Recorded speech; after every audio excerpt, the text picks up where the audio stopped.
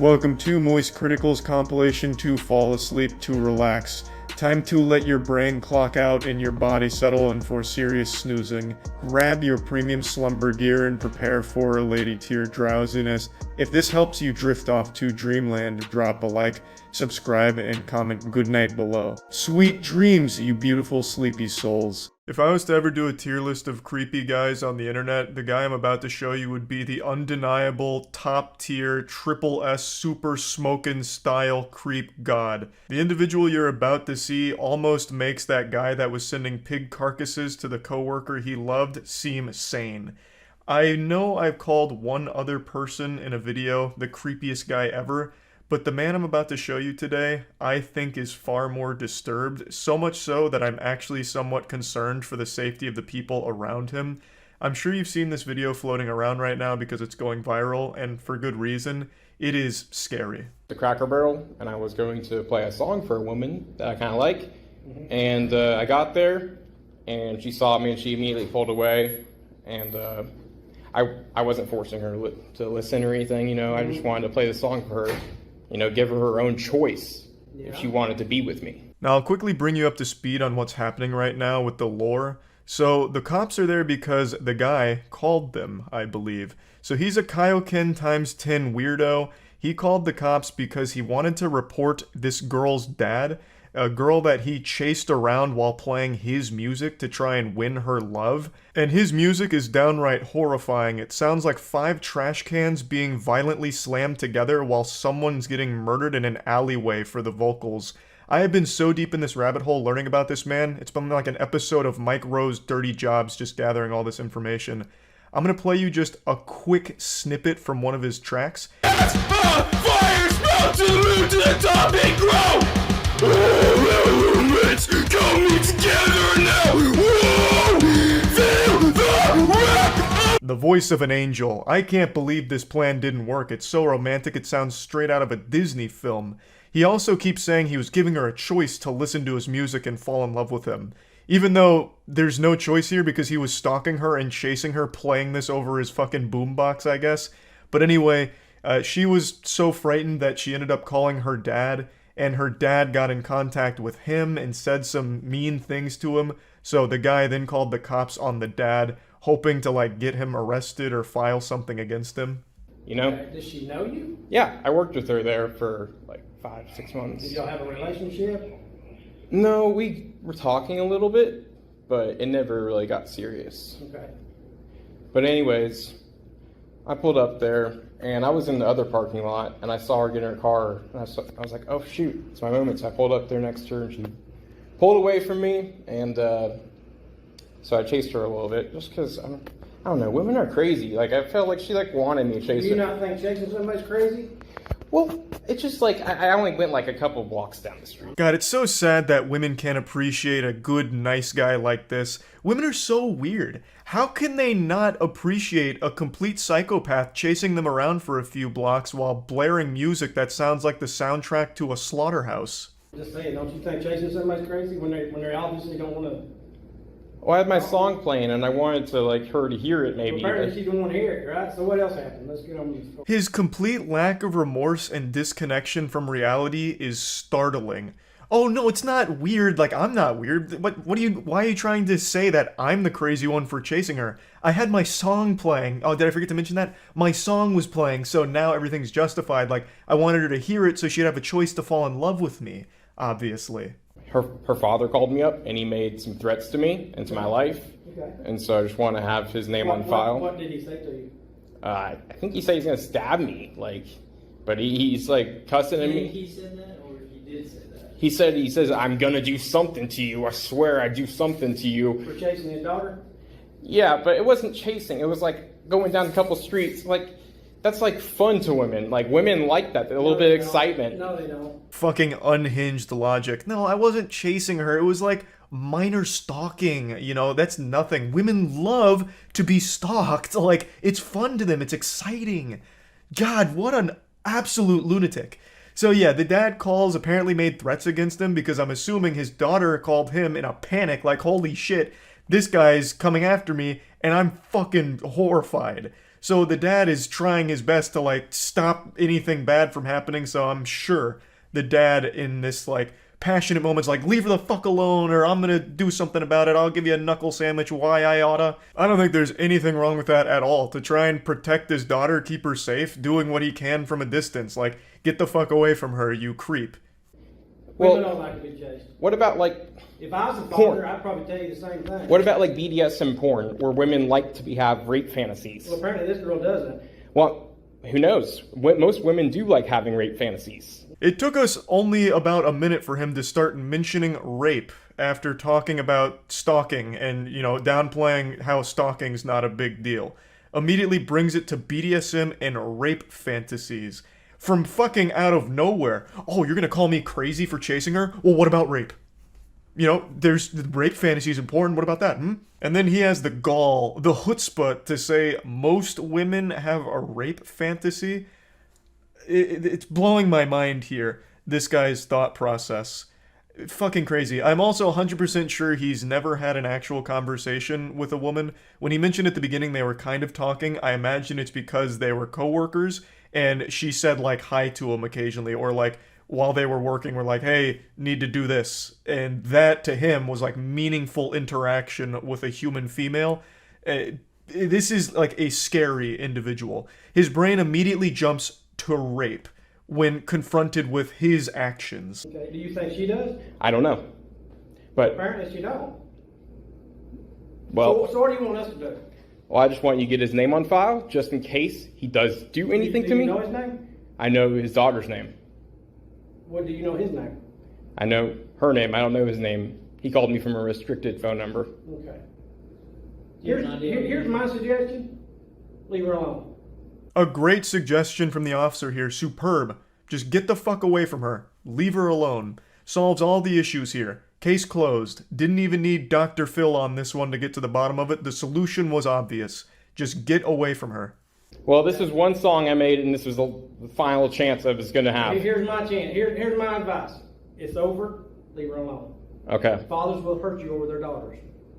Yeah, but that's the thing, is she needs to have her own free will, man. You gotta understand, I'm a man myself, bro, and I have needs myself. She's choosing her free will by telling her daddy what happened to you, and I'm telling you, stay away from her because he will hurt you probably.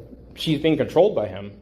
For some reason, he's so delusional, he keeps thinking that she doesn't have her own authority to make her own choices, yet keeps saying she needs her own free will. She had her own free will by running away from you. By, like, being scared of you, running away, and then telling her dad that is her making choices to try and protect herself from you. Because you are the threat. You're the fucking danger that's knocking on her door, and she is responding with her own free will of getting the fuck away from you as fast and efficiently as possible. It's just such a scary thought process because in his mind, he's totally justified in everything that happened here, and it's all normal to him. And the fact that she's not in love with him right now, not in his arms, in his bed, is because her dad is forcing her to make choices to split the two apart. It's not her making those choices because he's perfect. The guy with his music, his mixtape that sounds like 5 fucking squirrels being blown to pieces, he thinks his music's the best, and he's the best man in the world, so there's no way she is choosing on her own free will to not be with him.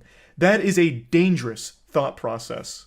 That's fine. That's her choice, right? Free Well, choice, free will. I think she should go do porn. Okay, you need to leave. It's legal. You need to leave.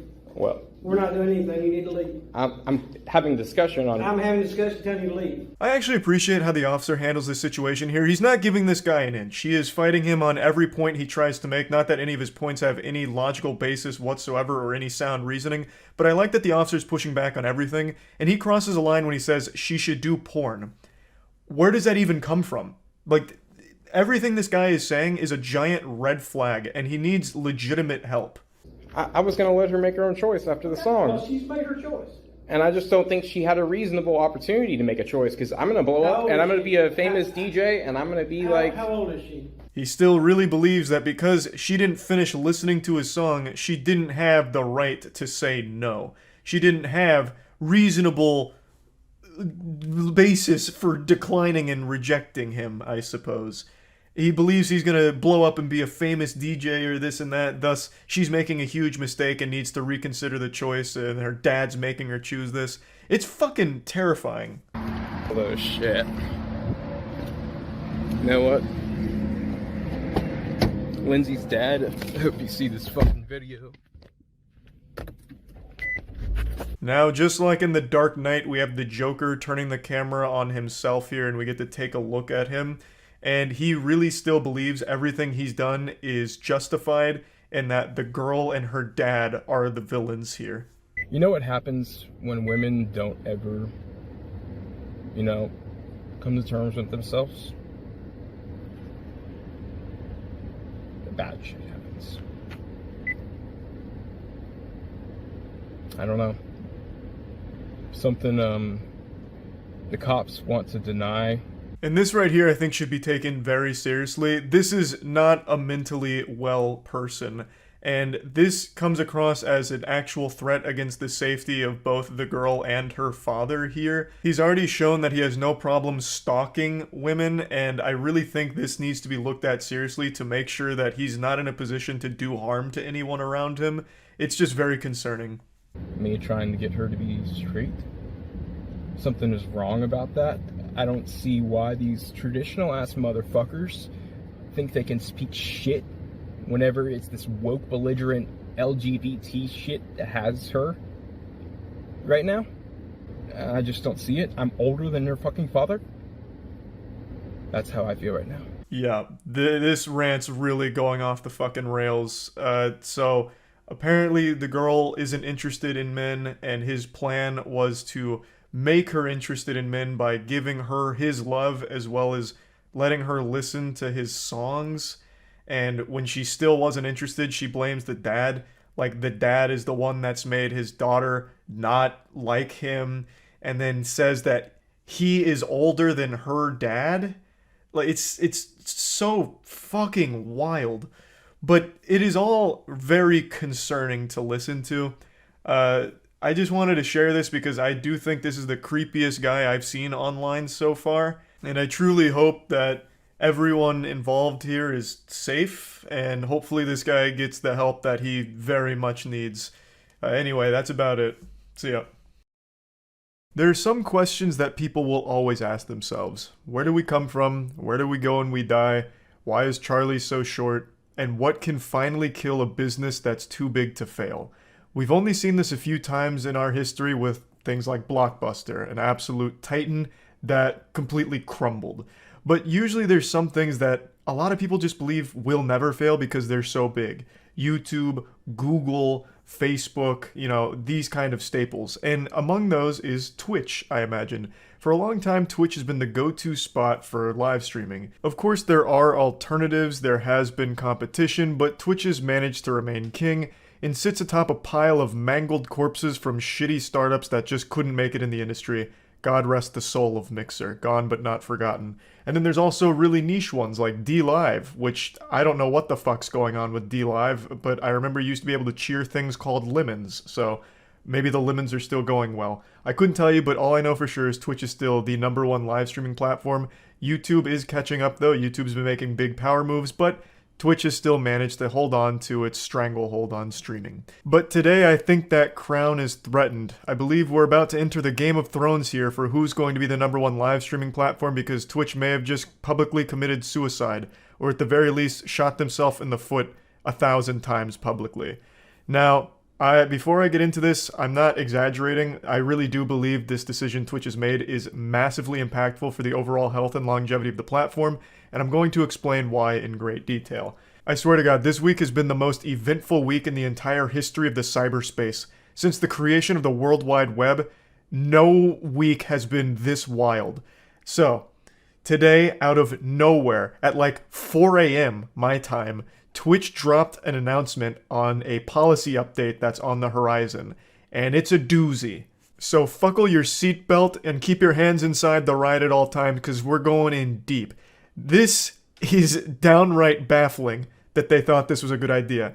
So the announcement is all about their revenue split, as well as a couple of other things that they briefly touch on, but the big focal point here is what they're going to be changing with their streamer revenue split. For those that don't know, when you stream on Twitch, you can have subs. If you're an affiliate, a partner, you get a sub button, which is something that viewers can click on and pay you like $5 a month to support you as well as get emotes in return. Now, streamers split this $5 with Twitch. Twitch takes 50%, 50% goes to the streamer. However, for as long as I can remember, they've also had a 70-30 split where 70% goes to the streamer and only 30% goes to Twitch.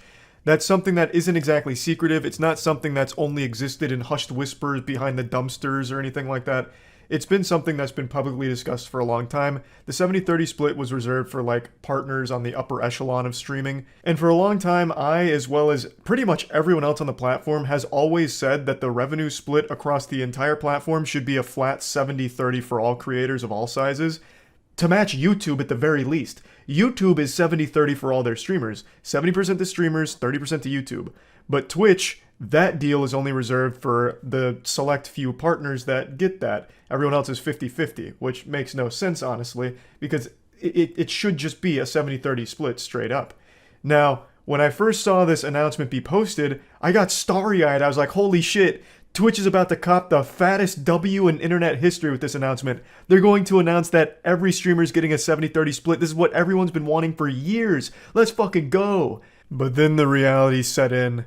Just like a man who unfortunately came home early from work and found his wife cheating on him, I was devastated. Because what they actually were explaining is that they were just getting rid of the 70-30 deal altogether. They explained that they'll no longer be offering the 70-30 contracts to any streamers, as well as mentioning the alteration to existing 70-30 premiums. So creators that are already used to the 70-30 deals will maintain 70-30 up to 100 grand, and after 100 grand, it then goes to 50-50. So instead of bringing all creators up to 70-30, they bring everyone down to 50-50. And I'm sure a lot of you think like it's unreasonable to expect them to do 70-30 deals for everyone, but it's really not. They're backed by Amazon. They have a massive purse that they could tap into for moves like this. YouTube has 70-30 deals for every streamer. Like, that is the standard. And you're telling me Twitch, which is the literal #1 streaming platform and has been for a fucking decade now, can't match that deal? How is YouTube, which is only just now really starting to figure out the streaming space, able to do a better job at something Twitch pioneered? It's kind of fucking crazy to me. So Twitch came in like a burglar in the night, but instead of stealing a television, they just stole 20% from the creators that helped make their platform pop off in the first place. According to some of the math I've seen floating around, overall this is a 29% decrease in revenue for streamers that were on the 70-30 deal. But again, that's for the upper echelon of streaming, so they're going to be fine, you know? Your heart shouldn't be breaking like, holy fuck, they're going to be homeless now. It's a slap in the face to them for sure, but they're going to be okay. They're very well off. But you would expect, if they're taking 20% back from those streamers, you would expect Twitch to be using that money to improve the platform, or being like, you know what? Since we're taking this, here's how we're going to make the platform better for viewers and for streamers. But they're not. They're making it worse. They continue to shit where they eat.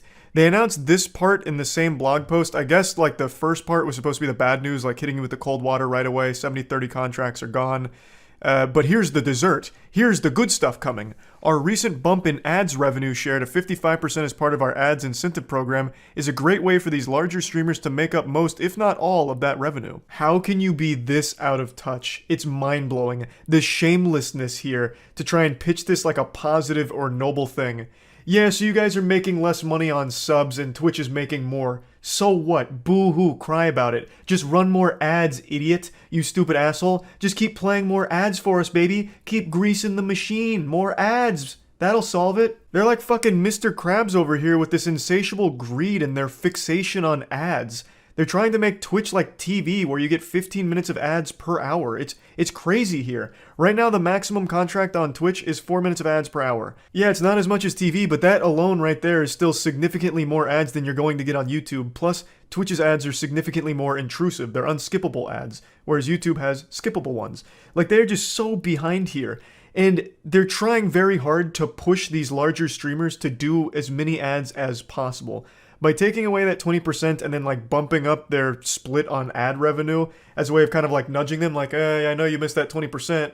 Why not just click that 3-minute ad button one more time for us? Maybe 2 or 3 more times so you can actually get back to where you were. It's horrible. It's not only bad for streamers who don't want to run ads, which is all of them. The only streamers that run ads are the ones that are contractually obligated to. It's also awful for viewers because it completely ruins the experience. Again, these are unskippable ads and they will go for literally 8 back-to-back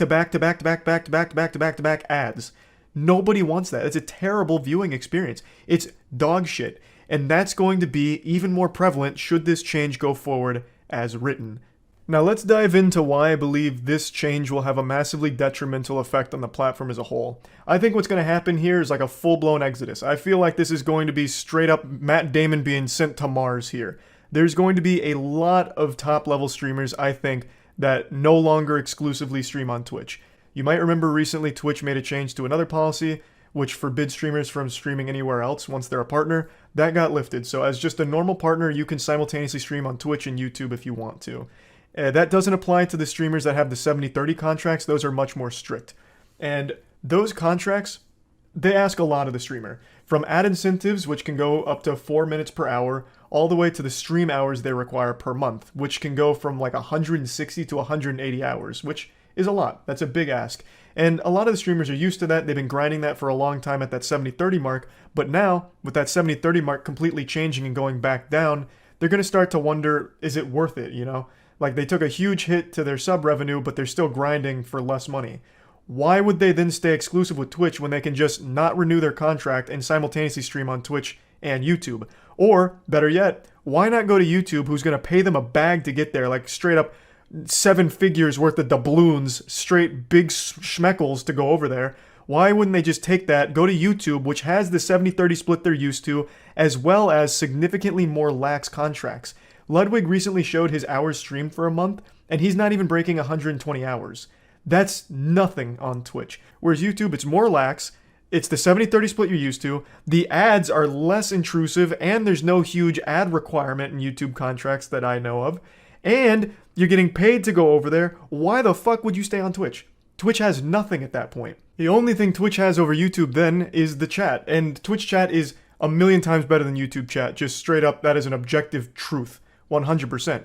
But if YouTube ever fixes their chat, then there's really no reason to stay on Twitch. And even as a viewer too, because once all of these new policies roll out that they've announced here, the changes, your experience as a viewer is going to be worse because you're going to be inundated with ads constantly. It's going to be like fucking brainwashing with how many advertisements that'll be shoved down your throat. It is killing the big streamers' motivation to stay there because YouTube is just the better offer. It's the better deal. And if you don't want to exclusively stream on YouTube, why wouldn't you just simultaneously stream on both then and double dip, double fist here? There's no reason to be exclusive on Twitch once this change comes, because all it's going to do is be an added stress and a worse experience for your viewers. Because once you take this new Twitch contract, you're going to have to run more ads, which makes it an unwatchable stream.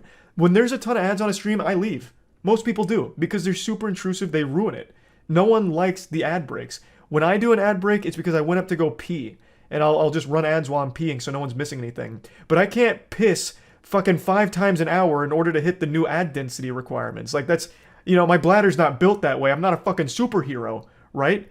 You know, with great power comes great pissing, but I'm just not there yet. It's just super stupid. Like, they're not even addressing the problem with the ads with how intrusive they are. There's still pre-roll ads, which immediately kill discoverability for smaller streamers, because if someone's clicking on a stream they're unfamiliar with, they're not going to sit through 6 ads that play against the creator's will. They'll see the ads come up and they'll immediately leave, so now they've lost a potential new viewer. Like, the ads are a huge problem on Twitch that are not being addressed. Instead, they're just doubling down on the current ad status, like how they pre-roll, how they're unskippable, and just subtly push streamers to run more of them in order to make up for lost revenue that Twitch took back from them.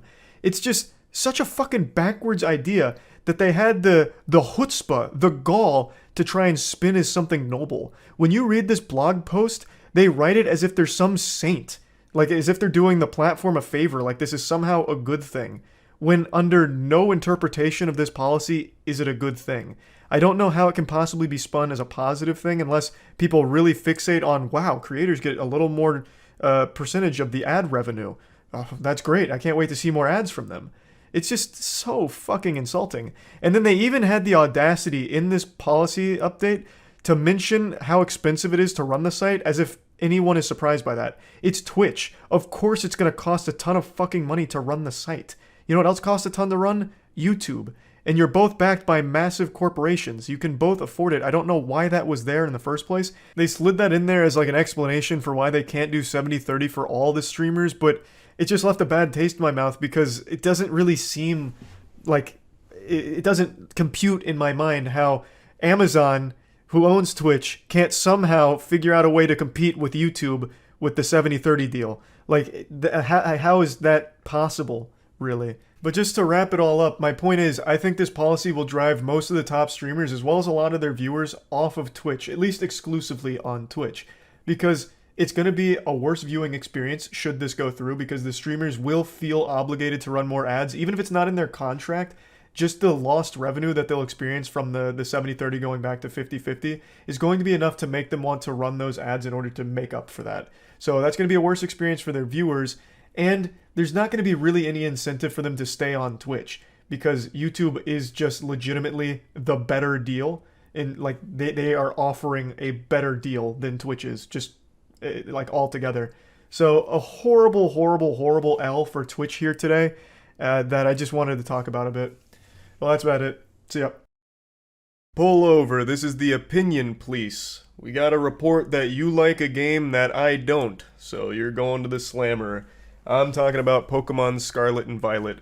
To extend this broader, it's not so much about liking the game or not. I'm not here to change your mind if you really enjoy the game. I'm talking about excusing all of the obvious problems and writing them off as not a big deal when there are a lot of unacceptable, objectively broken things about this game. I'm just getting pretty tired of people getting mad at myself and others for pointing out glaring problems with the game and writing it off as being nitpicky and saying that those things aren't real issues to actual genuine Pokemon fans. And I have to wonder, like, what genjutsu you're trapped under, what fucking delusional fantasy you're living in to say that a lot of the things that are being pointed out about how broken the game is aren't a big deal or aren't a detriment to the overall experience. I just feel like this battling for the honor of your favorite franchise and not acknowledging problems is going in the wrong direction for the industry. There's nothing wrong with liking Pokemon Scarlet and Violet in spite of its flaws. You can still like the game and acknowledge its problems. There's nothing wrong there. That's not a crime. That's not a sin. The Lord's not going to cast you to hell for that. It's just cosplaying as an unpaid PR manager for your franchise and writing off legitimate criticism as just haters is super silly. But this isn't a problem that's exclusive to Pokemon by any means at all. Another great example is Warzone 2.0. Oh my god, I played that little pimple for 6 hours yesterday and it felt like dunking my head in a garbage disposal. It was just painful. I think I crashed in total 7 times, and even when I wasn't crashing, I would often get into a lobby with unplayable lag. But when the game did work, I enjoyed it. The problem was it just seldomly worked because it's in such a bad state right now. And a lot of people write that off as, well, what did you expect? It just came out.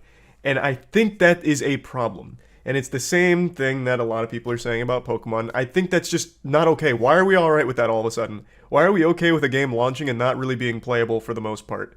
Why is that good? Like, yes, I'm sure eventually the problems will be fixed. I agree. But why not just fix them and then release it? Like how things used to be a while ago. It's been a long time, I understand. But why? Why do we want them so early when they don't work well? Why not just hold them to some level of standards of releasing something that works, that's not fucking broken? I don't understand why we're totally fine with it now, where all of a sudden I'm on the outside and everyone's like, oh, look at this fucking goofball thinking that a game would work on launch week. As if, like, I'm stupid for expecting things to be functional. It is so fucking frustrating, and it just steams my ham. Now, to kind of shift back towards Pokemon and how it all relates there, Pokemon Scarlet and Violet launched and it has some of the worst performance out of any modern game I've ever experienced. It is absolutely embarrassing and downright laughable. Just truly pathetic. And I think this is a combination of a few things. One, the team behind it, Game Freak, being extremely untalented, some of the most untalented developers in the entire business. And two, them not having enough time to fully flesh out their game and their systems. And I think that's pretty obvious when you look at the last Pokemon game that came out, Legends of Arceus, being only 10 months old. Legends of Arceus came out January 28th of this year. They didn't even have a full year before releasing their newest game. Now, you might remember my moist meter for Legends of Arceus. I actually was quite positive on it, and I look back on it fondly. I enjoyed it. I think that was a step in the right direction, which has become the catchphrase for modern Pokemon games where they just step in the right direction but never actually hit their mark. And with Arceus, I thought, okay, they have a formula here, they have an idea, Now give it some time, they'll flesh it out and make it better. Well, they gave them no time, ripped all the flesh off like a hungry cannibal, and released this half-baked, undercooked, downright raw slab of beef. My game can't run at anything above 15 FPS, oftentimes less than that, and every single time I'm in an area that has more than like 3 or 4 things on screen, some of them are moving at literally 2 frames per second, actual slideshow. And the game also can't render shit, so everything's always popping in and out. You don't even know what's real and what's not. You're constantly like in this rift between dimensions, like in between realms. It couldn't render your fucking hand in front of your face. So you'll be like riding around on the back of your motorcycle Pokemon, and it looks like it's just open world in front of you. Nothing but you and the breeze blowing your hair, wind in the sails. But then as you're going, all of a sudden you hit like a fucking speed bump of tiny little eggplant Pokemon that have just rendered into the world, and now you're locked into a little battle wasting time there. And, of course, the world is beyond empty. You don't see things until they see you, and you're like right in front of them. And if you make the mistake, God forbid, you make the mistake of jumping while on the back of your Pokemon, you're spending 15 seconds in the air. Because it goes through that jump animation, frame by frame, like you're watching a sports highlight on an impressive moment. You get to experience that jump, every agonizing second of that jump, as if it's a flip book being flipped in front of your face. It's pathetic. These are universal issues. They're not exclusive to just me or a few players. This is the performance across the board. And it's full of so many bugs and glitches, it's unreal. A really fun one that was discovered today is if you plug in another controller while playing and you go forward on both controllers, you get turbo speed, you get super speed. That's actually a pretty hype glitch though, but overall, just like a nut, this game is busted.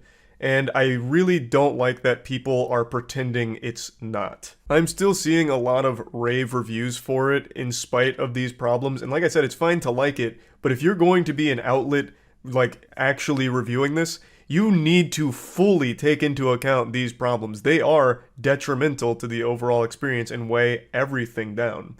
Now, one thing I've been very vocal about, especially in the last few years with Game Freak, is how lazy they are. I think Game Freak devs have had the easiest job for the last 20 years in the gaming industry.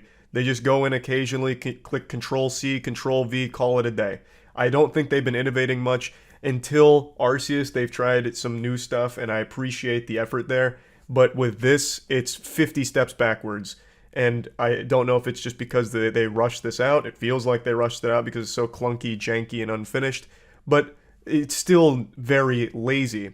One thing that I think, just off top of mind, to improve Pokemon would be voice acting. I have yet to hear a single good argument from anyone to say why voice acting wouldn't be welcomed in a new game. Why? Why not have voice acting? That's such an easy inclusion. That would immediately improve the experience overall. 100%. I think everyone would agree. There is no argument for why they haven't other than money and greed.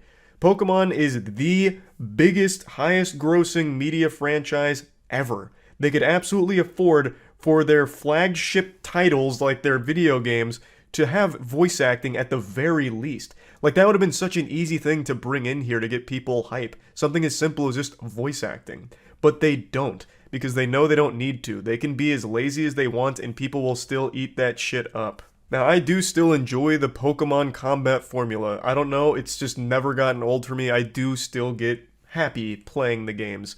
But there's still room to improve there as well. Even outside of, like, gameplay and mechanics, you could add more animations. Half of these animations are fucking reused anyway. They often reuse models as well, so it's not like they're spending a ton of time painstakingly recreating these models or improving these models, but why not? Why not add more animations? You have enough money, you have a big team. Why not add more animations, make them flashier, make them look better, add more of them? Like, there's just so many easy things that they could do, quality of life improvements, to actually make Pokemon games feel and look better. Because these games look like absolute dog shit. Holy fuck, they look worse than a lot of the Steam new release indie title tech demos that are scams on Steam.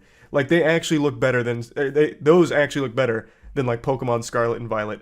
The vast majority of the shit in this game is untextured. Like, there's just so much of it, and maybe it's just the textures aren't loading, I have no idea. but like half of the game is just untextured, and it all looks like shit anyway, even when there are textures that load in. This is just not a $60 experience. It's a joke to be asking that amount for this product. That $60 is better spent as kindling for your fireplace than spent on Pokemon Scarlet and Violet. Now, I'll say it for the third fucking time now. There's nothing wrong with still liking the game. I do still like the core bits and pieces of Scarlet and Violet, and there's nothing wrong with that. But the entire package is not in a state that was ready to ship. It's not even close. And I don't think that it's okay to be saying that it'll be fixed eventually, so it's fine. You're just overreacting. Oh my god, it's launch week. Get over it. They'll get it better in a year from now, a month from now, whatever. That's just not a good excuse. The game should be in a good state when it comes out. It should be content complete when it ships and working, functional. That's not just talking about Pokemon, that's talking about Warzone 2 and so many other modern games that I wouldn't even know where to start listing all of them. There's just this trend where people expect the games to not work, and they're fine with that because they believe, and usually rightfully so, that the game will eventually work. That's just still bad. The game should work at launch. Yeah, overall, I just wanted to whine about this a little bit. It's just a really sad state that a lot of these games are in right now. And I think that as gamers, you should stop being okay with being fed this shit. Like, stop swallowing that shit with a smile on your face and writing off legitimate criticism as just haters not getting it or not appreciating the art.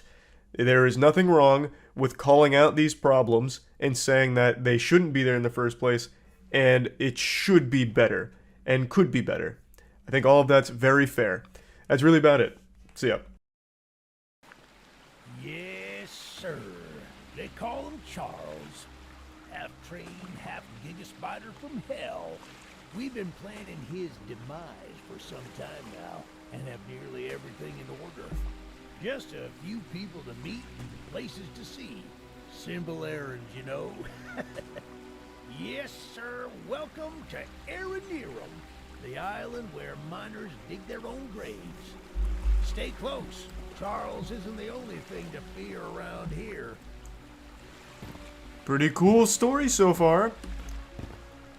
I do like Charles.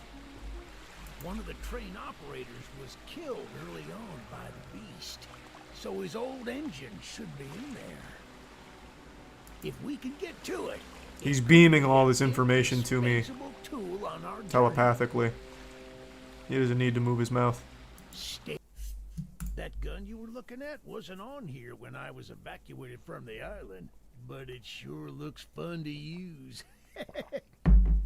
Maybe it's a trick from Charles. The bullets make him stronger. Take him down before he even sees us coming. Are you ready to take this thing for a spin? You bet your sweet ass, Eugene. Yeah, baby! Weep! We're coming for you, Charles! Do you hear that? It's him! It's him! Get the gun! I'm on it. Light him up! Light him up! Careful! What are you doing, Eugene? Are you gonna punch him? At least throw some rocks or so. Oh, Jesus! Eugene! No! Oh, fuck. Eugene! I think this is going the right way. Don't I want to go left? Oh, no, I don't want to go left at all. Oh, Jesus Christ, it's another trick from Charles! You bastard, damn you! Hey! Look, kid, I know you're supposed to be some fancy-pants monster hunter, but you can't earn my respect without making yourself useful. What's going on with his arms right there? One of Warren's goons dumped a locked chest in the yard last night. After beating on it for a few hours, I didn't break anything but a sweat. I got some lock picks, but I don't know how to use them. Exit Prime Dynamite. Here, take them. If you can get that chest open, you'll earn my respect. I might just give you some scraps to help improve your train. What a good deal. Everyone's so generous with the scraps. They really put a lot of faith in me. Dispersed around the island are 3 eggs. Oh, Locked in the island's eggs. 3 primary mines. Our theory is that putting these eggs in the temple at the center of the island will provoke Charles into a fight to the death. Why though? Unfortunately, Why would he care about those eggs? owner Warren Charles III has placed armed guards inside each mine to protect the eggs. Why would he do that? Why does Warren Charles care about the eggs? It's his babies? Well, I guess, yeah, it could be.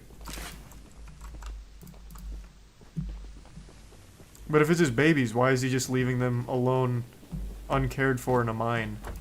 In a series of mines, rather. I mean, did you set that on fire? Or... You really don't seem super bothered by that. I mean, it could spread. You're awfully close. Smoke inhalation is absolutely a danger here. Damn, this guy's hardcore. I made a little flamethrower as an addition to my spider train home defense plan, but as you can see, it has slightly backfired. Nearly cooked myself alive in that shed as I was testing it. Shoot dang.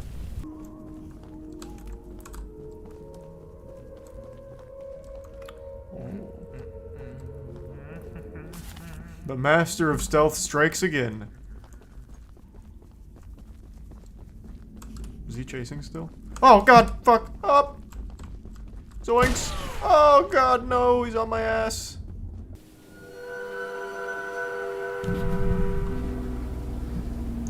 Hey!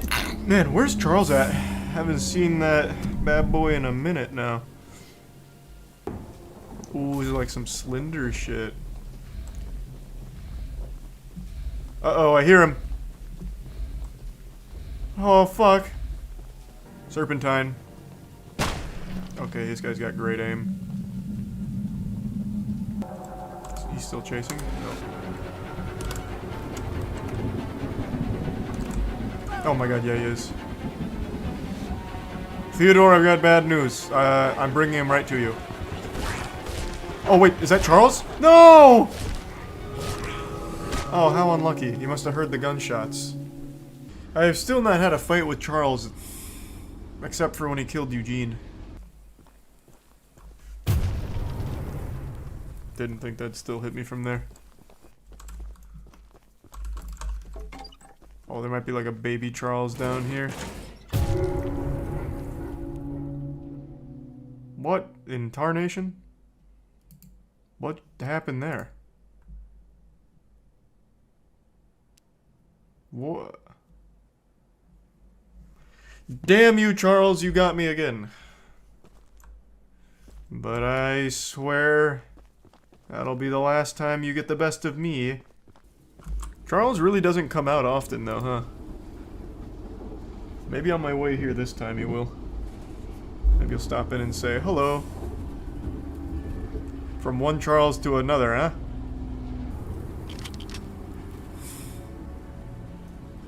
Okay, I'm overshooting it. Stop. Oh, wait, what? Is he here? Oh, fuck! What the fuck? Oh, God, the second I stop. Oh, no, Charles, wait! Oh, this is such... Okay, this is a terrible weapon for this range.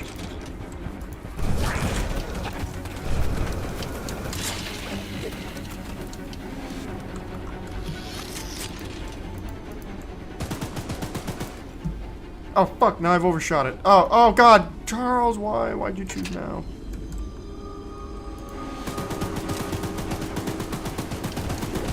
I'm gonna ram him.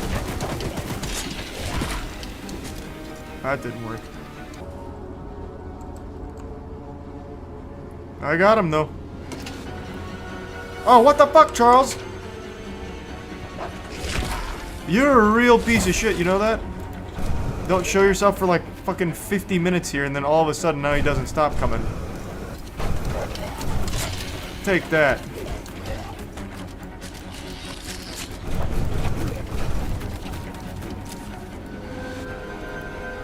Okay, now reverse it again.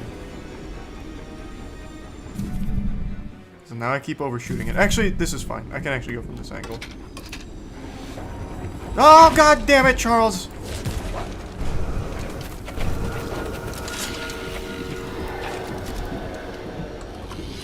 Okay, now I'm gonna need to reverse it because now I'm going too far.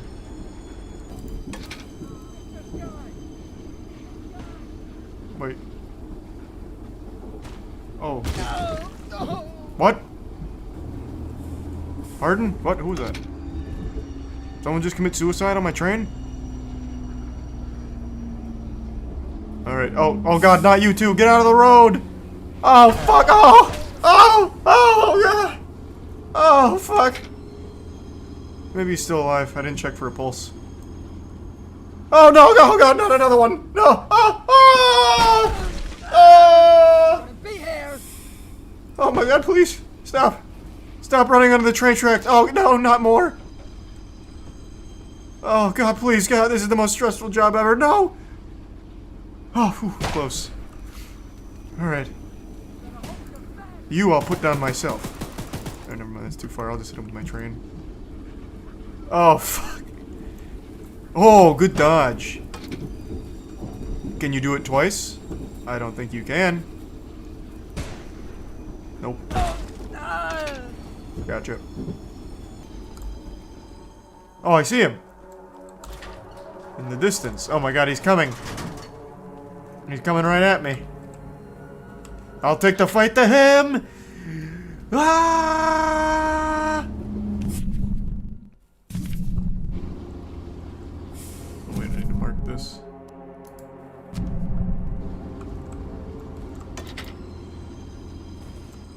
Slipped right by him.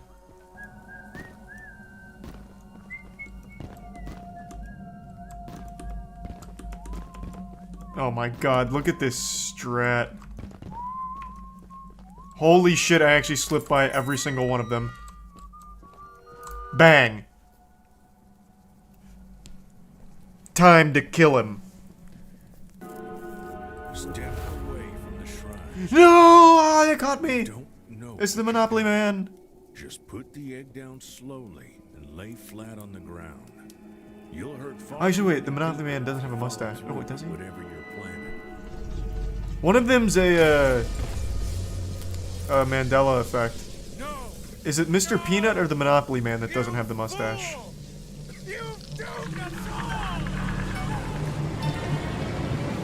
Oh, fuck. We've only made him stronger!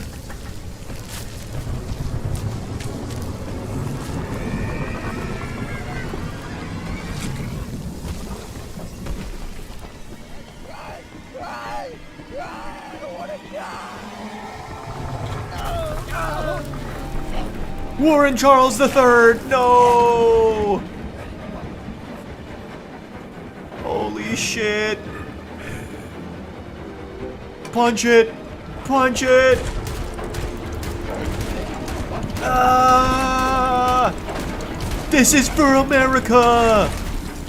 The land of the free! Ah! Take this, Charles!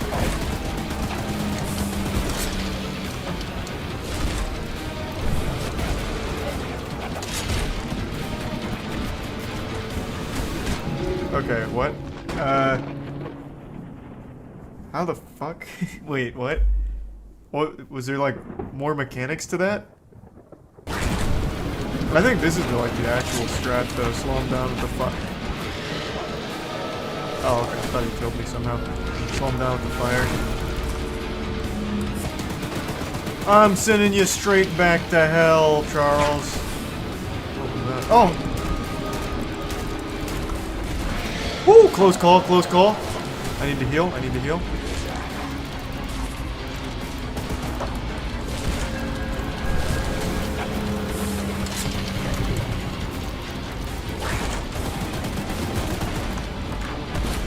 Damn it! Uh-oh, this isn't looking good. I'm getting overrun, I'm getting overrun. Okay, this is when the fire is going to stop pushing him back, so I'm just going all in. One more, one more. Clutch. I got you, pussy. Okay, wait. Oh, yes, sir, that's the bridge! Get fucked, idiot! Woo! Straight to hell. That's how we do it, baby.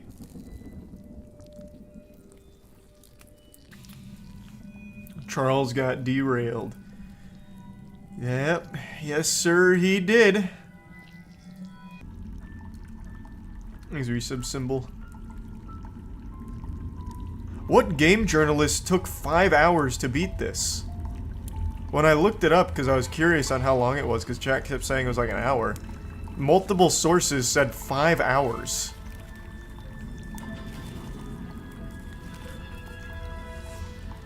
There's side quest. I did every side quest except 2. I only missed 2 side quests. So even 100% it would have taken me like an hour 15.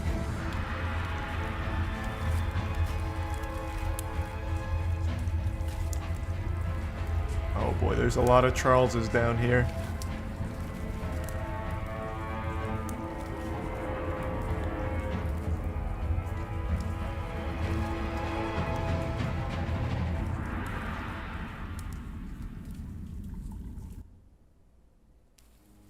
Nice. Well, that was fun. Did he end up putting you in the game? Yeah, there is a little Easter egg with me in the game, which is fucking adorable. I won't spoil the surprise, though. By golly, I tell ya, these YouTuber super roast battles from Def Noodles are the gift that just keep on giving.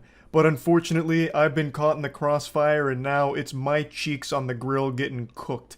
They got me strung up like a pig being rotated around an open flame because of my video from yesterday, where I talked about how at the most recent Super Roast battle, Def Noodles assaulted a man. The whole video is just spent me making fun of Def Noodles, but I've been called out for getting something wrong in regards to the person who got pushed.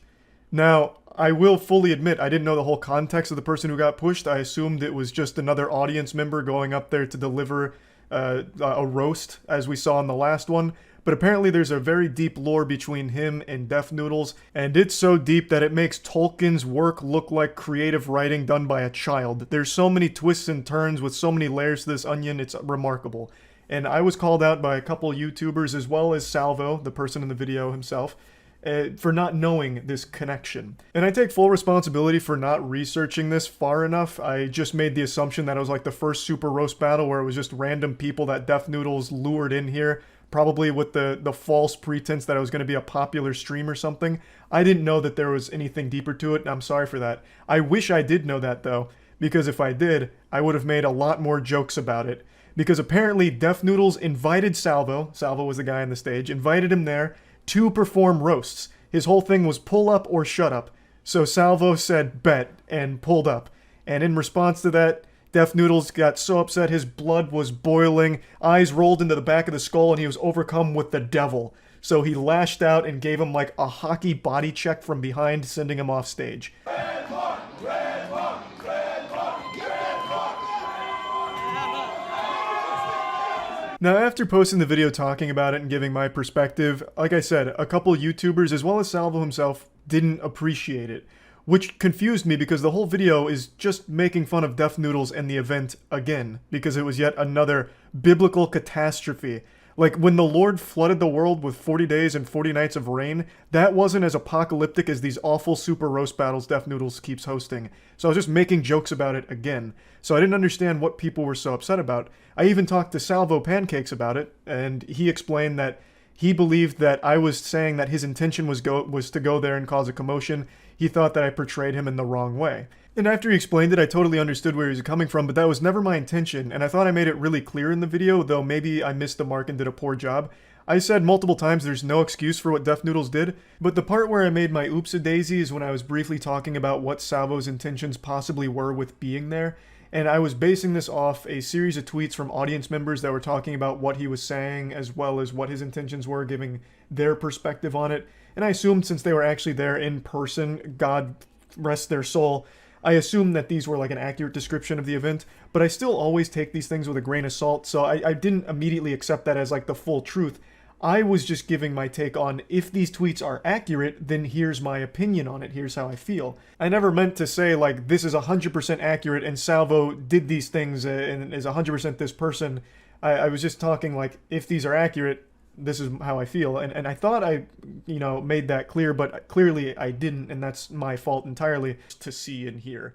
So if this is an accurate description, then his goal was to just be a big asshole and ruin the event. You see, when I hear things like that, if this is a true description of the event, then the intention was to be an asshole. I hear it as, okay, so if these people are telling the truth, then the goal was to be an asshole. But it's based on entirely if this is accurate, which I never was saying it was. Like, I was never trying to speak in absolutes like this guy is a douchebag and did this to do this. I was basing it off those tweets and saying if these are all accurate. Now, maybe it's because I made the video, so I know what my intentions were and the goal and what I was trying to convey here. But as a viewer, maybe it just didn't translate as well. And I'm sorry for that. I should have made it more clear, because I was never trying to say anything about this guy's actual goals or intentions. It was just making fun of Death Noodles and then giving my take on people that go places just to, like, cause a disruption or, like, harass people. And I never said that's what this guy's goal was 100%. I was saying if that was his goal, based on those tweets, then here's my take on that. And I think things just got lost along the way, and I do apologize for that. And I wish I knew the deeper context, because there's a whole lot more I could talk about there. How can you fucking tell people to pull up or shut up and then get offended when they actually take you up on the offer? That is so embarrassing. So yeah, what actually happened here is Salvo got an invitation to Death Noodle's birthday party and then got his head slammed in the cake for no fucking reason. All he did was take him up on the offer, and Death Noodles blocked him from speaking multiple times and then ended up assaulting him. So, huge fucking L for Death Noodles, as well as an L for myself, because I should have looked at that and known more about it. There's a lot to talk about with that, but I do feel really bad that it came across in a way I didn't intend for it to, especially considering that Salvo is completely just a victim here. He got invited to this roast battle and was like, okay, I'll go roast him. I don't like this guy. He doesn't like me. We'll hash it out like men, like scholars on the big stage, roast each other, and that'll settle it. But that's not what happened. Death Noodles then came out of nowhere and got real fucking pugilistic, just tossed him off stage for no reason. So yeah, I fucked up by not knowing that component, which unfortunately led to a bad portrayal of Salvo by me, which wasn't my goal. So yeah, an L from Charles, but a bigger L from Death Noodles for this entire event. I'll spread the stinky cheeks a little bit and dive in briefly. It doesn't just stop at inviting him out and then pushing him. This whole thing was such a colossal fuck up. Just this whole thing top to bottom is a mess. It really feels like Death Noodles planned for a fight here. The second he knew Salvo was coming, he like battened down the hatches and sounded the air raid siren and was ready to scrap, just turn it into like a smackdown, you know? So he tells him pull up or shut up, and Salvo actually does pull up, and Death Noodles clinched his fist like Arthur right before slugging DW and threw him off the stage because he was upset that he actually went. And not only that, he also got a drink thrown on him earlier in the night.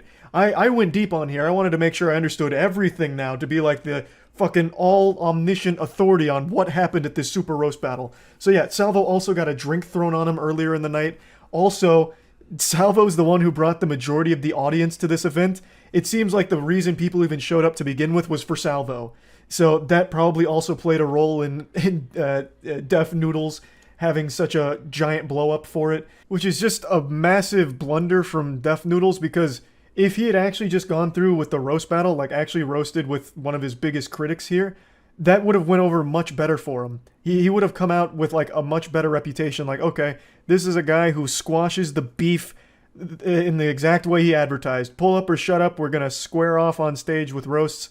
But he couldn't do it. He shied away. He fucking pussied out and instead shoved him. A guy who you invited there under the notion that it would just be like actual roasts back and forth. But instead it became like fucking trial by fire combat, which no one was expecting to happen. So I can't believe this shit keeps happening at these roast battles. I don't even know where the next one's going to be held. The next one might legitimately be held in some kind of underground octagon fight arena. You know, like you'll go from Death Noodle Super Roast battles to watching cockfights next door. Like, it just feels like it's just now become like a fighting circuit. It's crazy. It's just absolutely crazy. But again, overall, I just want to apologize to Salvo as well as anyone else that got the idea that I was trying to say something about him that I wasn't. I never meant to portray him in any negative way or try and explain what his intentions were. That wasn't the goal with the video. I was just joking about the event and I made a mistake along the way. So hopefully that clears everything up, and how joyful it was to learn that this event went even worse than I thought it did. That's really about it. So yeah. I don't make videos like this often, but sometimes I'll notice behavior from this community that just compels me to want to sit you down and tell you how proud I am of you. I don't say that enough, and it's because I don't like to farm parasocial relationships online. I think it's unhealthy. I don't want anyone out there getting the idea that I'm their best friend or their cool uncle who will buy you alcohol and let you smoke weed at Thanksgiving. I'm just a little homunculus who makes some goofy videos, and that's it. But it's hard not to say how much you all mean to me, especially when you guys do some shit like you did 2 weeks ago during our impromptu charity stream. 2 weeks ago, I made that video about a streamer named Gimpy God. His real name's Lance Carr. He is a quadriplegic streamer whose entire house burnt down last year on stream, and he and his family lost everything. And it's just been a year of just financial problems as well as health problems for that whole family, so we decided to do a charity stream, hoping to raise enough money so that the family could afford the adaptive equipment in the household in order to improve Lance's quality of life, because that equipment is extremely expensive and insurance wasn't covering it. So on stream, the total that was raised by the community was $47,000, which to me is mind-blowing, because this wasn't like a pre-announced stream or anything. Like, we just did it on a random day, and a lot of people showed up to support, and it means the world to me, and obviously to the entire Carr family. And I wanted to give you a little update on how that money's been used so far. Lance has been giving me frequent updates. They've now been able to move into a house again for the first time since theirs burnt down. And thanks to the donations, they've even been able to afford the lift, so that way Lance can actually take a bath. So here's a picture of the lift that was installed in their home just recently. This isn't the whole lift. I believe it's on a track system, so this thing's like a pretty big piece of tech, and it alone comes out to about 30 grand in installation fees and everything like that. So it's all very expensive equipment, but it's super important because he hasn't been able to bathe properly since the house burnt down. So he went a year with just sponge baths, and thanks to all of you, he now has that lift, so that way he can properly get clean. So, I don't know, I just find it all extremely special to see the community come together and just do something great for someone who absolutely deserves it. So this is me blowing you some wet, sloppy kisses for just how generous you were to Lance and his whole family. But this video isn't just about that. This is just a giant, big, warm hug from old Grandpappy Charles here. Just as a big thank you just for all of the support recently. I fully understand that words like this probably don't carry much weight with most people anymore, since every YouTuber ever says shit like this. It's a massive cliche. But it also just is the truth. I haven't been able to think of a new way of reinventing this wheel or pioneering the new meta in showing a genuine appreciation. So all I can do is just say it to you and hope you believe me. And I'm not just talking about like views or anything. I've always just made content because it's a lot of fun to make the content. I'm talking about like the actual reception to it and how supportive you guys have been on that. I feel like a lot of times people forget that there's an actual human being on the other end of the content they watch. So when you're leaving a comment, whether it's positive or negative, there's a good chance the creator sees it. Usually the negative ones stick with them more than the positive ones, at least for me personally. I'll read some mean shit and be like, damn, that was a deep cut. This guy just gave me that Naruto 1,000 years of pain with that comment. Or like, damn, that Reddit post just fucking lit me on fire and cooked my ass on the grill. Point is, I do see the shit, and most creators do as well. No matter how much they pretend they don't, the whole point of posting content is to share it, right? So seeing the response is like one of the most important parts of the sharing process. So when I see shit like that, like I'm always really appreciative of just how sweet that this community's been. Of course, there's always going to be negative shit, and I think that's important. I think having criticism and negative takes on some things is important because it helps you grow, learn more about the shit, and all of that. I'm just saying, in general, recently, the support has just been fucking amazing overall. Not just on like the general content and videos, but also just the bigger projects. Like, it's still indescribable to queue into a random Rocket League game and see someone on the other team using a Moist esports skin. That shit is mind-blowing. Feels like I've entered an alternate dimension. Like, just these bigger projects and wackier ideas that I'm never really sure how you'll respond to, you're always super supportive of and sweet about. You know, I make content because it's fun, but it's even more fun when people also enjoy it. Like tummy time, for example, is something I was super nervous about. I'm one of the worst chefs of all time. I am the salmonella savant. If I'm cooking something in the kitchen, there's a 90% chance it's coming with a foodborne illness. I am the butcher of botulism, the E. coli crusader. And I thought it'd be fun to do a stream cooking show with guests where we make some absolutely horrifying abominations. And I wasn't sure who'd want to watch an incompetent buffoon like me try and whip some shit up in the kitchen, but the streams have been going really well and people seem to really enjoy it. Which of course just makes the experience much better. Having fun doing something and then seeing people also enjoying it with you is it's just amazing. And not to get too sappy and keep going on and on, it's just recently, as of the last few months, I've just been feeling like everyone's been extremely supportive on a level I've never really seen before, and I just wanted to give like an overall, very broad, huge thank you to just all of you. And then really, that's just about it. So yeah. Hell yeah! Hold on. Sorry, hold on. We'll go back to that banger in just a sec. I wanted to open it in another tab so I don't have to keep scrolling down like this. There we go. Hell yeah! Hell yeah. Mostly negative reviews. Built for power, made for speed. Let's go. Woo!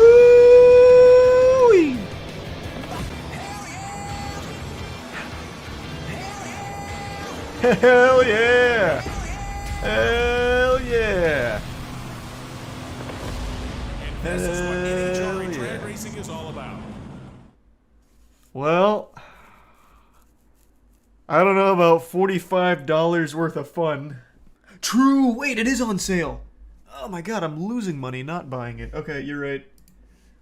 Hell yeah. Let's go. I'm grabbing it. 10 gigabytes. God damn right. I live my life a quarter mile at a time. Doesn't get more American than this. You bet your ass it doesn't. Just brewskis and speed. Racing for pink slips. Bobby lost all his drag races until he found Jesus and gave up the drink. That would be a very National Hot Rod Association style story. Alright. I got an itch. And the only scratch is some high octane burnt diesel. Ooh, even get like a little mean guitar riff when you click something. That's that patriotic feedback. There you are. Congratulations again on your promotion. Now you want to let go of the brakes. Great work. The tires are nice and hot. You put down good rubber onto the track. You should have some. Hey, it's not my first rodeo. Now. Yeah, no worries, partner. I've been here a million times. Okay, let me get a good burnout cooking. Punch it!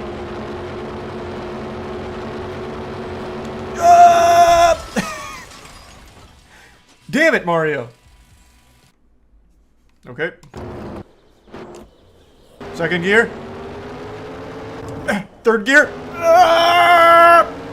Fourth gear. Yeah! I don't need the parachute. Fifth gear. I need to set up a racing rig for this. I get like a giant fan to blow my hair back. Really feel it. I'll just open up a can of gasoline in here too so I get the feel for the smell. Let's ride. I'm ready. What? Oh god, fuck! I got a jump start. I'm switching lanes. Third gear. Up. Fuck. Warp speed. Up. I'll teach you for cheating. Alright, this is already so much smoother. I've already mastered this stupid easy sport. Anything could happen in this next race. Do not want to miss this one. Yeah, suck my fucking dick! What? Another sensational race is in the books, and we've got more to come, so don't go anywhere. What'd I do wrong? Get that cleared up before our next race. It's telling me to roll forward into the fucking thing. What is going on? Is it feeding me bad directions? It wanted me to roll forward. These tires all look pretty good. I don't know which one to choose. I'll do this blank void. Oh man, so many options here for tires. They must have forgot to put the pictures in. That's fine though. You know me, I'm very well versed in Edge Rock Auto Group. I know these like the back of my hand. Suck my fucking dick. Oh shit. That was too early. I'm granny shifting. I'm granny shifting! Fuck! Unlucky, unlucky. Fuck the parachute.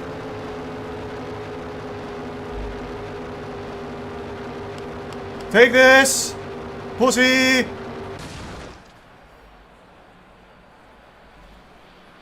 You'll remember that one. You're mine!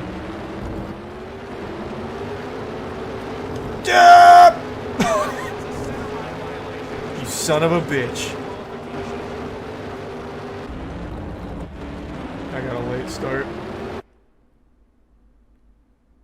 Nah, my parts are fine. They fucking sabotaged my car! Someone snuck C4 into the engine. Oh my god. Mario Hansen is dead. No! Mario! Oh my god, get the fire department out there. What are you guys doing? Oh, he's burning alive. We should be fine for the next one. Now that the engine's blown up once, it surely won't happen again. Let's ride. The Wally is what these drivers are fighting on the track. Introduced in 1969, Oh! 12 pounds of antique brass and walnut. It is the most coveted prize in driving. Oh no! He just got out of the hospital! No, Mario! He was just a boy.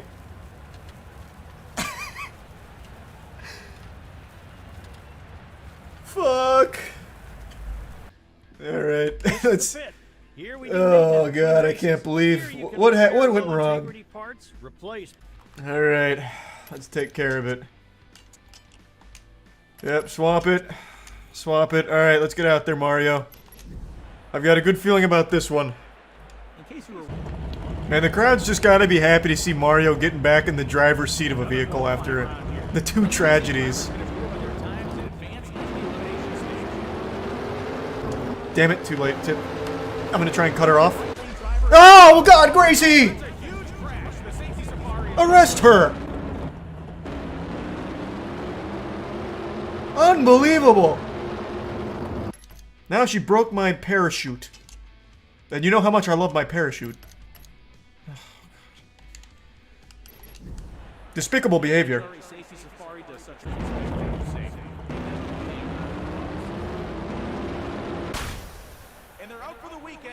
Who just... Somebody shot a blow dart at my tires!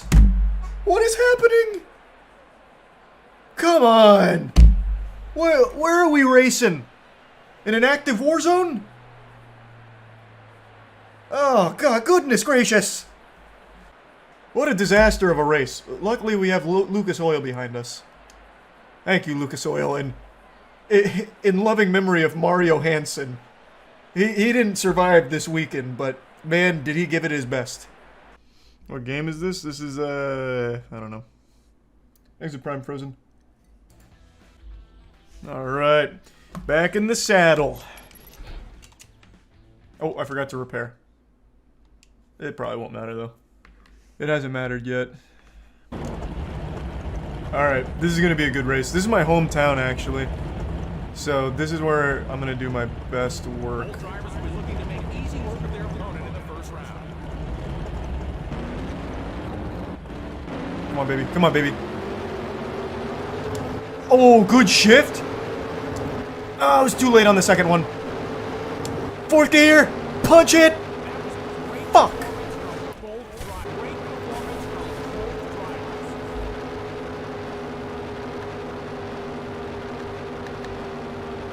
I just fucking quit. I'm done. Mario Hansen retires. I go out a champion. Dude survived 3 assassination attempts. So what if he never won a race? So what? I say fish paste to that. A couple years ago, I made a video showing you all my dad's iRacing setup that he made for himself and his journey to become the finest iRacing competitor this world has ever seen. And I'm often asked what he's up to now. Is he still racing? Gaming in general? What's the deal? Is Papa Charles still out on the Sigma Male grind set? And I'm happy to report that he is. I'm going to take you on a tour of my dad's latest in gaming, and this is going to kind of be like the 100 Thieves compound walkthrough, because what my dad's built is nothing shy of beautiful.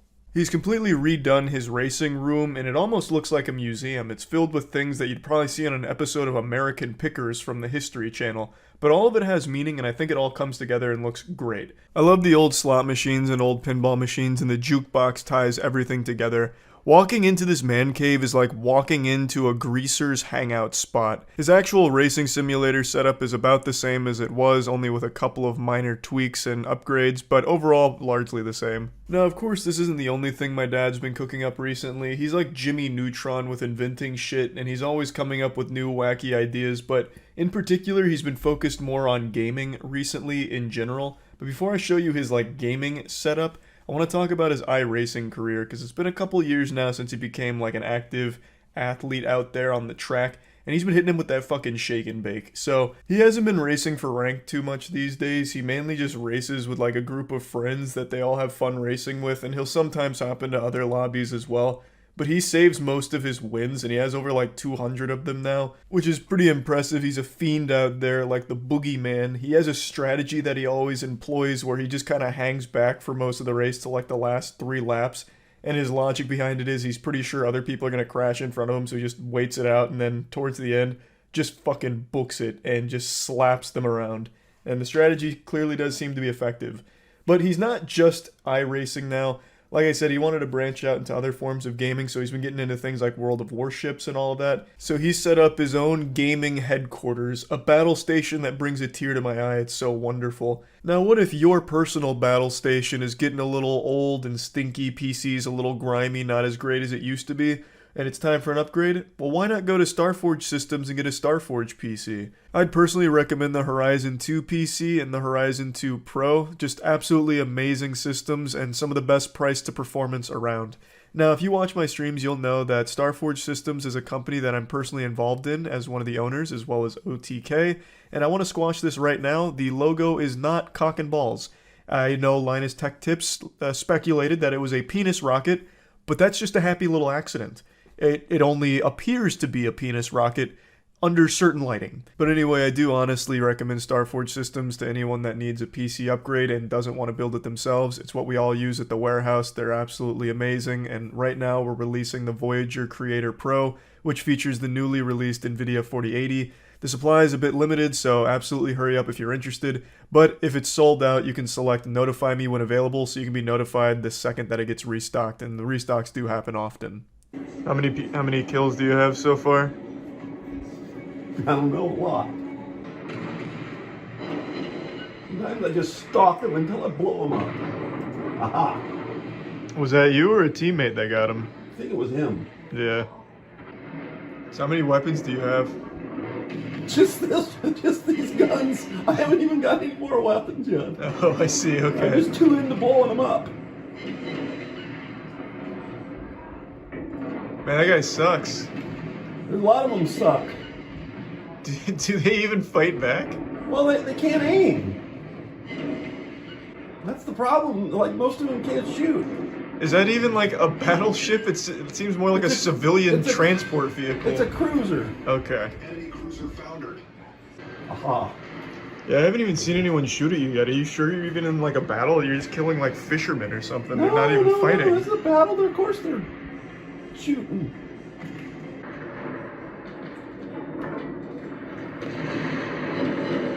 See, sometimes they'll stop and they want you to go blowing by them so they can get you, but I always stop with them and then just shoot it out. Ah, got his ass. Cruiser destroyed. Yeah, it looks like they're about to run out. They are. 576 to 56. That's all me, brother. I was blown away. I watched like 3 matches from my dad. He was dropping like 6 or 7 kills a game, which for that game seems pretty high. But I also got a little suspicious. Was he actually playing against human beings, like sentient organisms with a pulse? Because my god, they were shit. And my dad is good, not to take anything away from them, but half the time they're just crashing into each other, or like crashing into the island. So it got me thinking, is the World of Warships community like at that level just really bad? Or are there also bots in there? And it turns out, and my dad confirmed, there are bots as well as real players that populate these matches. But according to the community, the bots are actually better than most of the players. So the people my dad was going wild on, just popping off on, weren't bots. They were people. The astute observers among you may have noticed that he also has a flight stick as well as some kind of throttle booster device that seems like something out of Back to the Future to fucking travel through time, which are gamer accessories he uses for other games, specifically War Thunder. Now, his setup's been coming along nicely. He's only recently been getting into these other games. I imagine a month from now he'll have a setup that looks like he's gonna pilot a fucking mech. It's alright though, it just takes practice. Yeah, but these guys are good. I'm good at this. I haven't done it enough. That's the problem. Okay. Alright, give him hell. Here's my pitching, y'all. Looks good. Can you do any cool acrobatics?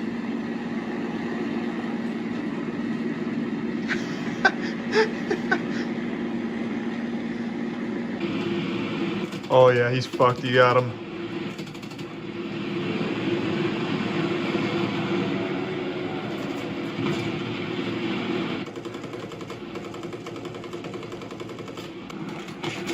No!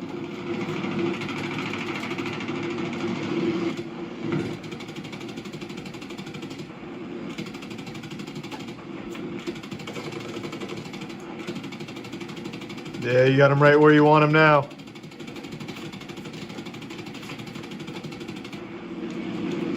Guns are jammed! Ram his ass! Oh yeah, that's what we need.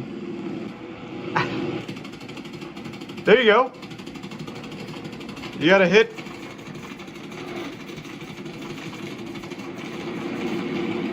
Shit. That's so freaking hard.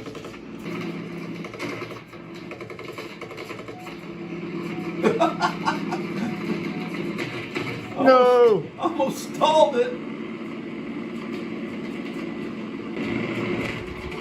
Oh shit! It's hard. No! See? I think that's the longest I've listened. I thought it was a valiant effort here. My dad went out there and gave it his best.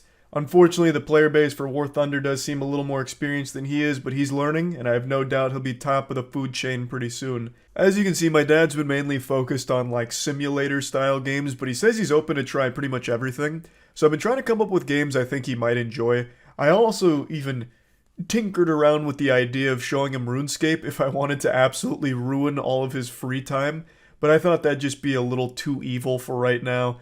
I'll probably ease him into some good starter games. I legitimately do think he'd enjoy Doom, so I'm going to try and get him on that Doom hype train, get him experiencing some wild FPS action. He just strikes me as more of an action-oriented gamer, so those are the games I've been mainly looking at.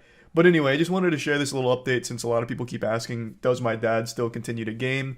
The answer is a resounding yes, and he is only getting more and more into gaming as a hobby. So yeah, that's about it. See ya. Initiating moisture.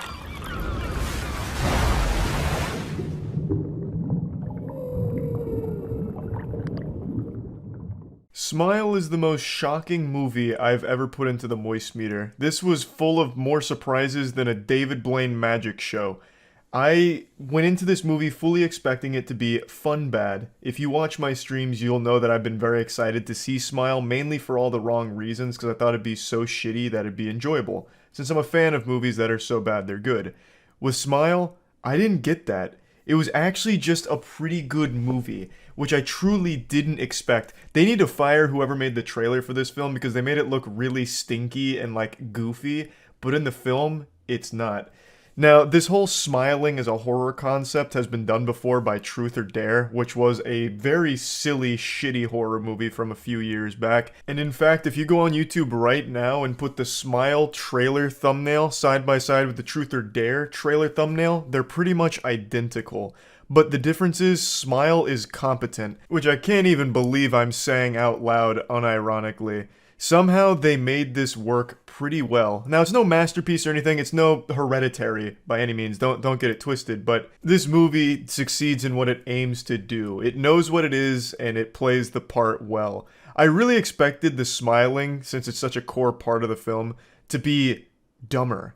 But somehow it wasn't. Yeah, of course, it's a modern horror movie. There's going to be, like, really nonsensical, dumb shit in there that's going to make you laugh, unintentionally. But somehow, the smiling wasn't as stupid as I thought it was going to be.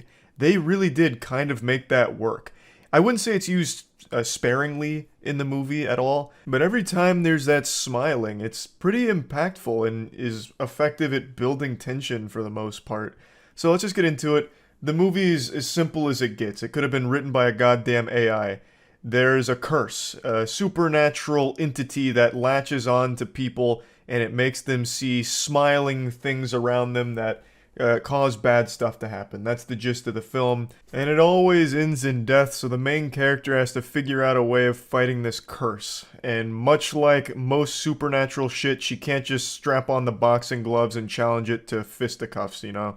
So they have to get creative with it. But it's pretty generic when it comes to, like, the story itself. The narrative isn't anything new. Like I said, it's very simple, very predictable. But that doesn't mean that it's not done well. This movie doesn't do anything new, but everything it does well, and better than most modern horror movies. That's where it excels. And I really think a large part of it is how great the main character was, Rose. The performance from Sosie Bacon, I believe that's how you say her name, was just actually super good. Like, this wasn't just some, like, throwaway performance that an actor takes just for the sake of a paycheck, but they spit on it and it's pretty clear they don't care. She really put forth, like, a great effort with this character, and it shows. She does a great job of, like, conveying the trauma, as well as just, like, actual good ideas and, like, a thought process for the main character. Not every character in this movie makes good decisions, but for the most part, they're making logical ones. Though there are, of course, a lot of times where they make stupid fucking dog shit decisions, but aside from that, for the most part, they're doing smart things. And I will say the movie does actually get creative with a few of their jump scares. A lot of them are predictable. Like I said, this movie wasn't reinventing the condom or anything. It did play a lot of things safe and pretty generic, but it did it well. However, there's so many jump scares in this movie that some of them are actually pretty unique that I haven't seen done before. So I appreciated the creativity there. The one that everyone's seen, this isn't a spoiler, this was like a viral TikTok video, this is in the trailer. It's the one where the lady knocks on the window and then her head like swings across upside down as like a whoa spooky moment.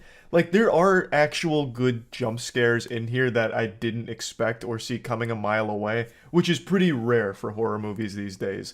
And I do also think the movie does a pretty good job at building tension. It doesn't rely solely on jump scares, which I also was shocked by. It does actually try and legitimately build tension through its audio. This movie seems to have put a lot of money into, like, the audio engineering of this and, like, actually making it build, like, this crescendo of chaos, which I think really helped it. But I will also say that came with a couple negatives. There was so much emphasis on the audio that sometimes it got a little overwhelming, and I feel like they tried a little too hard. There was one point in the movie towards the end where the track had some weird elements to it. I'm trying not to spoil anything, but basically the main character was talking to an evil thing, and there was a moment of silence, but they were building music the entire time. And they just started bringing in all kinds of things. You got like a fucking theremin going off, fucking water phone, weird sound effects, and then all of a sudden they had like throat singing. So it'd be like, oh, and I couldn't tell if it was like the actual music, the score of the movie, or people in the front row, because they kept bringing in different voices doing it, and I really thought it was just people in the theater singing along or something. But I'm pretty sure it was in the film. So I think they tried a little too hard sometimes with the music, and it led to some goofy moments that straight up sounded like straight out of Roblox. So there were some misses in terms of their audio, but for the most part, I think it really helped, and they did a great job with it. Helped with the tension. I really just don't have many complaints about the movie. I will say, and this might be a little minor spoiler, I am so fucking tired of every horror movie having the exact same ending. Every fucking horror movie ends the exact same way. Smile is no exception, and I am just so fucking tired of that. That might be a spoiler, I'm not sure, but I think most of you already expect that anyway. For some reason, every horror movie has the same ending. Do something different. Fuck. And one other thing, and this one's a bit of a nitpick, I feel like they tried a little too hard with creative shots, like actual shots. There's like 5 different scenes in this film where they'll start with like just a static shot, but then slowly rotate the camera until it's upside down. They do it like 5 times for no reason. Like one time I think it's fine, and the first time they do it, I mean, it's pretty cool. But they did it so many times throughout the film, I just felt like they're just trying to do a little too much to be different. And it's just a couple misses there, but again, that's like a really small thing. Now, this one's a little bit bigger, and it has to do with the main character. Overall, I think the main character is great. Rose does a good job and carries the film quite a bit, but there are some moments in this film that have me scratching my head and like wondering what the fuck is going on. Like, why would she react this way? I don't know if this is going to be a spoiler or not. I don't think it is, but she tells people about the curse, and she's a doctor. Like, she's a professional. Like, she should understand that people are obviously going to have a less than favorable response to talking about like a curse and paranormal entities, and she gets really offended when people don't immediately believe her about this whole fucking curse thing. So instead of trying to prove it or anything, she just gets like offended and stomps off like, my fucking fiance didn't believe me about the boogeyman. Now I'm not talking to him ever again. You know, like, it's silly. Eventually she does try and get evidence to prove it, but then when she has the evidence, she gets offended that her husband is called, like, a psychiatrist to sit in and talk about things with her. Like, you know, why are you getting upset? Like, obviously this is going to be a difficult bit of information for your husband to swallow. And she does this for a couple other characters that don't immediately believe her as well. And I just don't get why. Like, she should know, obviously, that people are going to want a little more information to prove it. No one was like combative with her when she brought this up. They're just like, okay, you know, this is a little concerning. I'm a little worried about your mental health at the moment. And she'd get like upset about it. But why? You know, like, it was just kind of nonsensical, and it seemed like drama for the sake of drama. But it wasn't like a huge deal, just kind of silly. Overall, Smile was a good movie. I didn't expect it to be anything beyond just fun bad, but it surprised me by actually just being pretty good. Plugging Smile into the moist meter, I'm giving it a nice 80%. Yeah, I think it's just like an actual fun movie to watch. It wasn't fun bad, it was just fun good. That's about it. So yeah. It's been around a week now since the Lenovo Intel booth at TwitchCon nearly claimed the soul of a streamer due to an improperly set up foam pit. I'll give you the quick breakdown on the lore if you're not up to speed. Twitch streamer named Adriana Chechik was partaking in a fun booth at TwitchCon set up by Lenovo and Intel, where you push each other off a pedestal into a foam pit. I'm sure it's something we've all done before. However, after Adriana Chechik won, she jumped into the foam pit, only to realize that it wasn't a foam pit, it was a foam kiddie pool, like something out of backyard wrestling. In fact, it wasn't even as deep as a kiddie pool. It was more like a foam flatbread, and it was just over cement, which is a goddamn violation of the Geneva Convention. Like, that is just an actual death trap. That is more deadly than the pit of snakes Indiana Jones falls into. It was only 2 layers of foam blocks, basically, over cement. And as I understand it, the normal protocol is, instead of cement, you put like foam padding down or a cushion, like a mat. So that way it absorbs some of that impact for a situation like this. And obviously it's supposed to be deeper than like fucking 1 finger deep. You know, like, it wasn't deep. I'm exaggerating, but it only went up to most people's knees, if that. So it wasn't deep enough at all for this event. Because you're pushing people off of this pedestal, they're going to fall with some force behind it. You need the foam to be a bit deeper than that. Here, they didn't do that, so when she jumped in, she hit her tailbone directly on the floor and shattered her back in 2 places. And now she's needed a very serious surgery, took over 5 hours, multiple bone fusions, and the insertion of a rod into her spine for stability. Like, it is a very serious and life-changing injury that she's going to be battling with for the rest of her life. It is a permanent injury. all due to negligence from Lenovo and Intel when setting up this booth because they didn't feel like actually setting up the foam pit properly. They also just didn't feel like shutting it down after injuries either because this happened to 2 other people. One of them dislocated their knee in that same pit, but they still kept that shit running. Baffling. But today what I wanted to do is give you an update on this situation because I've been following it actively and I went over it on stream a couple days ago, but there's already been a couple new things that have come out. So I just wanted to give everyone the follow-up here. So Adriana Chechik had 1 surgery, which was all the bone fusions, but then she also needed a 2nd surgery. That was yesterday. And then she also posted a video of her trying to walk for the first time. And it's great to see her making some recovery here, but it's also heartbreaking to see how fucking painful it is. All due to something easily preventable had they actually just taken the precautions necessary to set up the foam pit properly. Now, I'm going to go ahead and show you the clips from stream where I go over everything as of a couple days ago, because I think there's a lot of valuable information there, especially from people that are more knowledgeable than I am on foam pits. There's a clip from Josh Strife Hayes, who's a YouTuber I really enjoy, who weighed in on the subject because he had worked at a trampoline park before, so he was able to talk about it on a deeper level. So I'm going to play all those clips for you now, just as like a full update on this whole situation. Oh, it's the TwitchCon news? Oh, yeah. So Adriana Chechik, the lady that jumped into the foam pit after winning her match at the TwitchCon, or the Lenovo Intel booth at TwitchCon, she broke her back in 2 places.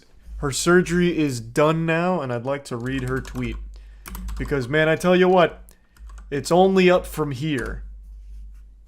Sounds like everything's going to be going great. Here she said, where is it? Surgery went well. It took 5 hours and 30 minutes. More fusions than expected. Bones were completely crushed and nerve damage to my bladder. Hopefully I'll be able to pee again in the near future. No more squirting, probably. Had some bleeding around the bone, but overall good. Legitimately life-altering. The rest of her life course has completely changed. And now squirting is off the table, I suppose. But she's being lighthearted about it, but on a very serious note, having fusions at her age with an injury that severe, she's looking at a lifetime of fucking misery.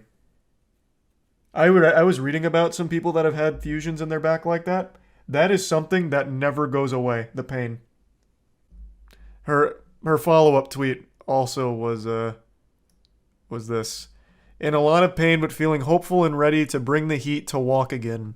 Anyone know where I can get my brace blinged or a pink coating for it, as I'll be in it for a long time. I don't even want to read this one out. This is fucking horrifying. All from an improperly set up foam pit at a convention. This is 100% the Lenovo Intel booth fault. 100%. Let me once again try and find this clip. It's from Josh Strife Hayes, who actually spent some time working on these foam pits, so he gives a little deeper insight. I used to work at a trampoline park. I know a thing or two about foam pit safety, because it was drilled into us from the start. Safety in those kind of things is paramount. Like, if someone gets injured, you shut stuff down and you work out why. And you Which work they out didn't whether do. It's your fault, They kept or it it's up. their fault, and what can be done about it immediately. Foam pits were at least 2 meters deep. They had so much foam in them. They had springy floors underneath. They had wood underneath that would bend and break if something really big hit it. So there was still some give there. There was some absorption of all that power. It's had I have been working at that as an event, I'd have said this isn't safe. This is not safe. Yeah, I think anyone with eyes would have said There is no that. way I don't know how the fuck this foam blocks happened. on top of concrete is going to protect anyone. Now, people have said, oh, they've got a waiver. They can't do anything. They've got a waiver. Waivers don't protect you from negligence. I think that's a really important point he makes, and he'd know better than most. I was under the impression her hands were also tied with that waiver, but that is a really good point, that if it's proven to be negligence, which I think anyone who would watch that video would see that it was improperly set up, she could have a legitimate case. Not against TwitchCon, I don't think. It'd have to be going after Lenovo, Intel, I think. Because TwitchCon, it'd be very hard to prove TwitchCon was negligent on that booth since it's not their booth. They just okayed them to be there. So if she does pursue it, it'd have to be going after them. I don't know if she will. I would say it's probably worth it because she's looking at an extremely expensive and very, very, very brutal future. Like caring for that back injury now. Multiple fusions, the rod, PT, surgeries, all of that is going to be so expensive. I do think she probably should. I also work at a trampoline park. The smallest occurrence, we shut down the foam pit. The rules we have for it are set straight. It was 4 feet deep and has springs and foam padding at the bottom. This was unacceptable. Exactly. Like, at the very least, if you're not going to put enough foam, you need to have something that's not just a fucking slab of concrete. You may as well just put, like, barbed wire and spikes at the bottom, like a Mortal Kombat fatality pit. Like, it was such a dumb setup. Such an easily avoidable situation that has legitimately had a massively detrimental impact on one person's life now. And the girl who broke her ankle in 3 possible ways. You're getting things mixed up now. You're starting to cross some wires here. The girl who broke her ankle in 3 ways wasn't at the foam pit. That one is not Twitch's fault even slightly. She went a little too hard in her activity, so she ended up jumping over a chair, landing on her ankle and breaking it in 3 ways. That was... Twitch... No one could have planned for that. She just went like fucking superhero mode over the chair and landed on her ankle. That one is not Twitch's fault. Do you think they'll have the foam pit again at TwitchCon next year? Good question. I think they should, but this time they make it even more dangerous, like an actual Thunderdome. So you go in there, this time they actually have like a moat around it instead of foam with like alligators in it or something. Like really just go in, like make it as life-threatening as possible. That booth is extremely lucky that the only other injury that wasn't Adriana breaking her back in 2 places was a dislocated knee, which is still a serious injury, but they kept it open after the back break. Someone could have just straight up died. That was very real. People falling in that pit, they fall head first, they're hitting the concrete, they could have just died. They got super lucky because they didn't shut it down after the injury. So that could have ended up a lot worse. Has the company said anything about the injuries? That's a great question, actually. Let me look. She can't walk anymore, like forever? Not forever. Through PT, I feel like she will be able to walk again, but she's never going to be the same. She had multiple bone fusions, man, in her fucking back, her spine. Like, there should have never been a foam pit on top of concrete anyway. Yeah, obviously. But even that would be fine if they also put an actual, like, spring pad and, like, cushion mat above the concrete and then the foam blocks. It could have still been fine. Did they compensate her for in some way? No. Here's my thought. I'm very confident in saying that they won't release a statement because then that could be used against them should she sue. Which again, I do think she should since this is going to be a very long and very expensive journey with all these surgeries she's getting and all the surgeries she's going to be getting, as well as lifelong PT and pain meds. She should sue because that's going to be such a massive financial burden. They're not going to say anything because that would absolutely get used against them.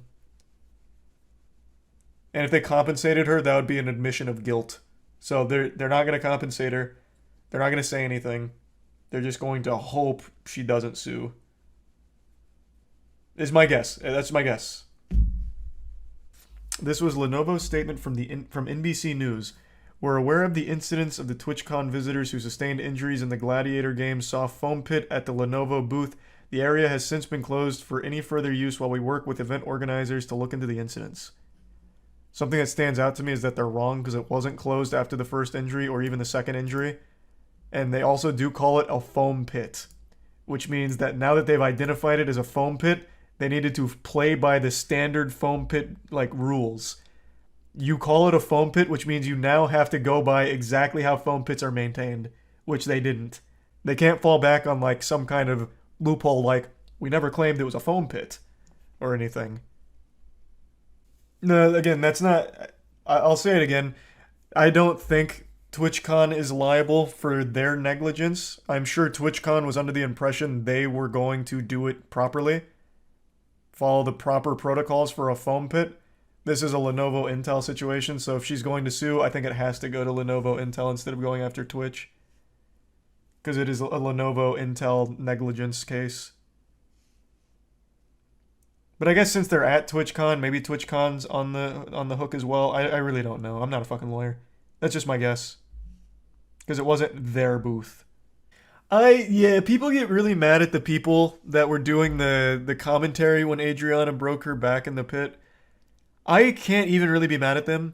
I think they just had no idea the extent of her injury and were doing everything possible to try and keep things lighthearted and move on. Because they were doing a live broadcast and they were probably panicked. Like, they were just normal people. Those weren't even like normal PR guys or anything. I think they were just like legitimately normal employees of the event. Like, I just don't think they knew. And they just did everything they could to, like, you know, hey, it's, you know, let's just move on, you know, this kind of shit. They probably just had no idea. Let's go over the Stadia's failure. I'm sure Ackman's going to do a really thorough dive on it. This is just such a victory lap for me. I still remember the second this got announced and, like, their first trailer, I was outspoken about how silly it is. I didn't believe it was a good idea. And I was firm in my stance that I didn't think it would succeed. And I had so many fucking doubters, especially in chat, that were like, no, Charlie, this is actually the future. You're just too, you know, reptile brain to see the potential of the Stadia. This is how gaming's going to be from now on. I can't wait to get my Stadia. I've already pre-ordered. And I called you a fucking idiot. And now look at it. It's already dead. It was a complete waste.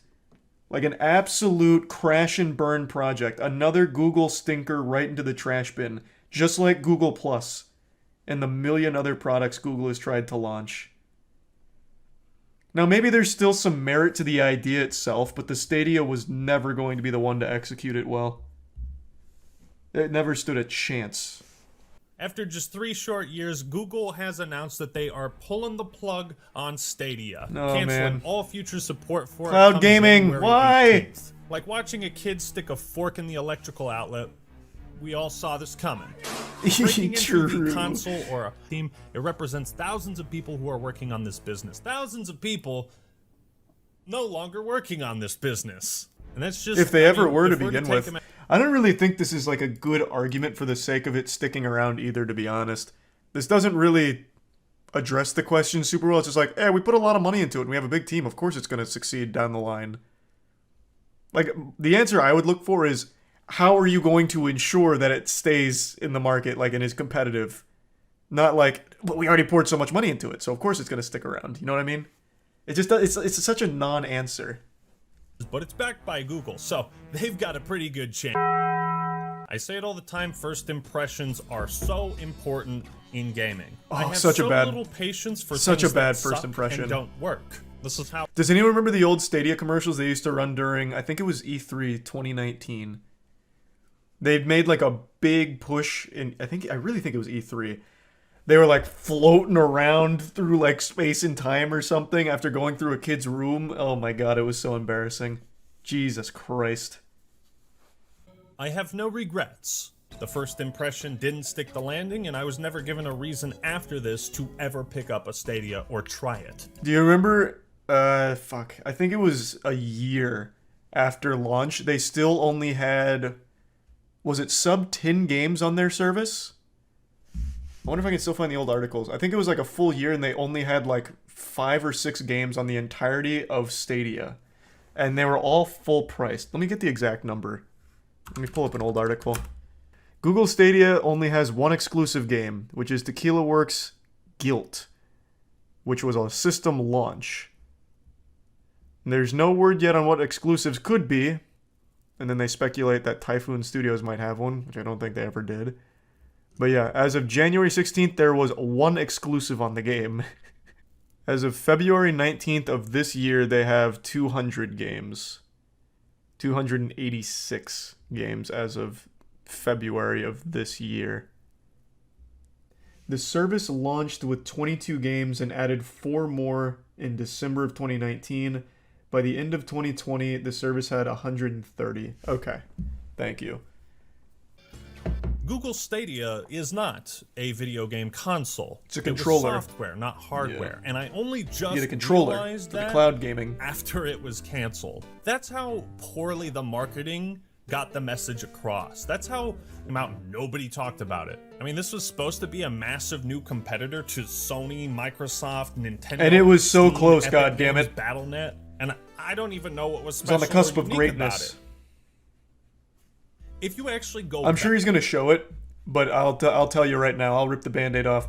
I also thought the Stadia was a console for like the first 2 years. It wasn't until we were doing an episode of the podcast where we were joking about it that we learned the Google Stadia was never a console.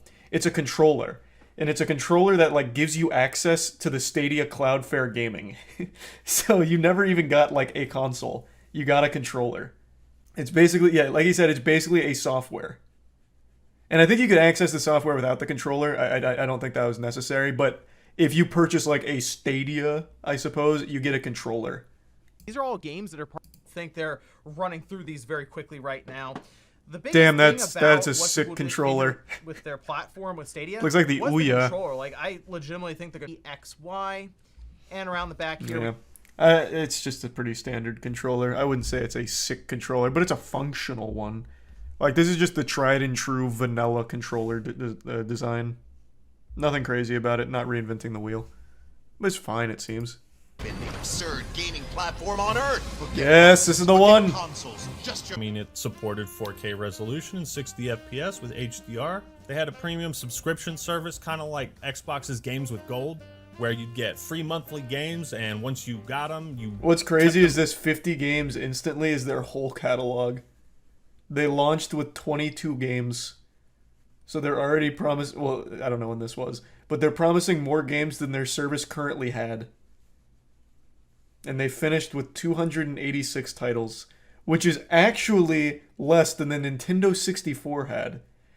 I think among all consoles, it is the lowest amount of games total. At least of consoles I can think of. Even the Sega Genesis, I think, had more. And that was a console that was dead on arrival because they surprise announced it at E3 and said, go buy it right now. It's in stores. Let's see. That's considered one of the biggest console flops of all time. And Sega Genesis had... Or, was it the Sega Saturn? I don't know. I'll check both. But Sega Genesis had 800. And let's see the Sega Saturn. The Sega Saturn had... 1,046. So it was definitely the Genesis I was thinking of. And I was wrong. Sega Genesis still had more titles than Nintendo 64. Nintendo 64 had 380 something, I think. How many did the Ouya have before it died? Let's see. Did it beat the Ouya at least? Oh, fuck me. Before the Ouya's untimely demise, it had 1,250 games. As of June 2019. Jesus. Yeah, I guess it just ported all the mobile games, so it's kind of cheating. Let's see how many exclusives Ouya had, because the Stadia finished with, I think the article said 10. So how many exclusives did Ouya have? Oh, shit, it beat the Ouya. Oh, wait, no, that's 2014. Damn, that's like the most current article on it, too. As of 2014, the Ouya had 6 exclusives. Stadia had 10. Fuck Nintendo is doing with Switch Online. No. Ouya didn't... I mean, no one played Ouya, mind you. Ouya was completely a joke, a huge meme. I had an Ouya and I used it as an ice tray at one point. Like, it was a complete worthless piece of shit. What is the Ouya? It was... What do you mean, what is the Ouya? How the fuck is there anyone out there that doesn't remember the Ouya? This was the most popular Kickstarter for a long time. They hyped this up as like, console for gamers, by gamers. It's going to have every game you've ever wanted on it. It's also going to be coming at the highest possible graphical resolution. It's also just going to be one of the best gaming experiences you'll ever have in your life. Just like filled with a bunch of buzzwords and everything. This is probably just clickbait. But it was just filled with tons and tons and tons of buzzwords, but it just ended up being mobile game ports and shovelware. Yeah, like I said, I had an Ouya. I used it as an ice tray. I tried it, but it had no use, so I used it as an ice tray. Like, what the fuck else was I supposed to do with it? Own product, I can say, hey, go follow me on Instagram. That doesn't cost me anything. It just seemed like Google started this thing, noticed that it wasn't gaining traction immediately, and then like was slowly Is Destiny 2 pulling on the plug Stadia? out until just now when they finally yanked that last little bit out. Google also, Well, I kinda wanna try in Destiny 2021, 2 when on they Stadia. shut down some of the game development they were doing. What a disaster. Their idea was to shift to more. Some Destiny players had a Stadia just to play ranked because it was against much easier players. Oh, that's so smart. That is so fucking smart. Oh, you just play against Stadia gamers? Fuck me. Especially if it doesn't offer any obvious benefits. Like, bro, apparently Hideo Kojima was working on a new Death Stranding exclusively for Stadia, and Google canceled that? Like, how? They must have How do watched you my do moist that? meter. It's Hideo Kojima. Google had created. You're out of here. On a positive note, though, Google will be refunding anyone who Actually, bought games on huge, Stadia, yeah. and that's the most pro-consumer thing they can do out of this. Obviously, they're not going to like refund, you know, this service that you paid for. It's a service, right? We literally signed the publishing agreement with Stadia last week, so I would assume the internal teams there, who are lovely, are likely finding this out at the same time we are, since I had a super energetic meeting with them last week about us joining. Eek. Ooh. Big stinkerooski on that one. Peace. Nice. Rest in peace, Stadia. Whoops. Just another big I told you so moment there, gamers. I told you that shit was destined for failure. Oh, I knew it. But I mean, it's not just me. Pretty much everyone said that was probably trash. There was just some people that really bought into it. It really wasn't just me. That was like the coldest take of all time. It was awful from the get-go. Thanks to Resub West in JB. I just always hold these like one guy grudges, or like one guy's like super passionate about something, but I know he's wrong. It's just like, oh, I can't wait. I just can't wait until it's like definitively proven. Like this. Just like Anthem, by the way. I will always wave that around. I said with Jackson during the Anthem beta, this game is absolute abhorrent trash and it's terrible. And we got eaten alive on the Anthem subreddit. They're like, these fucking assholes don't understand that it's a beta. They don't get it. All of this is going to be fixed when the game releases next month. All of their complaints are going to be looked back on so stupidly to think that they wouldn't be addressed by launch. And you know what happened? None of them got fixed because the beta was out a month before the fucking game was. They had no time to fix it. Delusion. And then they never even apologized to us on the subreddit. They just silently agreed with us and then made posts whining about how bad the game was. Anthem trailers and pre-release media made it seem like it was the next best game, new Destiny, and then it flopped harder than any other game. Yeah. It had a lot of potential. It really did. But the beta, it became very clear that it was a pile of trash, steaming dog shit. The day of reckoning is upon us. The Armageddon the Bible warned us about has finally come true. The demon of Dogecoin has taken over Twitter, and he's already made some massive changes internally. It took only a matter of minutes with Elon Musk at the top of the Twitter food chain for him to let WrestleMania run wild and start firing people, including 3 top Twitter executives, the CEO, the CFO, and the chief legal officer. All of them were immediately just let go by Musk. Now, of course, they're not leaving without some compensation. They're getting a lot of money in this firing, but even still, he just took 3 of the top executives and just said, pack your bags, you're going home. But before I get into those changes, I want to go over the reception to this news because I've already seen some wacky tantrums being thrown about it, and overall, people are more divided than my butt cheeks on how to feel about all this. So I want to give my perspective right away. I'll toss my take out there. I think this is just going to be a huge nothing burger that most people are going to forget about in 2 weeks because there's not going to be any meaningful, noticeable difference in the platform itself with Elon Musk at the helm. I think the problem with Twitter isn't necessarily a platform problem, it's a people problem. It's just fucking dumb, stupid idiots on there, and since everyone has a voice that's amplified because of just how big Twitter is, those things gain steam, gain traction, and then you have people always arguing with each other over the stupidest shit. Biff Cheeseburger over here is talking about how women are sexually abused because it's their own fault for what they're wearing, and then that ends in like a giant viral conflict where people are somehow debating this as if there was ever even like a legitimate argument in the first place, besides just the incoherent ramblings of a raving lunatic. So I don't even think the biggest problem with Twitter is with the platform itself. It really feels to me like the main issue is just the people. Twitter is a more toxic place than Chernobyl. Twitter is like the modern age equivalent of using asbestos in everyday life, just slowly killing your brain cells instead. It's just awful. And I don't know what Elon Musk could possibly do to make it better, but I also don't think there's anything he could do to make it worse. I think currently Twitter is in the worst possible state it could be, and even if he starts unbanning accounts, I don't see that somehow making the platform worse. Like, it really feels like it's genuinely rock bottom, like the bedrock in hell itself. So really, the only way to go is up from here, but I just don't see it happening. I can't imagine a world where all of a sudden Twitter rallies and becomes a positive force for good in the world. But maybe I'll be proven wrong. Maybe Elon Musk has some grand vision for the platform that I'm too stupid to see.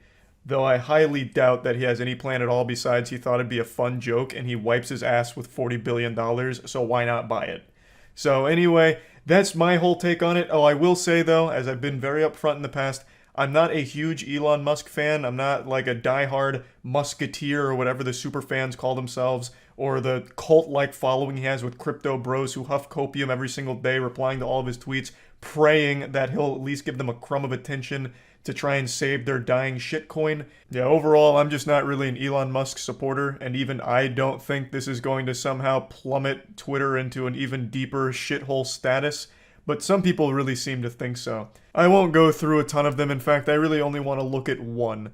Most of the responses were very pretentious and exaggerated about how this is like going to ruin the entirety of society. This is going to plunge us into a deeper divide and everything's ruined now that Elon Musk has Twitter. But the one I want to focus on is one that I saw floating around all over the place, and it said, "The gates of hell opened on this site tonight." As if they weren't already. There are pedophiles using Twitter openly. Zoophiles that get viral posts talking about how zoophile acceptance is important. Twitter is already the gates of hell, and we are constantly taking a look into the abyss. That's not going to change with Elon Musk at the helm now. It's not like it was in a good state before Elon Musk. It's not like Elon Musk came in here like a burglar in the night and stole the crown jewel of society. He basically came in here like a garbage man and swept up a pile of dog shit and kept it to himself. Nothing is really much worse right now. I don't know what this journalist who made the tweet was seeing. I don't know where they were that all of a sudden Elon Musk taking over suddenly sprung forth all kinds of foul miasma that just spread throughout all of Twitter like a plague. It's exactly the fucking same. The only thing that has changed is internally, and they are big internal changes. By firing these top executives, he's sending a message that he's just gonna run this shit with an iron fist, and he's been very adamant about making Twitter more welcoming to free speech and less censorship.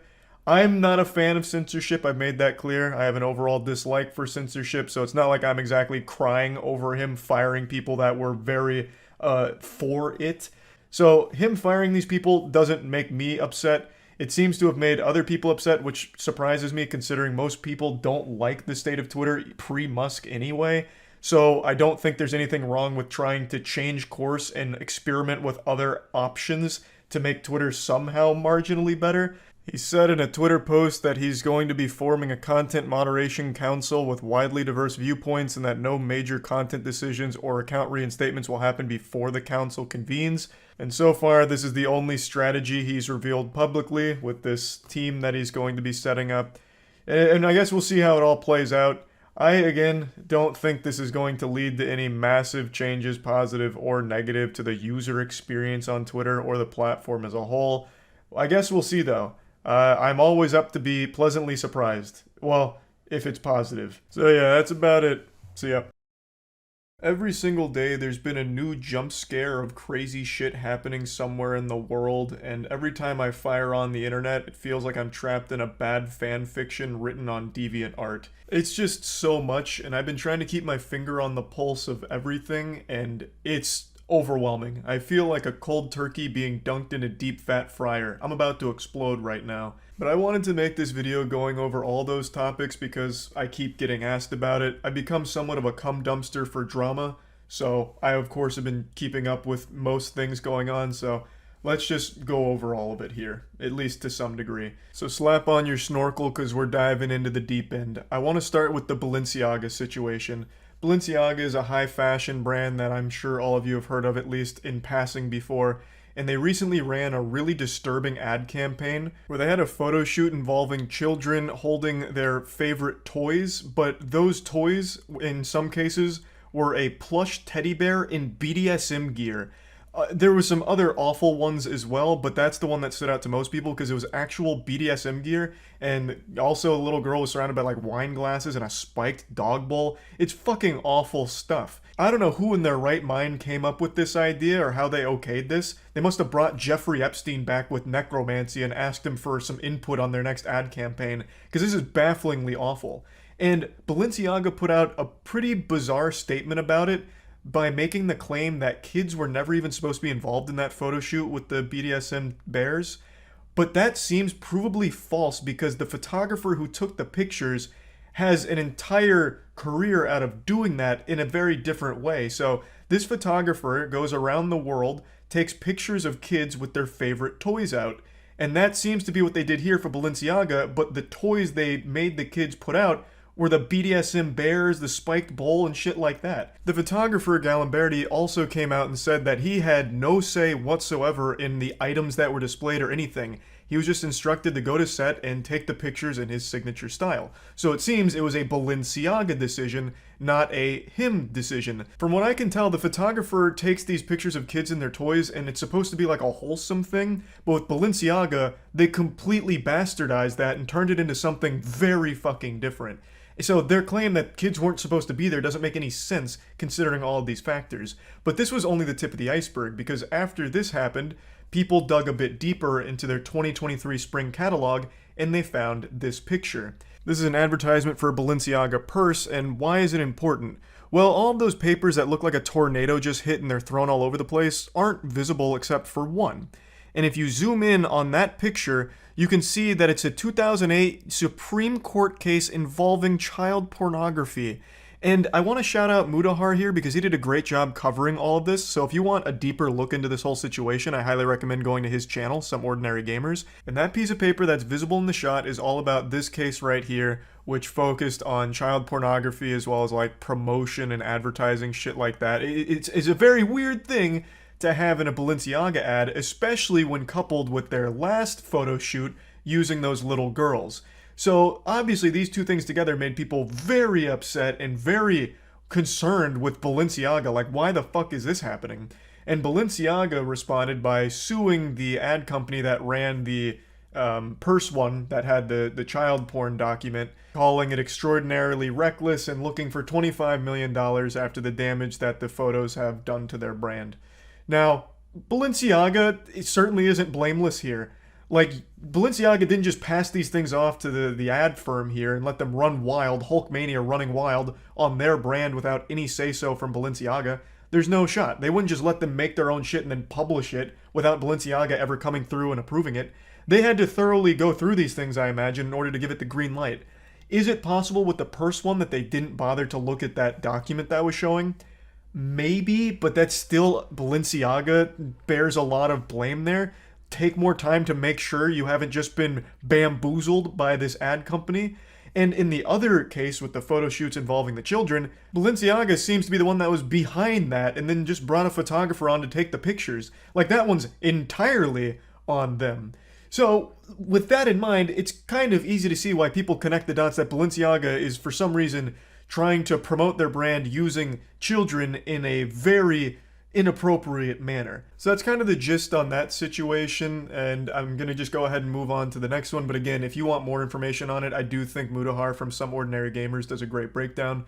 But moving on to the next one, this one isn't nearly as serious. The new Mario trailer dropped, and everyone asks me what I think of Chris Pratt's voice. But before I get into that, I'll go ahead and address the Christmas tree being absent in the background. Io is obsessed with eating the branches, which of course is not good for a cat's digestive system.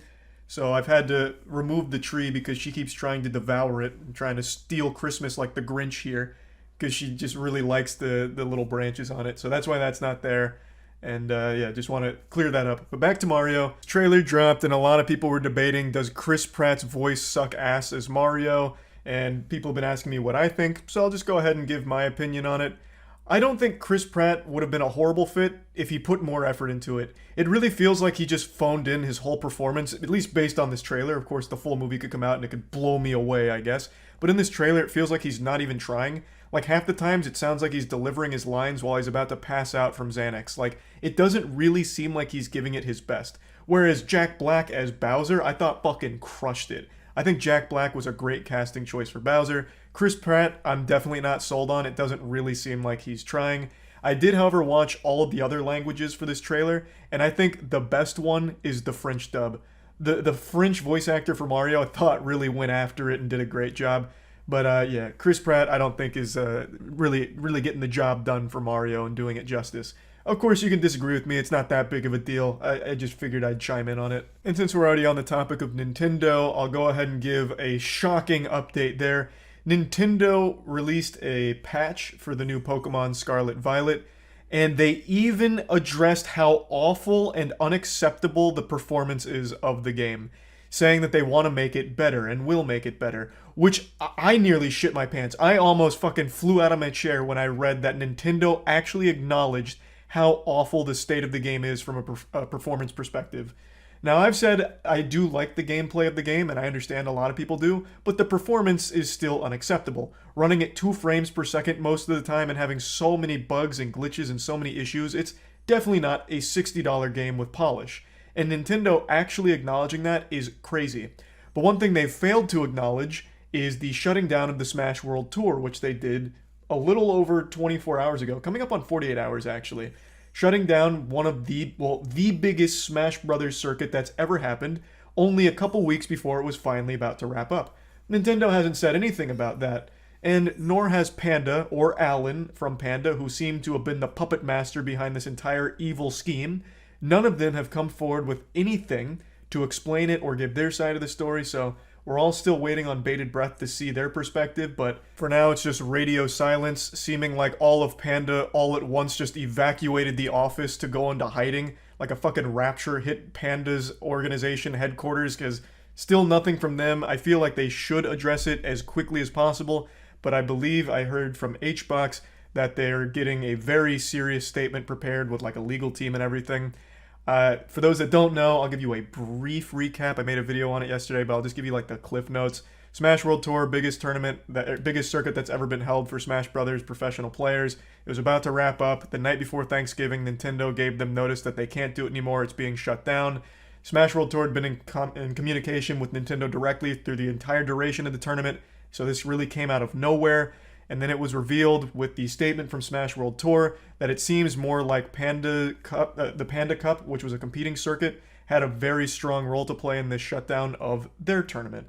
Panda is led by Alan, who is the head of Panda, and it seems like he had been having a history of going around and trying to scare other tournaments into joining the Panda Cup, and if they refused, he started making threats about getting Nintendo to shut them down.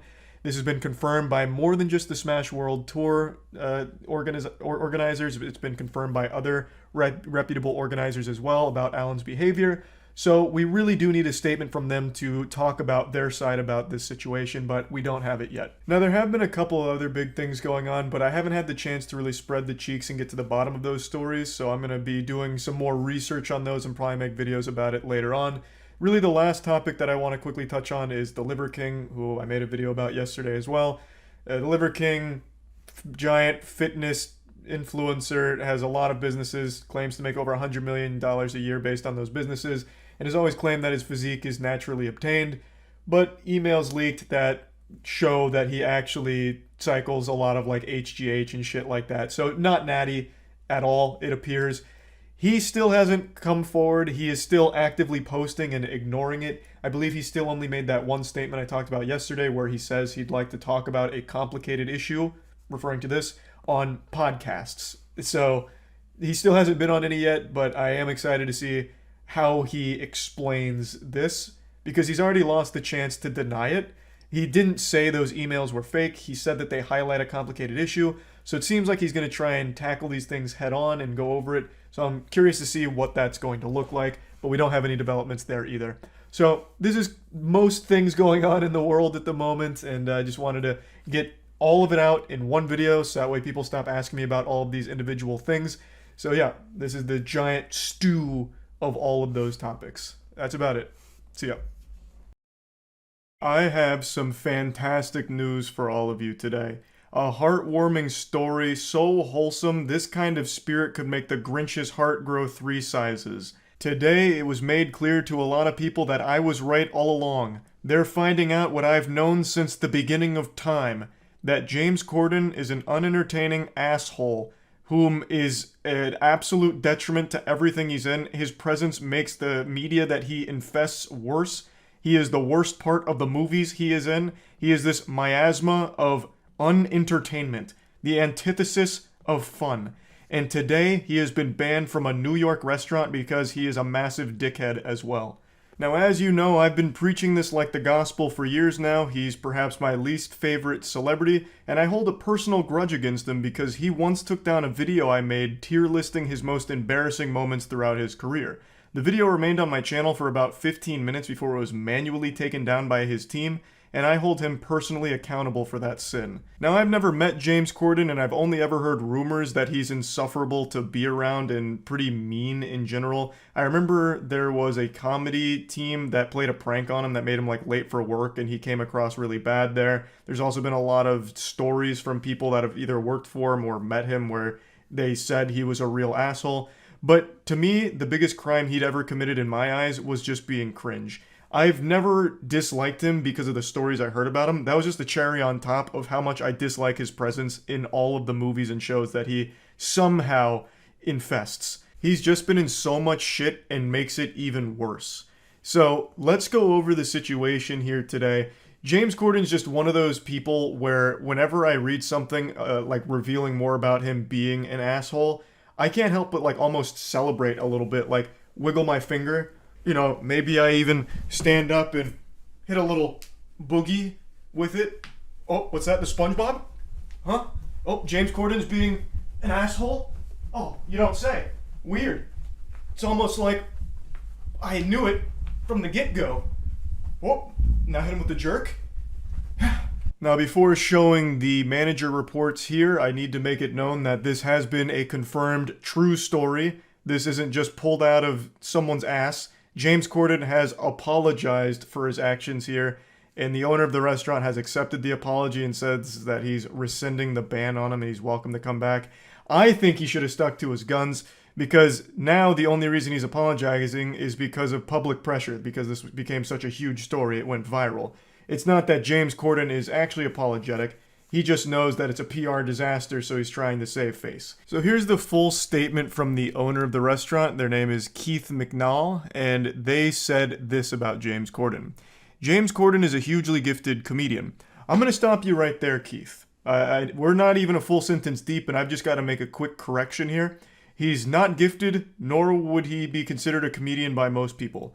He is like the most plain, boring person you could think of, like a default character in PC. Well, regardless, he continues, a hugely gifted comedian, but a tiny cretin of a man, and the most abusive customer to my Balthazar servers since the restaurant opened 25 years ago. I don't often 86 a customer, but today I 86'd Corden. It did not make me laugh. That statement does make me laugh, though. That's just so blunt, calling him a cretin and then 86ing him, saying it didn't make him laugh. Here's 2 examples of the funny man's treatment of my staff. Keith is coming in here with the claws. He's fuming, and rightfully so. I've said this a million times, I'll say it a million more, I'll scream it from the mountaintops. Anyone who is rude to anyone in the customer service industry, waitresses, waiters, cashiers, whatever, anyone who is a dick to them, a fucking douchebag to them, is a completely worthless piece of shit.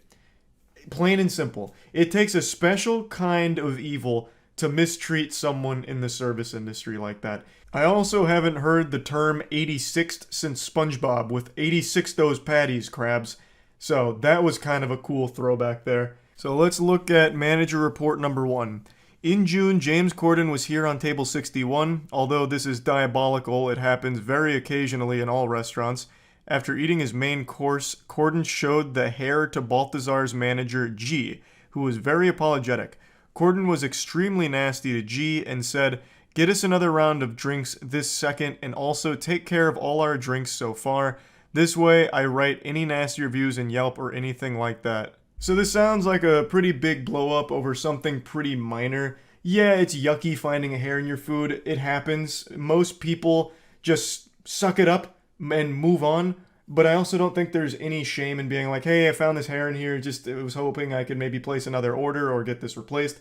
I don't think there's anything necessarily wrong with that. Just being respectful about it because, accidents happen. It's something that just unfortunately happens from time to time. I'm a legitimate hypochondriac, and even I, when I find a hair in my food, pick it out and still finish it. But I do understand why someone wouldn't. I don't think there's anything necessarily wrong to be like, hey, can I, maybe just place another order? I think that's fine. There's no reason to call the manager over, yell at them, and then demand another round of drinks and threaten to leave a nasty review, right? Like, I think that's blowing it way out of proportion. Now let's move on to the second manager report. James Corden was at Balthazar with his wife on October 9th for brunch. He asked for a table outside. Brunch maitre d' Allie Walters took the party to table 301. Mr. Corden's wife ordered an egg yolk omelet with Gruyere cheese and salad. A few minutes after they received the food, James called the server, MK, and told her there was a little bit of egg white mixed with the egg yolk. MK informed the floor manager, G. The kitchen remade the dish, but unfortunately sent it with home fries instead of salad. That's when James Corden began yelling like crazy to the server, "You can't do your job. You can't do your job. Maybe I should go into the kitchen and cook the omelet myself." MK was very apologetic and brought G over to the table. He returned the dish, and after that, everything was fine. He gave them promo champagne glasses to smooth things out. G said that Corden was pleasant to him but nasty to the server. MK was very shaken, but professional that she is, continued to finish her shift. So this one I think is a little bit more indicative of the real personality of James Corden. If something is slightly not up to his standards, he loses his temper about it. I think that's very par for the course from all the stories I've read about him, from workers as well as people that have met him, as well as that brief segment where you can see him kind of blowing up in the comedy sketch at his expense. He just seems like the kind of person that is very entitled and feels like they're superior to just normal people around him. So in that entitlement, he fucking blows up at them. "Oh, I'll go back there and cook it then. You guys can't do your jobs. Disgusting. I spit on you fucking plebeians. This is disgraceful. You sent me a dish with house fries instead of a salad? Are you trying to kill me? This is poison." And the fact that he shamelessly has done this twice now, and this one apparently in front of his wife, blows my mind. How anyone can do this in front of other people, especially people they care about, is something that will never compute with me. How do you not get embarrassed? No, this isn't like a tough guy thing. This doesn't make you look alpha. This doesn't make you look like a strong man. This makes you look like a little bitch. You look like an absolute douchebag, weak little man. As Keith calls him, a tiny cretin of a man. Why are you getting so upset at the server who did nothing to slight you? They didn't insult you. Everything that happened wasn't on purpose. It wasn't an attack against you. Sending the dish with house fries instead of a salad is an easy solution. Just be like, I actually wanted the salad. And then bang, they'll go get you the salad, I imagine. They're not going to sit there and like challenge you to fisticuffs like, "I will not get you the salad, and I'm throwing the gauntlet down." Oh, put him up, Corden. Like, it's just such an easy thing to calmly handle. But I guess not for James Corden here. So these were the two manager reports. Now, of course, this isn't anything like crazy. James Corden didn't flip the table and throw water in the face of the server or anything. But even still, this kind of behavior I never have any tolerance for. There is just never an excuse to be rude, mean, nasty, yell and scream at anyone in the service industry. For honest mistakes, there's no excuse for it. Now, if the servers were coming up to him and slapping him around and telling him, "Hey, idiot, you're stupid, and I hate your talk show," then maybe I'd understand him being like, "Hey, that kind of hurts. I'm a little upset about that." But they're just doing their job, right? They're just doing their job and getting by. There's just never a reason to be mean to someone in the service industry. So yeah, I just wanted to talk about this a little bit because whenever James Corden fails and makes a fool of himself, I can't help but smile and just take it back from a distance as a spectator sport and be like, yep, that's James Corden for you. You guys are seeing this, right? So you know I was right. Even though I know most people agree that James Corden isn't entertaining. So it's a very cold take, but it's one that I just keep mentioning anytime that it's brought up. So really, that's about it. So yeah. I've been back and forth for a little while now on whether or not to make a video about this topic because it's not exactly goofy, but the more I read about it, the wackier it becomes and the more unbelievable the story is. I'm sure you've seen all the headlines by now that Brittany Griner is being exchanged for a Russian criminal known as the Merchant of Death. Now I'll go ahead and bring you up to speed on the lore if you don't know exactly what this is referring to.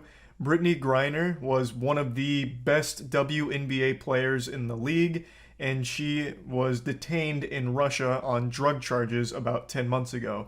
The drug charges were super minor. It was like 2 tiddlywinks of weed. They basically threw her in the slammer for thinking about marijuana.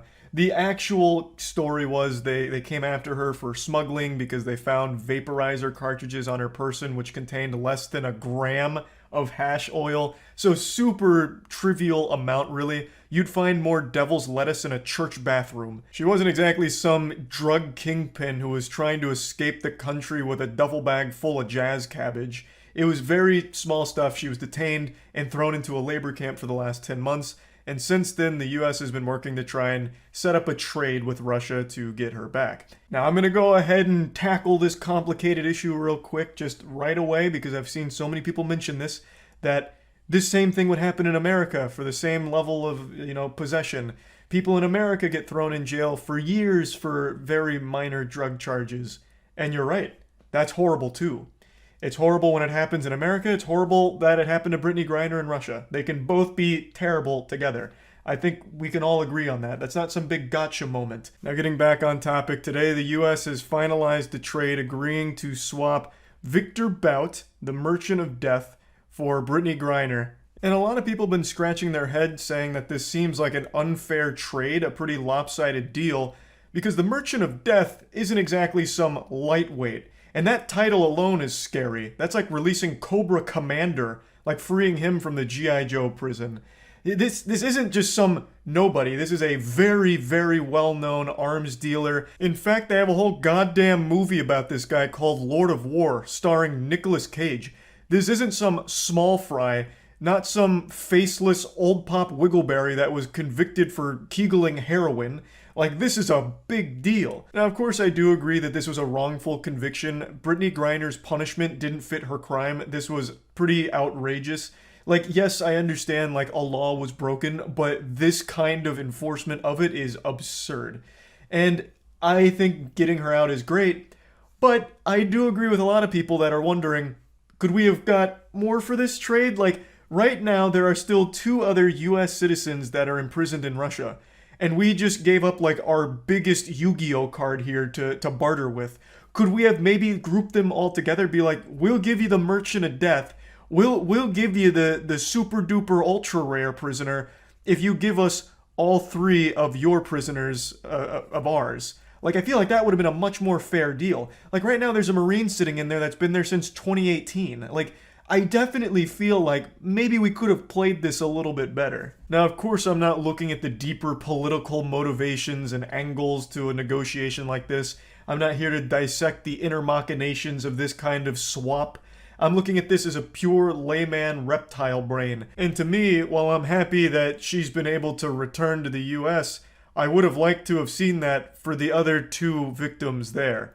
I would really like if we made the same level of effort to bring them home as well. And I feel like this could have been a great opportunity for it, since they were using the goddamn Merchant of Death. Like, just imagine the perspective of the Marine that's currently there for the last 4 years.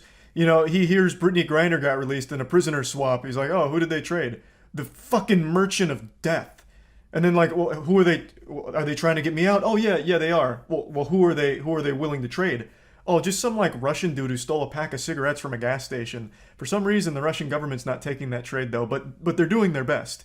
Like, I think this was a good opportunity to swing for the fences, get the whole kit and caboodle, grab the other 2 prisoners as well in this swap. That seems like a much more even deal, if you ask me. You get all of the U.S. Citizens that are held captive in Russia right now out all at once in one fell swoop. Of course, I'm just a pea-brain fucking idiot, so perhaps that pipe dream was never an actual possibility, but, you know, to me it sounds like it could have been feasible. Like, get Saul Goodman on the line and work the deal. Like, it just seems like the Merchant of Death had a lot of weight for bargaining. That's just how it appears to me. Now, if you thought that's where this story ends, you're a damn fool, because there was a massive plot twist nobody saw coming. Vin Diesel may have played a role in this. He may have been the one that actually saved the day here. A lot of people are praising him for an Instagram post he allegedly made last month, where he had a picture of himself at a Lakers game giving a thumbs up with the caption, "I need Brittany Griner home before Christmas." Now, when I first read about all this, I assumed this was a fake screenshot. I mean, it doesn't even have a verified checkmark on his name. It just seems like a meme that was made to troll and get a little goofy on Twitter. But Rolling Stone and Yahoo both seem to think that this was a real post Vin Diesel made and then deleted shortly thereafter. So who really fucking knows, honestly? I just love to toy around with that fan fiction that Vin Diesel somehow scared the Russian government into accepting a trade to get Brittany Griner home after he made his Instagram post. Like they're all just panicking at the headquarters, going from phone to phone. No, I saw it. No, I saw it. Yep, I know. Jesus Christ, I understand. It's all gonna burn down. Vin Diesel's gonna come over here with his goddamn Dodge Charger, and he's gonna kick our ass. He's gonna beat our fucking ass. It's just such an entertaining idea that they never had any intention of ever trading Brittany Griner until Vin Diesel made his post, and they're like, oh my god, we're on a tight time crunch now. Now we're on the clock. This is a cutthroat schedule. Vin Diesel wants her home by Christmas. Okay, get the Americans on the line. We'll orchestrate a trade ASAP. We cannot allow Mr. Diesel to get involved in this. Like, that is just so amazing to think about. But yeah, I just wanted to talk about this situation a little bit because it's a pretty wild one, and really, that's about it. So yeah. Charlie, Vital Pharmaceuticals went bankrupt, Bang Energy going broke. Oh no! Oh goodness, not Jack Owak. Oh god.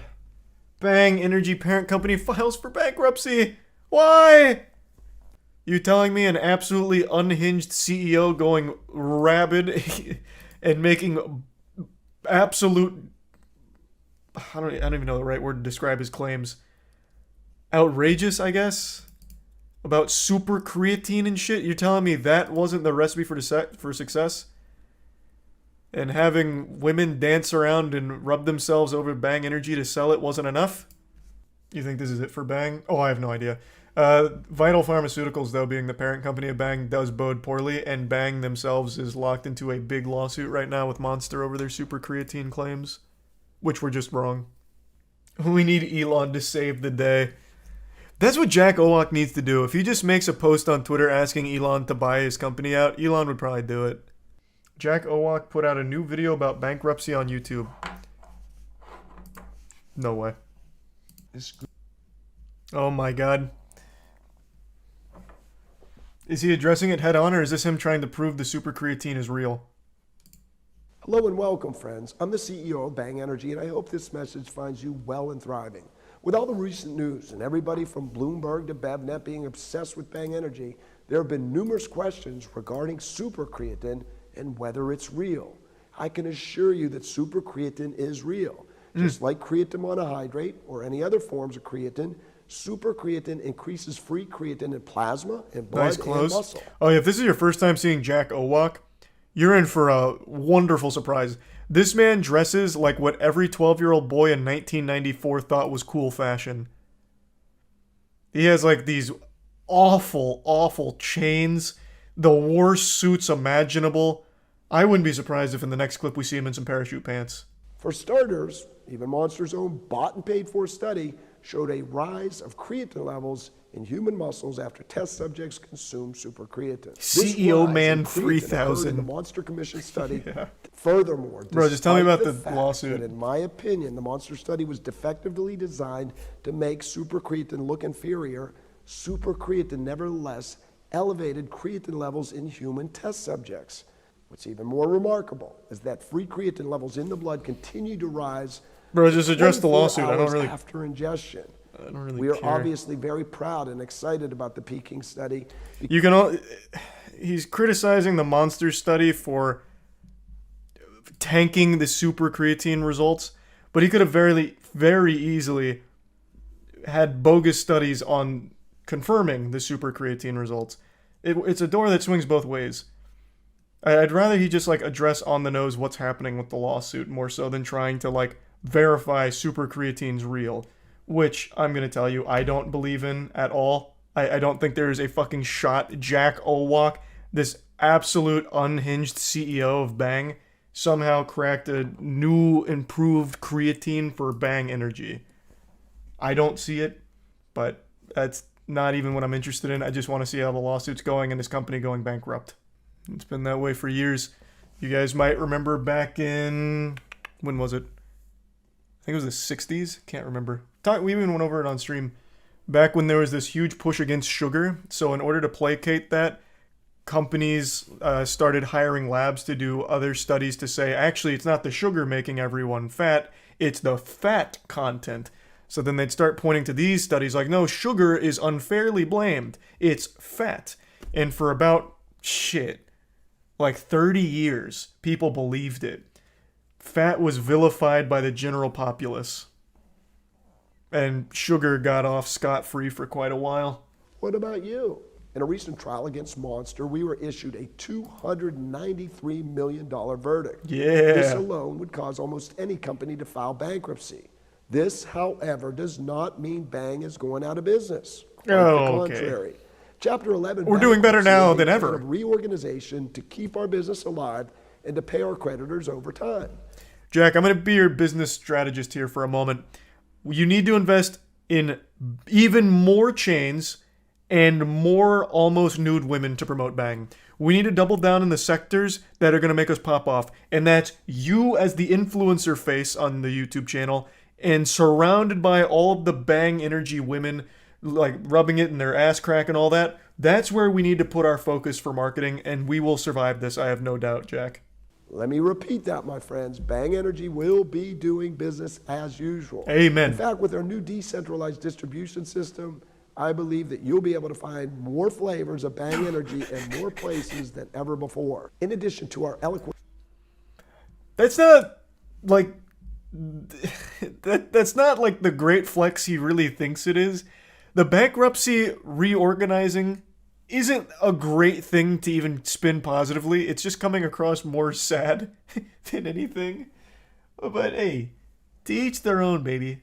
What about you? Nope. Creatine monohydrate has terrible You shouldn't ask me solubility that. in water. I once stirred and left creatine monohydrate in a glass of water overnight, and the creatine monohydrate never dissolved. However, super creatine is highly water soluble and goes into solution within a few minutes. That sounds pretty darn super to me. What about you? Still no. Super creatine is stable in a beverage and Still fucking no. All of this is just easily faked and easily manufactured and manipulated. It's just fucking worthless. It really is. And especially because you're only citing one study. You are still only citing a single study that was performed outside of the US, I'm pretty sure. Who was it? I believe it was Peking Bio.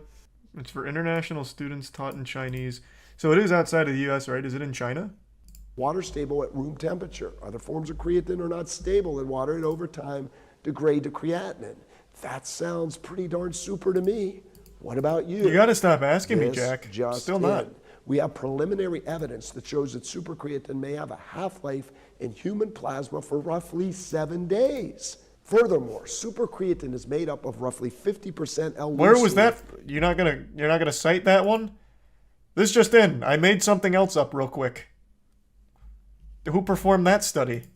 Furthermore, supercreatine is made up of roughly 50% L-leucine, which is known as the most powerful contributor to muscle protein synthesis out of all essential branched-chain amino acids. You want to know a fun fact about that one? This claim's not even like super wrong.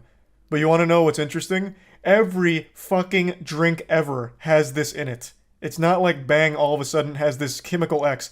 This shit is found in every fucking drink. It is like one of the most common additives to a drink. Thanks to resub Rose. He must really think people that drink Bang are stupid.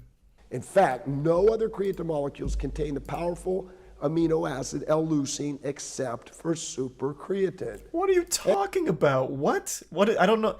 I don't know what the claim he's making in regards to supercreatine, but literally every single drink, every single, even not supplements, but the shake stuff, not Soylent, but you guys know what I'm talking about, like the flavor additives, like all that shit has that. All of it. Fucking all of it. It's not unique to Bang or super creatine, unless he's somehow using it differently, which I don't think he is. Hey, this sounds pretty darn super to me. What about you? No, it sounds standard. Stop asking me that. Us. You know where I stand. Super creatine. Rodney Sachs That's not a good thing. Personally, and trying to destroy my family and children by taking away my house and other possessions. It is important to note that we recently filed a mega lawsuit against Monster Energy Drink and Rodney Sachs. This lawsuit refers to more than 120 reports of suspected links between consumption of Monster Energy Drink and serious adverse health events, including 10 heart attacks and roughly 20 deaths. Let's take a peek at Bang's list of fatalities. I'm sure you're not far behind. Monster is significantly bigger than Bang, but I bet Bang has quite a long list of bodies here. Let's see. Bang-related heart attacks. Still not focusing in on Bang. It just keeps casting the net wider. The reason I want to single out Bang, not only because of the Monster call-out, but Bang has more caffeine. So Bang has 300 milligrams of caffeine, which is a fucking ton. Like, that's a lot. And then I think, what does Monster have? Monster has 86. What? Is that right? Oh, 180. Where is this 86 coming from? Oh, this isn't giving me a whole can. I see. Yeah, this wasn't the whole can. It was just giving me like a serving size of the can. So yeah, 160 according to this. So Bang is almost double the caffeine. Let's take this. So they're coming after Monster for heart attacks and adverse health effects. And that's going to be attributed to the caffeine because of like atrial fibrillation, I think is what it's called. From like too much caffeine. I'm going off memory here. And that's at 180, 160 milligrams of caffeine for Monster. Now double that. Bang's in a much worse spot. We know that Monster has been involved in well over 1,000 lawsuits. Many individuals and companies have been destroyed by Monster, who is now trying to destroy us. Remember, friends, what the great late Albert Einstein said, great spirit. Caffeine's not correlated with AFib? I thought it was. Again, I'm going off memory. It's something, though. Here, let me at least get it right. What is it, then? Caffeine is directly correlated with some kind of heart condition, like too much caffeine. Let me see. It's not often. 94% of physicians agree something, even when its benefits have been demonstrated in randomized clinical trials, such as the use of beta blocker. Oh, wait. No, kind of. Focused on 3 types of specific arrhythmias, 1 atrial fibrillation. So it is listed there. But yeah, this is excessive caffeine. This isn't just like one energy drink kind of caffeine, which is what I was saying. Like too much caffeine. Primarily because of Monster's insistence upon waging war against supercreatine and me personally.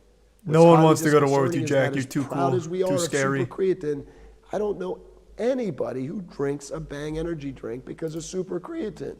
Do you? In fact, that's like your main selling point. What do you mean? Of course there's people that do. Bro, you hype super creatine up like it's like a panacea. There are absolutely people that drink Bang Energy just because of the fucking super creatine claims. What are you talking about? Now you're just blatantly lying. What are you saying? That is your main talking point. Outside of the women shaking their ass and their tits next to a Bang Energy can, the next thing that you try and market is the super creatine. It's like the crux of your strategy. Thank you for your loyalty. Thank you for your support. Make no mistake, my friends and loyal supporters, Bang Energy is coming like a freight train and cannot be stopped. Oh shit, he's ripping on it. That double bass going hard.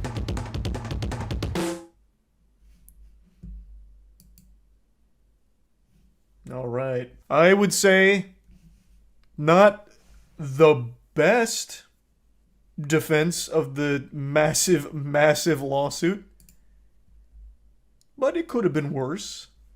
Bang CEO says yes to the dress. Oh, someone recommended that last time and I forgot. They made like their own documentary about themselves. Well, he made his own documentary about himself, and his family were just side characters in it. My fiance is Jack Owak. We're wildly entertaining when we get together. We're both little kids at heart. He's definitely the man that God put on this earth for me. Yeah, they're very spiritual. And she couldn't be more right about them being kids at heart. I mean, you need look no further than Jack Owak's fashion. In pretty much everything you ever see him in, hello and welcome, he's friends. wearing shit like this. She's on the money, for sure. W drip. It is quite drippy. This man's out here with that super swag style set to ultra. Looking real nice. About being classy. Definitely want to be covered up here. I came here today to make sure she got the right dress. Most of Megan's clothes, like her jeans today, her shoes, everything, I dressed her in. Ah, that sounds healthy. He's my fiance and I want to make him very happy. So I'm open to trying on any different style. Okay. What's your budget? I'm prepared. I don't let my to wife make her pay own whatever it decisions. takes to get that, you know, that Her budget is what I say it is. Different mermaid looks here. It quickly becomes obvious who's looking to take charge. I'm not feeling it. I want you to try this one on. I hate lace. What did you just say? What did you just say to Jack? Don't ever say that again. And especially not in public, you fucking harlot. This is his special day, for God's sake. Let him pick out the dress he wants. I didn't know what I liked, what I didn't like. I was really just looking at Jack. Gina, What an awful fucking relationship. I don't know what I like. I only like what Jack tells me I like. So when I was looking for things, I had no mind of my own except what Jack wanted. God, that's awful. I feel terrible. Just even hearing that. Is it going to have enough room here in the chest area, though? Yeah, it probably Last time will. I looked, this drawer wasn't named Brothels by Jack. Since the groom already vetoed the bride's choice. Well, it will be soon when he buys it. With all the money puts her in Bang's a not sexy, making. flirty gown. But what is Jack? Oh, he's gonna hate it. He's gonna hate it. Oh, wow. Oh, he's gonna hate it. You harpy, how dare you. Wow. I don't want to get married now. I hate the dress. You can see it on his face. Now tell me how you feel about this. I really like this, but I want to know what Jack thinks about this dress. Excessive amounts of ruffles. You know I don't like ruffles. Is this say yes to the dress or say yes to the breast? Ooh, he had that one cooking in his back pocket. Pull that top up. Tell us an ideal dress. You need to speak with my fiance about that. The ideal dress is something like a white hoodie, perhaps, and with a giant Bang chain, perhaps. And I'll even get her maybe a bouquet of flowers to carry around, but only if I can put little Bang toppers on them. That's the proper attire. We're gonna put Meg Liz in a sophisticated sheath gown with embroidered details. How dare you! Are you out of your mind? This is say yes to the dress, not say yes to fucking tits! Oh yeah. Jack is gonna blow a gasket. Beautiful. Is this a joke? Are you not taking his criticism seriously? Jack, I'm so sorry they're doing this to you, man.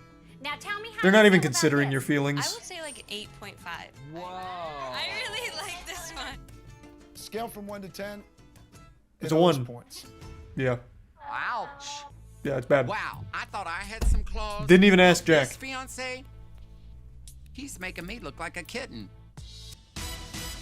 I am sure there are plenty of dresses that allow enough room to breathe and enough room in there for the Lord to come in. We can't be coming out here showing this much skin. As Jack says, it's not skin to win. We're getting married. It's a holy matrimony. There's nothing holy about this dress. Ridiculous. I'm on Team Jack. This is outrageous. Why is his wife making her own decisions again? Why is Jack not back there? Huh? What happened? Jesus Christ. They kick him out? Ugh. This show is very unprofessional. You gotta stand up for yourself and figure out what you want. What did you just say? You just said that in front of Jack Owak. Do you realize that? Well, I hope you like being blacklisted for Bang energy drinks. Never getting one of those again. Maybe we should start looking for the dress that I knew I wanted, the mermaid style. Finally, Pardon? the bride is shopping for herself.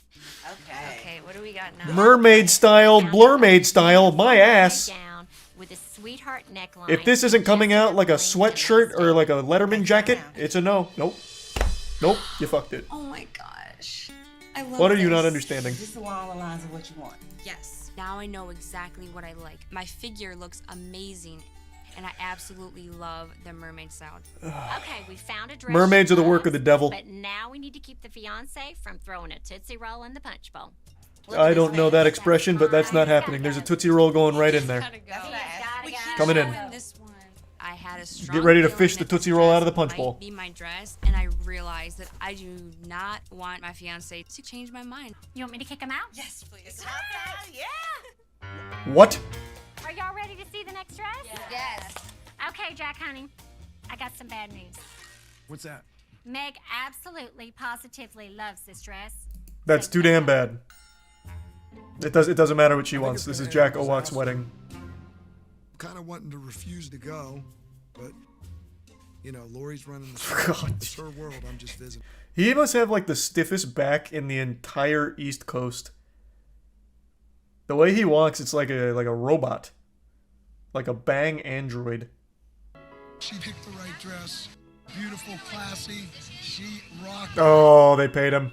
It's the same kind of dress that he had an issue with before. They softened him up for the show. All staged. No. Of course it's not staged. Actually, to be honest, I bet everything that happened at the shop probably was like a little of Jack leaning into him being the douchebag, but that's just kind of Jack. Like, that is very Jack Owak behavior, to be honest. What is happening? What is this? Not even Alt-Enter's making it full screen. Oh, this is the launcher! Oh my god, I haven't seen a launcher in so long I thought this was the game.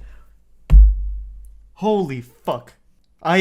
Wow, what a relic of the past. Nothing uses a launcher anymore, man. Literally, like, nothing. I fucking forgot those things existed. Warframe does. Touche, Warframe does. That is true. But that has, like, a login, too. So then I know I'm, like, at the launcher. It's like a login. Then you download your patches, and then you go in. Rip to Charlie's PC. It's... You guys are, like... You're overselling the state that my computer's in. It's not that bad. It doesn't crash on games that are like intense or anything. It just crashes randomly, really. It is the 41st millennium. Thanks to 5 gift subs, Frederick. Appreciate it, man. For 10,000 years, the Imperium has dominated the galaxy. Keep humanity safe from alien threats and cosmic Warhammer really horrors does have a cool beyond universe. Maybe one day I'll actually get into it, learn about it. I'll give him one of these. Make him like really old, like an old monk. Oh, nope, he definitely needs a beard. That does not look good for us. Oh, yikes. like a creepy librarian. Nah, no face tattoos. I want him to be very proper.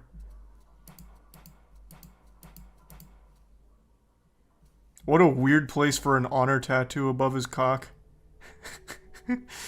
What is this, like an Ogren tramp stamp?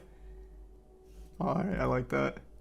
Strange life. Not part of the astrosphere wants to win. You sign for the biggest. Give me a high-pitched voice. Not sure. Yep, that one. Sounds like a guy trying to brawl at the pub.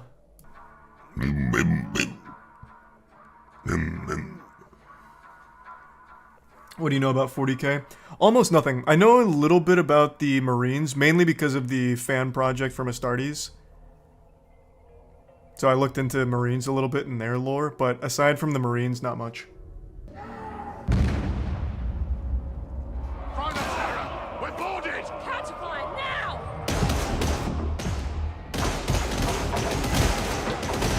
Damn, this shit is loud. What in tarnation? Yeah, I'm with you, Horde. Wow, it's loud. What the fuck?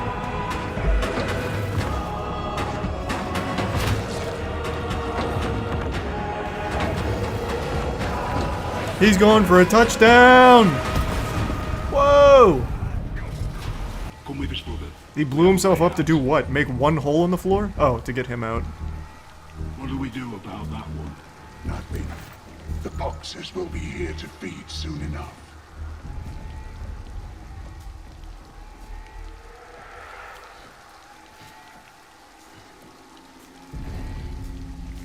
Oh geez, I hope I'm not breaking any rules. I just imagine Horg is like a giant fucking nerd. Maybe even a pacifist.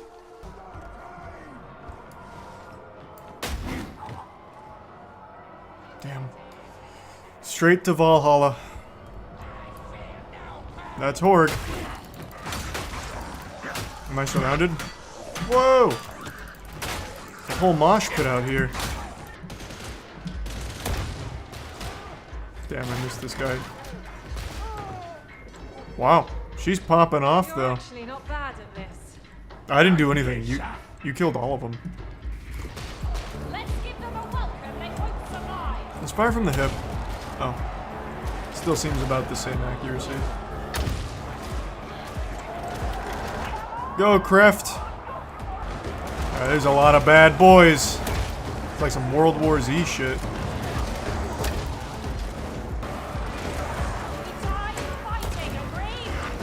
Oh god, I'm surrounded. Alright, I'll just chop him down like a lawnmower. Sorry, Kreft. Thought it crashed for a second. No, it's not gonna crash. I'll be fine. Horg is here to read a good book and fuck some ass. And the library's closed. Wow, that's probably just a coincidence. Make room on the battlefield, Horg's here, reporting for duty. And I'm counting my fingers. Yep, they're all there.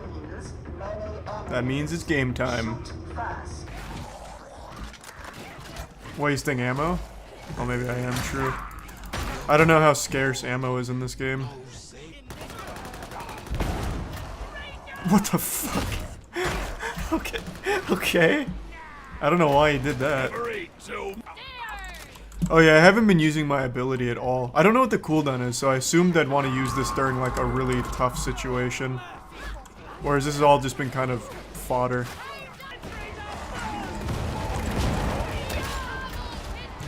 God damn it.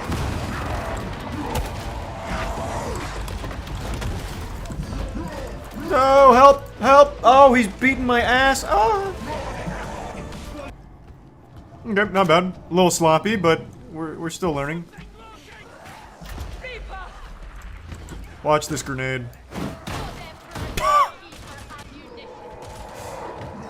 I don't know why it's really called a grenade. All I'm doing is throwing a rock, really. Oh god, why?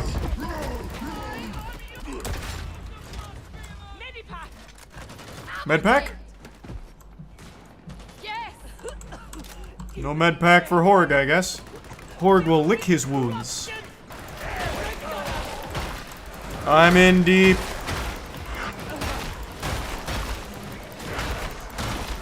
This is where I do my best work.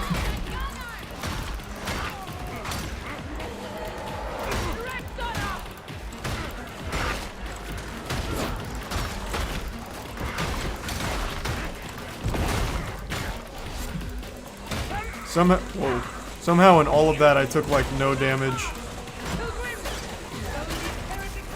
Oh fuck! They got me trapped, ouch! Ooh!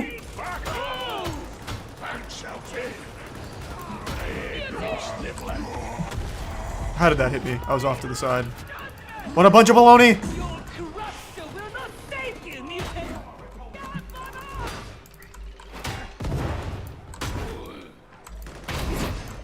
That was quite the fight. I'm just going straight through. Shouldn't have done that. Shouldn't have done that. Okay, I didn't think that'd instantly destroy my shield. Whoa!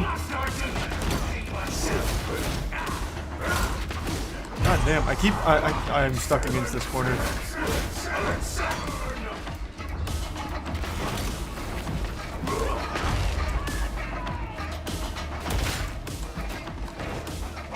Good work.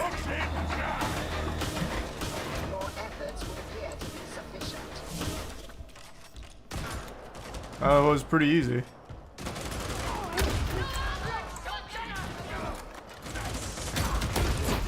Loading ammo. Get me cover. Oh. Shotgunner. Nice.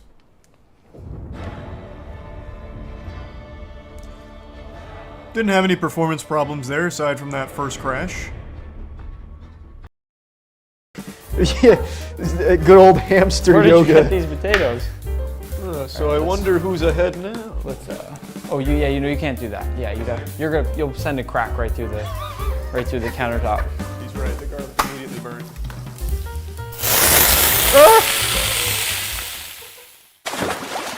Hey everyone, it's Masterchef Charles here again in the headquarters in the laboratory, but I'm joined by a legitimate Masterchef this time around, Nick DiGiovanni. What are we making today? We are making filet mignon with a red wine reduction and mashed potatoes. Perfect. So I'm going to be making my own version based on how he's doing it, and I'm going to see how it compares to like an actual high quality chef. You ready? Yeah, I'm ready. Let's ride. You cooked steak before? Nope. No, I never have. You literally never have cooked steak. The only meat I've cooked is chicken. And you're jumping in the nicest kind that you can get. Yep. Okay. Do you have a fry pan? Middle drawer. Middle drawer, yep. Perfect. I'll give you the small one. Okay. Okay, I'll take this one. Thanks to Opera GX for sponsoring this video. Opera GX is just the optimal browser for not only gamers, but just anyone with a pulse, honestly. Ever since switching to Opera GX from Chrome, I've never looked back. I've been using it for about a year now exclusively, and it's just a much better browser. It's not a resource hog, so it doesn't tank performance. It's fully customizable. You can just immediately set it up exactly how you want it. You can import previous settings that you're used to. Just everything is so convenient, so easy. It has so many cool features. I've talked about how customizable it is. I even have my own little wallpaper on Opera GX that you're welcome to download in the description. It just has so much to it that makes it fun and efficient. They also have something called GX Profiles, which will allow you to further customize it even more. So for example, if you're streaming and don't want to show any private things, you can configure it through streaming mode. So just go to configuration, then go to streaming. If you want it to be even less resource intensive, you can set it to potato mode, which is a configuration setting, and Opera GX is also available on mobile under GX Mobile. So I highly recommend Opera GX. You can download it in the description below for free. You're just gonna follow along, yeah? Yep. You ready? Ready. I cook pretty fast. Is that okay? I'm known for my speed. Okay, perfect, perfect. Okay, I cook let's with go. violence and authority. First things first, we already have our steaks resting, so we're gonna let these sit at room temperature, just hang out a little bit to come to temperature. So those are fine for now. Okay. Because this is gonna take the longest, mashed potatoes are up first. All right, awesome. All right, we're gonna split these. I'm gonna grab a few russet potatoes. Okay. Okay. Would you have known the type of potato if I didn't tell you? Nope, I would have called these golden brown potatoes. Okay. So, grab a chef's knife. Doesn't matter. Yeah, be careful. Good. Okay. You know how to hold a knife? Yeah, I think so. You pinch the blade first, and then you go. Oh, nope, didn't know that. Okay. Is this real advice? Oh my god, This is how you hold a knife. You pinch the blade, and then you have more control with it as you cook. Okay, that's huge. Okay, so chop up your potatoes into nice little cubes. Some people would leave the skin on, but we're trying to make a really fancy dish here. That's where we're gonna take it off. Just do your best at just removing all the skin. Oh, jeez, all right. I was making like a, okay. I don't know what you're doing. Yeah, that, we're already off to a rocky start on the. I don't think we have a peeler, right? No. We don't have a vegetable, we don't have a. I think we do somewhere. No, we don't. Right. You don't know what We you're definitely talking. don't have a vegetable peeler. He doesn't know what he's talking about. Okay, all right. Chop that into cubes. And make sure they're pretty even. Okay. Okay? Here. Fill that with cold water. Otherwise the potato starts getting all brown and a little bit disgustingly colored. Just make sure you go pretty fast because we're trying to... I'm all about speed. You got it, right? I'm keeping up. Okay. Okay, so This potato's going much smoother. Good. Get enough potato that you can make sure that you're gonna have enough for your mashed potatoes. You're only making one plate, so we don't need much. I might do one more just to be safe. Yeah, why not get a little wacky? I'll do This another. one is way too soft. This one is like a, I don't know what happened to this one. It's like a bendy, look at this. So that's not how potatoes are supposed to be. I've never seen a potato like this. Oh yeah. Feels like a hamster. That's it. Yeah, good old hamster Where yoga. did you get these potatoes? Okay, toss that in, and that goes. Okay, go. Crank your heat up a little bit. Okay. Make sure you still have water left in there though. Okay, next thing up is going to be our steak. I'm gonna let you pick your fillet, okay? Okay. This is the nicest cut of meat essentially. I mean, this is the best of the Oh best. yeah, and I've got an eye for quality. I'm gonna take. You got an eye for quality? Yeah. Oh yeah. Okay. Yeah, I'm gonna take this bad boy. Okay. Perfect. Why did you take that one? Why did you take that one? I probably would not have picked that one. I probably would have picked the other one because that one's a little, this one's kind of nicer, rounder, like a little bit thicker, as you can see, right? And then his is really chopped up on the front there, hacked up. There's a big hole in it. Well, someone's got to give care to the misfits. It might as well be me. You're just a good host. Yeah, honestly. Okay, good. So now you got to season, okay? Okay. And I'm just gonna let you figure that part out. All right. Yeah. So. Yep. I'm gonna start with some salt because that can't be wrong. Is this good salt for steaks? It's just like it's like hail. Yeah. Definitely not gonna work. Definitely not. No, gonna work. Not good. Okay. No. I had a feeling once That's I saw coarse. it. I mean, that's not gonna work. The second I saw how large these chunks were, I had a feeling. And then you also dropped a couple of them into the hole in the middle of your It'll steak. be a little crunchy surprise inside, I think. Just salt and pepper all over is probably what I would do for these. Yeah, I think that's probably what I'll do as well. And then once you salt it, and make sure you do enough. You really got to make sure you do enough, and then just roll it across your board to make sure it's evenly done. And yeah, you definitely did not pick the nicer fillet. I mean, this is a pretty solid looking Well, we fillet. don't know that yet. I think the jury's still out. I mean, you go into a restaurant, you're going to pay $50, $60 for a steak this size on the plate, and then you come and you have a bunch of chunks and a big crack through the middle. Not going to be happy. No, they'd be upset. But this is all part of the process. You guys cook at about the same speed. Yeah, I feel like I'm keeping up. I'm waiting a lot.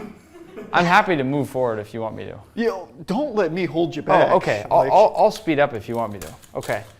I'm just gonna start going on my steak here, and then here we go. Oh, the stove was screwing me with my potatoes. They weren't going. So I wonder who's ahead now. Let's. I'm gonna add my special seasoning actually. Now that I think about it.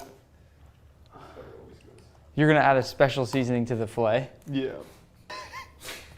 Oh, I know what's. I hardly see any salt and pepper on there to begin with. Well, that's because it's already like, you heard of osmosis? Yeah. Yeah, it's kind of like diffusing in there already. I'm gonna come over here and steal that bad boy. You're gonna oil the pan? Did you not oil the pan? No, you can oil the pan. Oh, okay. Yeah, totally. Never seen anyone do it off the stovetop, but. That's a really good point, actually. Yeah. Come on. All right, so my potatoes are pristine. Yeah. Wait, don't put that out there. Oh, you can't do that. Yeah, you'll send a crack right through the countertop. A brief lapse in I was focusing on flavor instead of safety. So he's got onions or garlic and You can use that. plants. You're allowed to use that. Okay, where are they? They're next to him. Oh, he's got all of them. Oh yeah, you can take one here. Thank you. Go for it.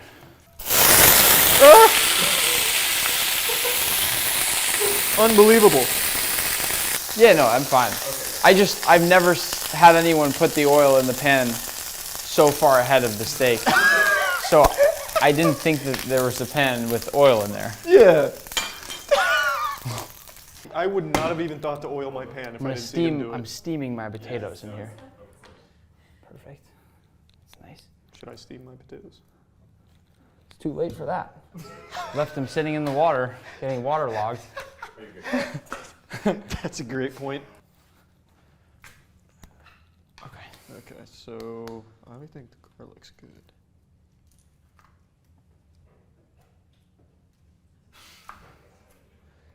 The garlic's not good?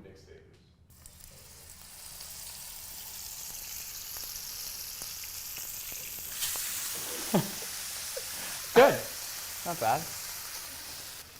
It's gonna burn the garlic pretty bad. Oh, that's not good?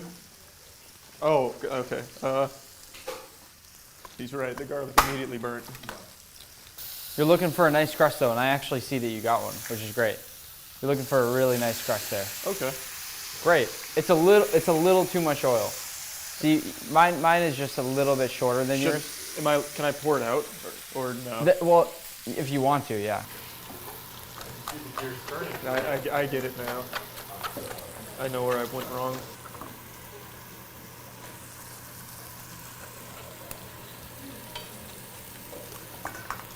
How you feeling? I'm feeling pretty good right now. Like, how are you feeling against me? Like, do you think that you're gonna have a better final product? I think there's a 0% chance of that happening. That's a pretty good. What do you think of the crust? Not bad. Oh, that's pretty good. What do you think? Let me see. Nice. Really super uneven though, right? Yeah. Like, look at the top, look at the bottom. How do I fix that? Like, here, I'll show you a good graphic of how uneven it is. Right? Yeah, it's... See the even sort of the crust on this side is pretty even, Yeah. top and bottom. That's Is that just from like tending to it? That's just because, no, I mean, you can let it do most of the work for you, but it's because I flipped it, hopefully at the right time, you know? And I had them similar on either side, and I kept pretty constant heat going throughout the entire cook of the steak. Okay. If that makes sense. How do you take a temperature of the steak? Because this is looking like... I mean, I usually just do it by sort of squeezing the side. Like a... I like to touch and squeeze the side of mine, and kind of, you can sort of feel if it's done. Okay. I definitely won't be able to do that, but... Yeah. The other thing is that you can take a knife, and you can stick it into the side. Let me see that. You can stick it into the side of the steak. I mean, this is not the best because you don't want to tear the muscles apart in there, but you can kind of put a knife in the middle and like rest it in there. And then after a few seconds, you kind of pull it out. And if it's warm in the center, right? A warm pink center is what you're going for. Okay. And they're done. I mean, your oil is like dark black and pretty, I mean, I don't really know what to tell you. That doesn't sound like a glowing review, to be honest. Do you think, just off that preliminary attempt on my steak, do you think it's pretty much done I mean, here? your steak is just jet black at this point, right? It I looks mean, like it is just jet black. I mean, show the other side of the camera. It's pretty dark. Here, you can do a comparison. Like, you got kind of more of a golden one, and then like a pretty. So you've gone a little bit. Yeah, I mean, I'm almost nervous about setting the fire alarms in a different building, not even this one. Yeah. Okay. I would take care of your mashed potatoes a little bit. Make sure those are done and ready to go. Okay. You're probably right. Huh? Oh yeah, no, I'm just mashing a bit more. Season? Mine are also done. They don't look bad. They look like mashed potatoes. They look fine. They're very chunky. His are a lot more like puffy. Yeah. Yours not creamy? Oh, I did, yeah. I would redo that to make it look nice maybe, unless you're happy with that. No, if you're not happy, I'm not happy. I want yours to look nice as it can at the end here. Okay. Okay. Oh, that's a game changer. Just gonna. There we go. Woo! And then this is our red wine reduction, so it'll get nice and thick, and that can be on the plate eventually. Okay. What else should I add to potatoes besides the cream? Besides the cream? Yeah, and the salt and pepper. I mean, can I use a little piece of butter? Yeah. Whatever you really want. I mean, that again, didn't you have a secret? You said you were known for seasoning, I'm pretty sure. Well, my seasoning of meat. Oh, so not of potatoes. No, so look, this is what a red wine reduction should eventually look like. It's like that nice, like light, sort of purple color. Okay. And that'll taste really good with the steak. God, that does look good already. Right? You just keep emulsifying it with the butter till it's nice, and that's done. Okay? I'm not gonna let this rest. I'm gonna peek in. So that's like just how I like my steak. All right, let me take What do you think? I mean, that's just how I like my steak. And we leave that for another minute, and it's like nice and warm still, perfect medium rare. That's how I like my steak. I'm guessing it's going to be very, very pink in here. It might even be blue. I'm not gonna lie. Oh God. Yeah. I think I'm gonna go ahead and guess for you as well. I'm gonna guess this is gonna be maybe medium, a little bit over medium. Really? Okay. That's my guess. You cooked it a while at a high temperature. That's the wrong way to cut it. Other way. Which way? Oh, this way? You want to cut against the grain. You cut with the grain. It looks about medium. Yeah, he's right. I think it's going to be about medium. I mean, you really cooked it at a high heat for a while there. Okay, well I'm just glad that it's at an edible temperature. No, yeah, it's better than having it be raw. Make it look nice. Clean up your plate, whatever, however you want, you know? Yeah, I'm trying to make it look pretty nice. Is it looking presentable? Yep. Rosemary and kind of deglove it. But I'm happy. I'm happy with mine. I'm good. I'm happy. Here, do a comparison. Yeah, here. I mean, yours is. I mean, I think it's just. Yeah. Same thought in both of them. I think the idea was there for yours, for sure. It's like a Wish.com version of it. Right. I think for you, the idea was definitely there. Yeah, there was.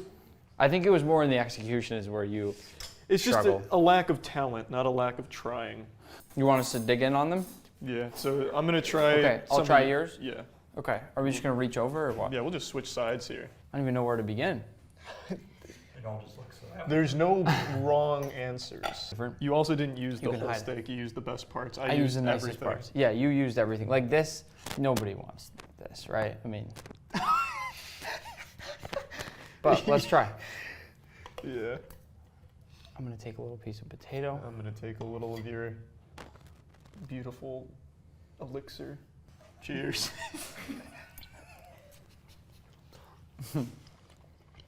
That's good. Now, how's mine? Like I said though, if you don't look at the appearance of it, it's great steak. I mean, you didn't ruin the steak. If you let me cut the steak, or if you learn how to cut it properly, you actually could have made it okay.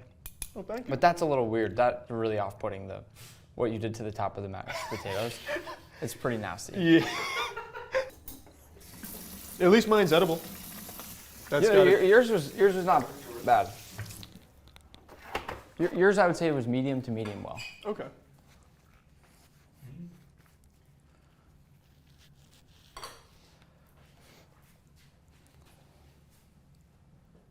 Yeah?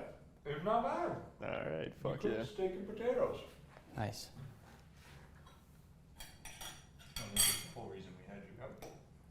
So that I could get your steak. Yeah, his is really good, Matt. Just a heads up. I'm so excited. So which is better, you think, huh? Yeah, I know. This was a lot of fun, though, man. Thank you. This was awesome. Thank you so much. So I've never even tried cooking steak, so the fact that you got me did to a it. point where it worked is impressive in and of itself. Like I said, if you cooked it, if you cut it the right way and focused on it a little bit more, it would have actually been pretty good. Thank you, man. Hey, I appreciate Good you work. coming out. I'm gonna give you a high five because that was awesome. Thank you. Bye, everybody. Please check out Nick DiGiovanni's channel on YouTube and TikTok. How many of you are familiar with this story? This was called The Cookie Monster back in 2008. Two girls that steal from the Girl Scouts. And it's actually kind of deep. Like, it gets wild. I won't spoil the ending or anything, but it gets kind of silly. And I'd never heard of this before, but I guess it was a big deal back in 2008. Basically, me and my friend Stephanie, we needed some money. We saw a girl selling Girl Scout cookies. We saw an envelope with money in it, and I grabbed it, and she drove away. That's free money, baby. Why did you do it? Because we needed money. We just wanted money. What did you... I think the Girl Scouts should be traveling with like a safe, like a lockbox maybe, and armed security guards. Because this is not the first time I've heard of them being robbed. It seems like that's kind of common. Like, they set up their Girl Scout cookie stands outside of Walmart or Publix or something, and then someone just comes by and just, fucking mine. What about the people who would say, all right, you know, it's one thing to steal money, it's another thing to do it from a 9-year-old girl selling Girl Scout cookies? I mean, money's money.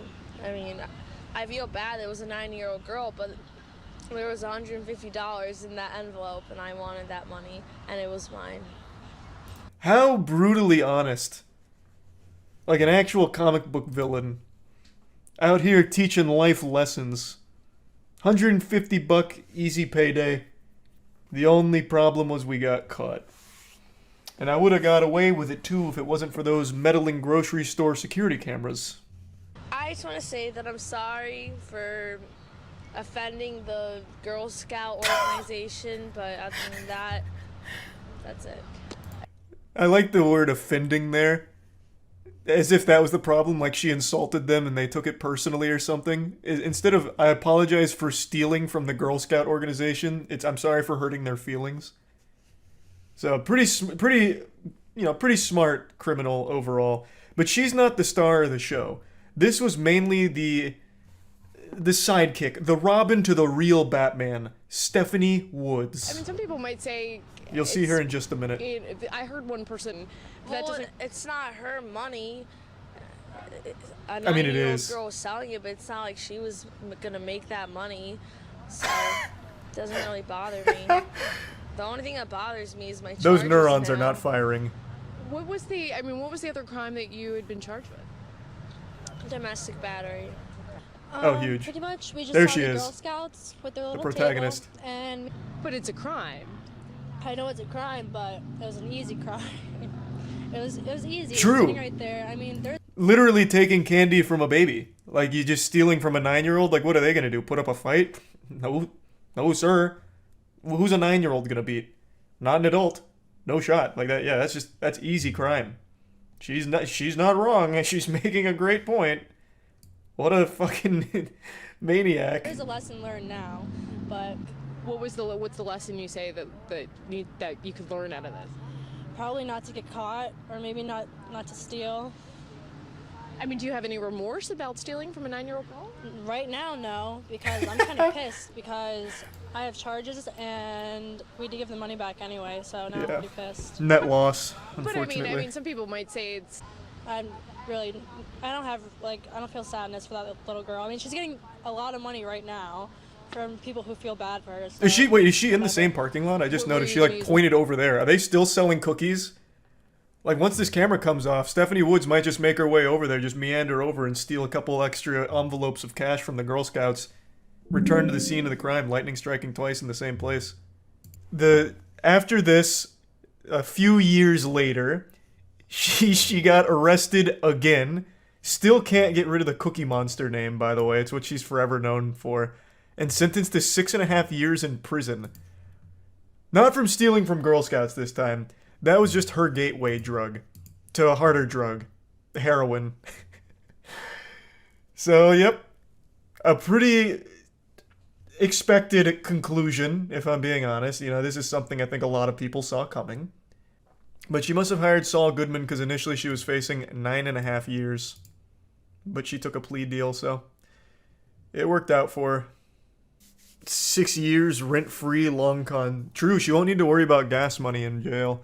She's out of jail now, though. This was 2014, and she served 6.5 years, assuming she did the whole sentence. Like, she's out. So if your daughter's in the Girl Scouts, tell her to sleep with one eye open, because Stephanie Woods could be right around the corner. She's like the boogeyman. Being smart has its drawbacks. Yeah, that's what I was thinking, too, listening to her speak. Like, damn, she's quite intelligent. One of those true criminal genius masterminds. A victim of her own hubris, unfortunately. What happened to the other girl? I don't know who the other girl was. Stephanie Woods was really the star. I don't know shit about the other girl. I couldn't find any info on her. Maybe someone in chat knows, for someone that's a little more familiar with the story than I am. In 2009, she was also arrested for robbery and kidnapping. She pleaded guilty. Man, I tell you, you steal money from the Girl Scouts one time, and then all of a sudden you're shooting up heroin in the bathtub and kidnapping kids and robbing other places. She stole like 400 bucks from a gas station as well. Girl Scouts set her up. Oh yeah, maybe this was entrapment. Like the Girl Scouts deliberately left an envelope with like $150 like sneaking out of it on the side of the table, and they all turned around in order to catch some would-be thieves. You might be onto something. That's how they got my uncle. Fun fact, they also dine and dash to Denny's 3 weeks earlier. The vid on it is called Girl Scout Cookie Money Theft. Okay, I've got to see that. All I could say is that I'm really sorry. Stephanie Woods seems contrite, claiming she's been turned into a cookie money monster. The 18-year-old convicted just days ago. They actually brought from a Girl Scout. They brought the Girl Scout in to testify? Yeah, that's the bitch that stole our money. That fucking heartless fiend. Yeah, that's her. I recognize her. Put her in the slammer. Even though I think it'd be really unfair if I got 60 days in jail. A 17-year-old What do you mean? who's yet to be charged was with her in both the Denny's and Girl Scout thefts, and was Oh, now we get to learn about the take sidekick? stand, but Wood's attorney was nervous. She was going to turn against his client, so she took the plea. The family. Despite this flip of the finger and then shove of our camera last week in court. Hey, Stephanie, come on. I don't have Hey, much of an come attitude on. anymore, really, except for the other day. But that was just anger. So what can I say? Her attorney Thus, says Wood's an plea of attitude. No contest was the best avenue, given the conflicting statements from her younger co-defendant. Oh, there's still more. It's the Girl Scout cookie thief like you've never seen her before, crying. Damn, in she was a court celebrity. After the judge throws the book at her. An out-of-control drug user, and sent her away to get her life back on track. She will have up to 3 years to do just that. Holy shit. The road for 18-year-old Stephanie Wait, what the Woods. She fuck? arrived- Wait, so she was sentenced even before the 6.5 years? Wait, did I just miss that in the article? So she just bounces from prison to prison. So she had a 3.5 year sentence before the 6.5? There's still more? From juvenile detention to the county jail, more punishment for Stephanie Woods, the so-called Girl Scout cookie cash thief. Another sentencing for Stephanie Woods. This I'm adding time an in extra Stafford. year because I just A hate the juvenile letters judge from had your already fans. ordered Woods into custody and into drug treatment, but Judge Cohen says it should stay, and he gives Stephanie 3 days in jail as a deterrent. The judge, I think, did the right thing. I really do. Damn, what a story. Yeah, that shit is deep. All starting from stealing cookies from stealing money from the Girl Scouts. Wild. Crazy how it all ended up. Well, I guess not really crazy. Kind of expected. I really do wonder what her friend's doing. I wonder if she also had this kind of trajectory. She was given 2 years of probation for the drugs, after which she committed 10 probation offenses, including violating curfew, hanging with criminals, lying to her probation officer, giving an officer a fake ID, not doing community service, and stealing $400 from a gas station. Allegedly. That also could be a false flag operation from the Girl Scouts. We don't know for sure yet. For too long, gamers' minds have been plagued by one unanswerable question. Who is the worst developer in the world? Well, rest easy tonight, my sweet children, because I will be answering this once and for all, using science, data, and my opinion, which is going to be stated as a fact. So this is your warning now. If you're allergic to the truth, you're not welcome here. But for those of you that want to have your third eye open, please, join me and sit on my lap as I give you the forbidden fruit of knowledge. Now let's tackle this riddle. The correct answer to the question, who is the worst game developer, is 343 Industries. Now before you throw your arms up in the air and start spitting and shitting in anger, let me explain. I'm only talking about AAA game devs. You know, I'm sure there's plenty of terrible indie devs that have made horrible things or have done horrible things. I'm not here to talk about that. I'm focusing on AAA big budget studios. I also want to explain that I'm only talking about the quality of the games they produce and not the actual workplace environment. Because if we were talking about that, then obviously there's been like sexual assaults and a ton of different awful things at other studios. So I just wanted to make that clear. Now let's pour some sauce on this spaghetti. I'm going to show you a quick clip from one of my recent streams where I was ranting about 343 because they recently published their roadmap for Halo Infinite, and it's laughable. For those that don't know, Halo Infinite is 343's recent release, and it has been just a complete catastrophe, just an absolute disaster. It's a good game gameplay-wise, and the campaign's pretty fun. There's good ideas there, but unfortunately this thing launched without any content at all. They fucking threw this thing out there naked. It was so barren when it came to content, but the community was under the impression that they would be adding content to the game as it continued to exist. But they really haven't. They've barely even been drip feeding this thing to keep it on life support. It's not enough. It's fucking flatlining. It's dying of thirst, and 343 can't even piss in its mouth. Then they've only added 2 maps in almost an entire year. This game came out November 15th of 2021, and they've only added 2 maps since then, and no other big meaningful updates. It's fucking crazy, and this is also the only Halo game that's touted as a fucking live service game, and they have no service for it. I'm already getting a little shaken and stirred here just discussing it. But anyway, they posted their roadmap. It's bad. Seeing that Halo Infinite canceled. Oh, I actually wanted to talk about that. Thank you for reminding me. But yeah, this was so embarrassing. So I talked about it on stream a little bit, but Halo Infinite posted their roadmap. They extended Season 2 to 10 months now.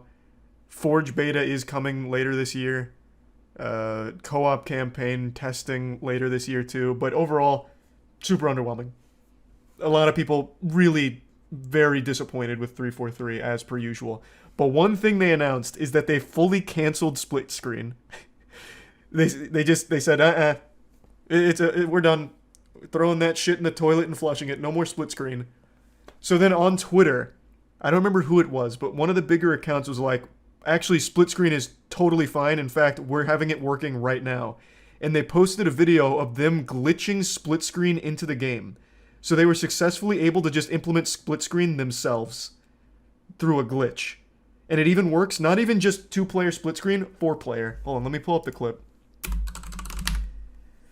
So 343 apparently couldn't quite crack the code on making split screen work. Meanwhile, just fucking rock hard dicked gamers on Twitter were able to immediately figure it out only hours after their announcement through glitching.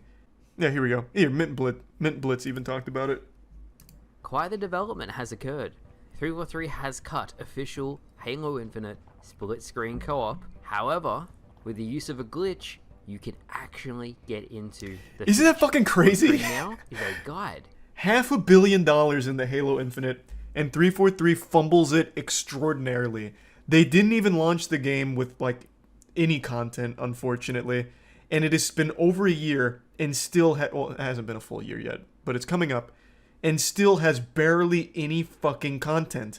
And now they cancel one of the most basic features that games have had for the last 25 years. Though split screen's been phased out from most major games just because they don't bother. Because most people don't do couch co-op. But it's still like a really easy feature to implement, I imagine, because it's been there for so long.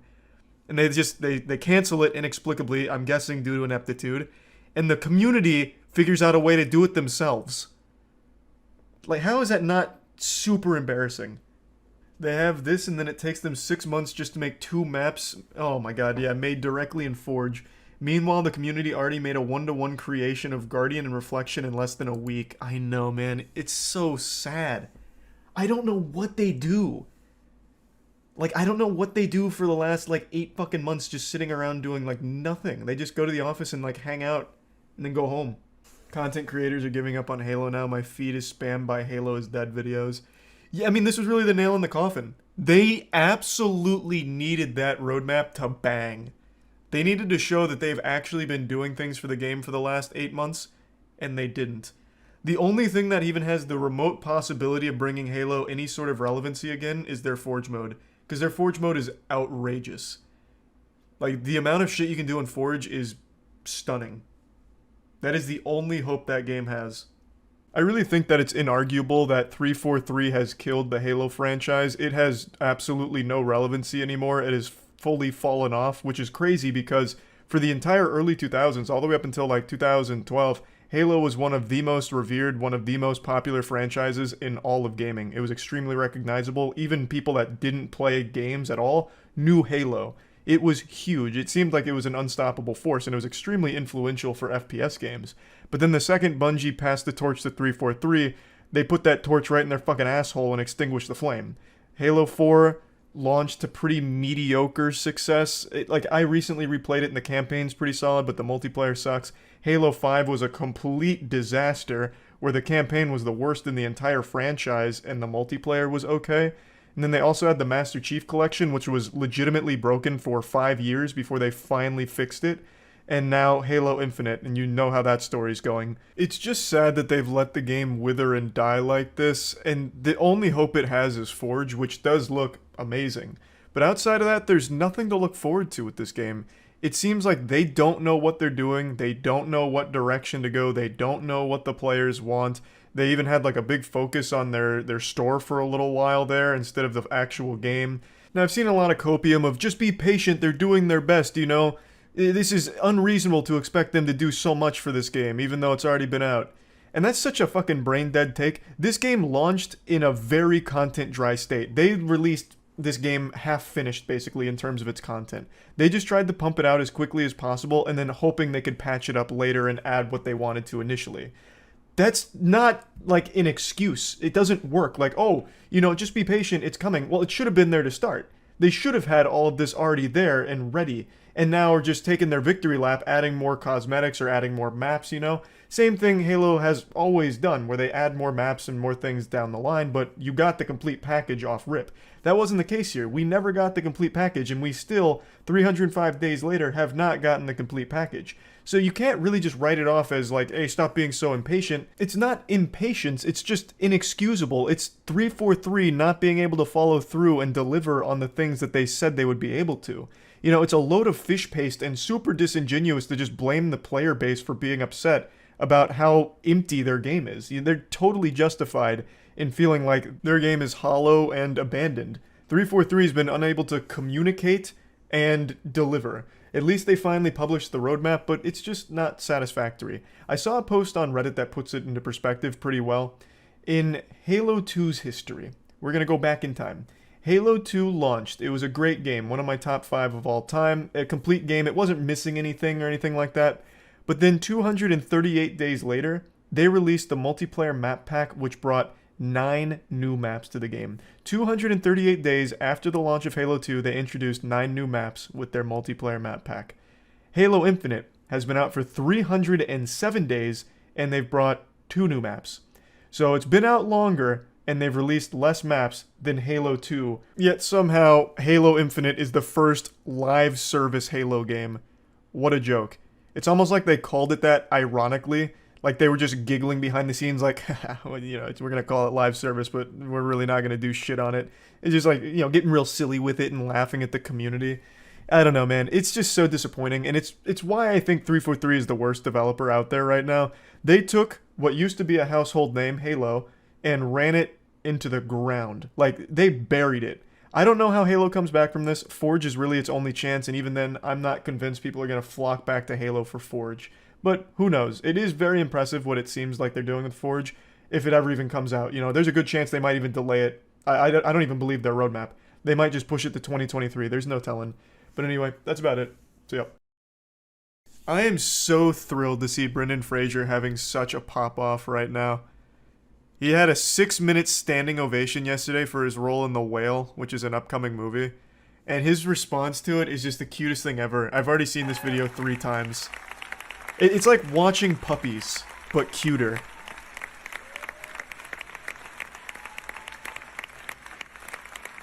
He is, bar none, my favorite actor, and has been since I was a kid. No one deserves it more than him.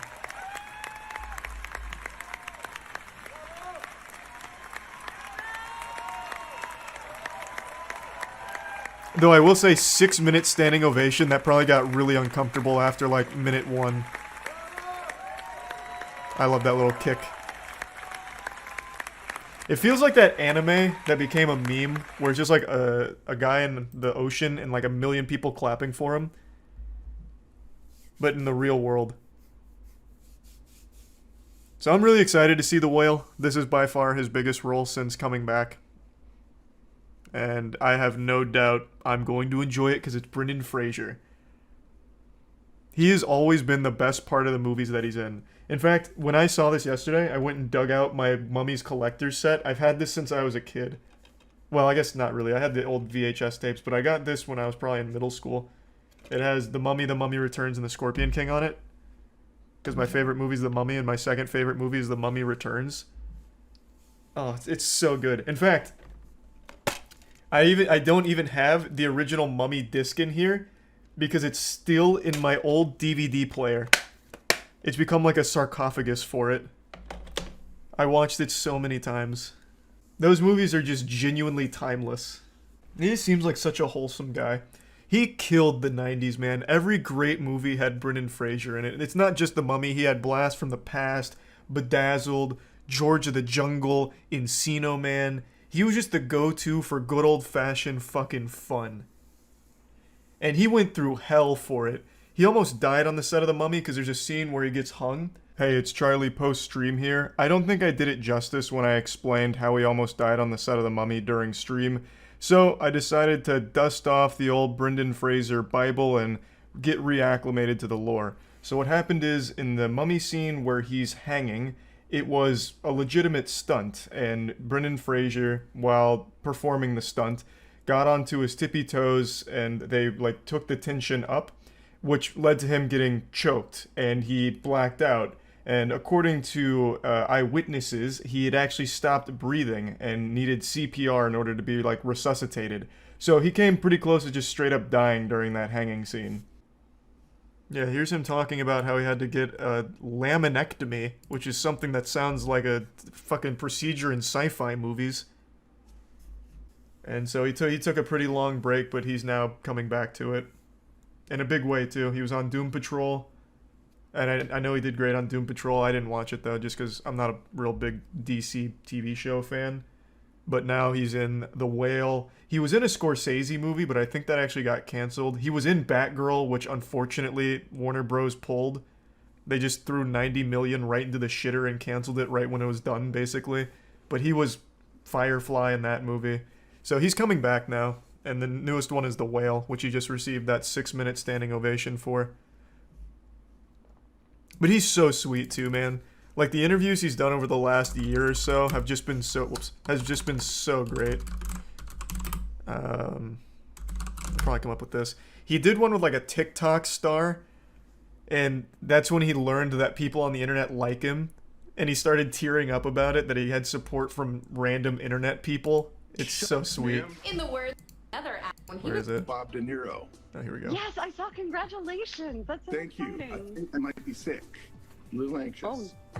Oh no. I mean, it's going to be fun. You got this. You've got this. Got it. Just know that the internet is so behind you. We're so supportive. There are so many people out there who love you, and we're rooting for you, and we can't wait to see what you do next. That boy. Shucks, ma'am. He's just so sweet. He's like just a giant fucking teddy bear. I love that guy. Yeah, he just seems like such a sweetheart. The movie he talked to animals was Dudley Do Right. We don't talk about that. We pretend that one didn't happen. I almost got to meet Brendan Fraser. He was in New York doing something, and we actually got invited out to like spend a day with Brendan Fraser. Kind of like something you would win at like an old Scholastic book fair if you got the golden ticket. And we were like, bet, we're in. We'll drive to New York tonight. And then as we were making our plans to like actually go out there and take them up on that, Brendan had something come up. Or he decided he didn't want fucking 4 lunatics who were willing to drop everything to come up to New York, 18-hour drive, just to spend a few hours with him.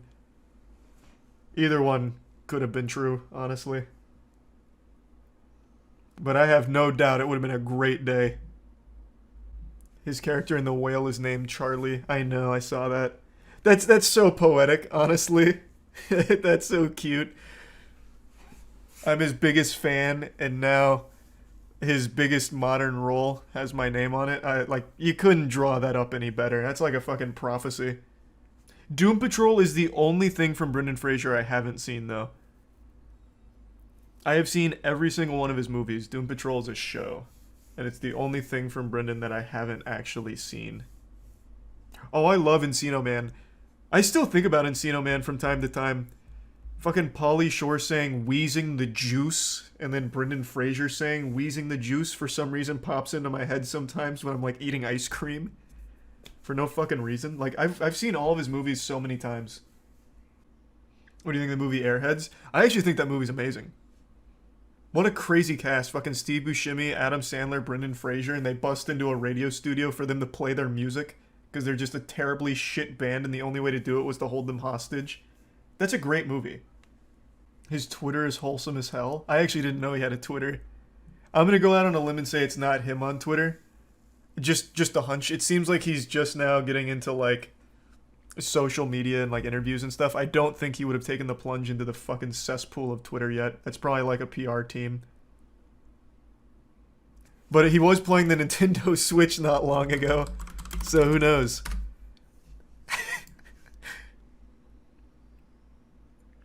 Just another beautifully wholesome Brendan Fraser clip, honestly. I think this was before another Zoom interview. But it's super cute because he has his name on the back of his Switch here. It's hard to see on the video right now, but he just has like the old style like label with Fraser on it. It's so good. What's he playing? Probably Splatoon. Fucking clapping cheeks in Splatoon. Or maybe Pokemon Unite. This was 2021. He might have been swiping his credit card just like I was, just to absolutely clap. Just fucking ruin kids' days on that game. A Brendan Fraser movie tier list? I did one already. Well, kind of. It wasn't like a full tier list. I did a breakdown of all of Brendan Fraser's best roles. The Way of the Ponytail. Isn't that Steven Seagal? And thanks for the bits, Ken. No, this is not Steven Seagal. Who is this? How many other badass martial artists have a ponytail? Automatically go. Does that mean that we kill every person we run into? No. Yes. Well, why not? You're better. Oh. Holy fuck. He's bulletproof. What is he hitting him with? We don't play this. What is that? Is that a thunder stick from like a sports arena? What is he being attacked by? A little noodle. Got him with a pool noodle. And he's not even bleeding? Oh my god, what the fuck? What is this guy? He's not human. We don't play these games. Karate guys, oh. you know, I come... Whoa! Sorry. That he was not ready for that level of intensity. Oh my god. No one's safe.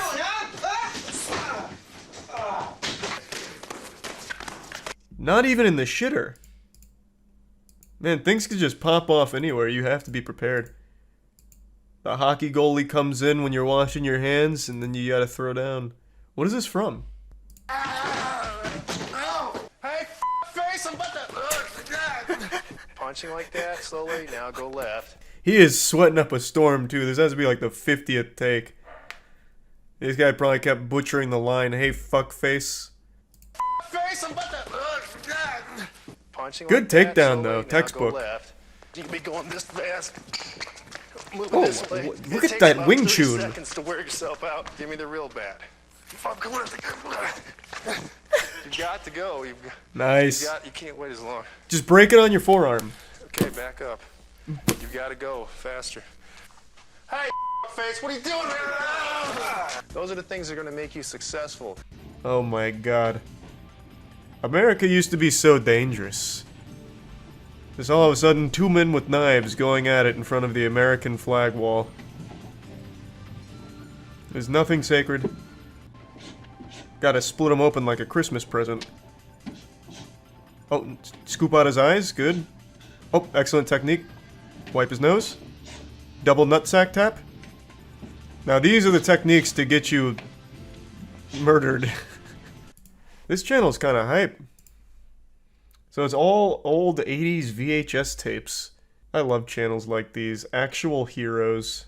Unmasking the myth of safe sex. There is no such thing as safe sex. Join us at the bread house. Is this a cult? Can I ask you a question? Sure. I mean, a question about dying. Wonder Dog and that bread Jesus Christ, it's a bread house, not a psychiatrist. You know, when your husband died, Oh! I really missed him. I missed him too. Oh, good lord. Hey, Ginger. Can I ask another question? Sure. You know, when they put his body down in the ground? Yes. Oh my god. Bothers me. But Wonder Dog, the body is... Wonder Dog, please. Christ.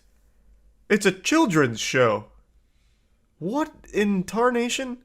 Oh, wow. What is the bread house? is not any good anymore. It's not? It's starting to decay. You're kidding, like fall apart? That was so weird. Odd way of handling grief, I guess. But as long as it helped her heal, I mean, that's the lessons of the bread house, I suppose. What, is this an advertisement for Friends? Relationships with friends. I'm gonna tell you, if you need a tutorial on, like, how to have friends, or, like, what is a friendship, you've already lost. You may be doomed for failure from the get-go. This is not the tape for you. At making new friends. Universal healthcare by the year 2000. We're not far off. It's right around the corner, I think. This is called the worst 3 minutes of humanity's existence. Ear slap and headbutt combination. Whoa! Why did that happen? Rogue motorcyclist coming in, starting some shit. Maybe that's his girlfriend, I'm not really sure. Interesting. A good combination nonetheless, though.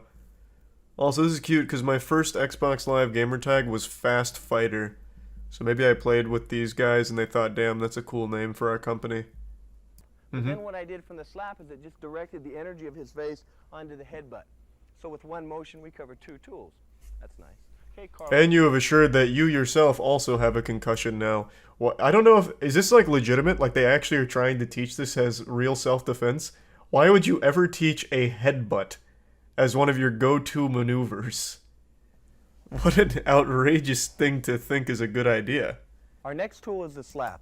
A lot of people look at the slap and they kind of laugh at it. They don't really see what it is. I don't. If you do a slap properly, get one good shot and boom, and get out there and run.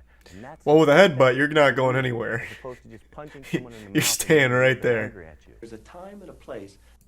Is a little growing, maybe a big growing, coming in. What is That's happening? all I see. And as soon as it comes in, bam, you hit it. I don't care about his punches. That's fair, Same thing okay. with the leg. That side.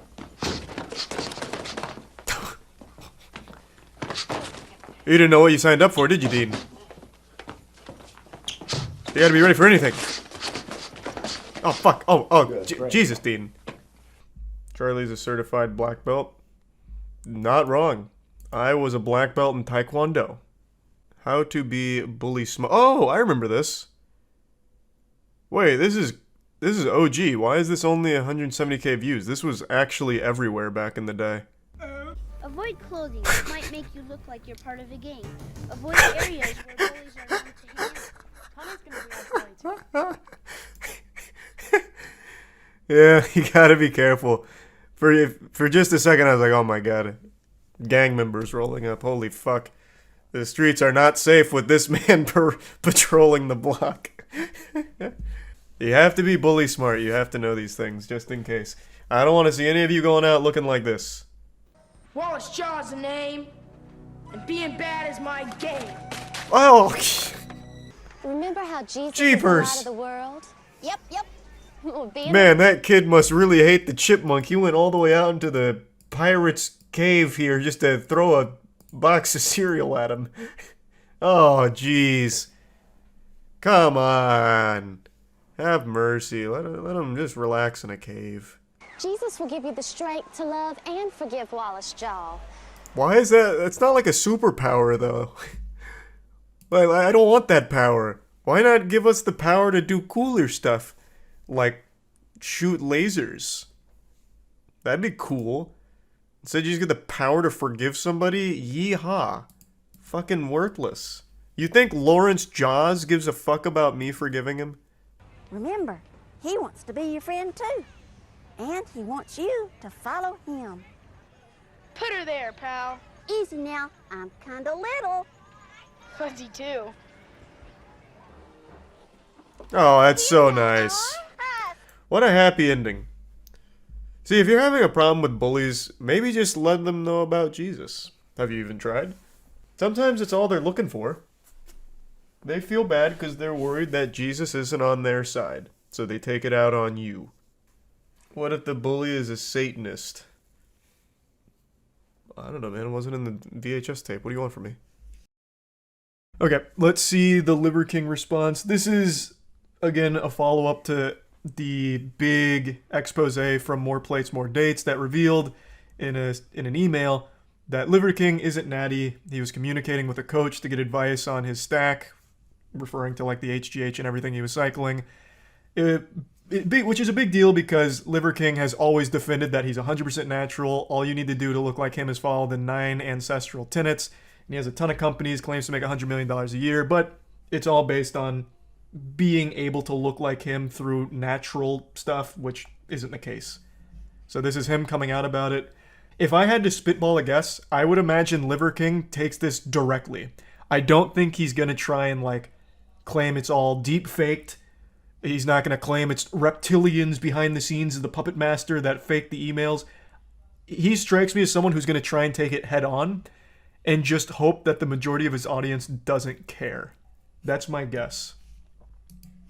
Primals, I'm making this video to apologize.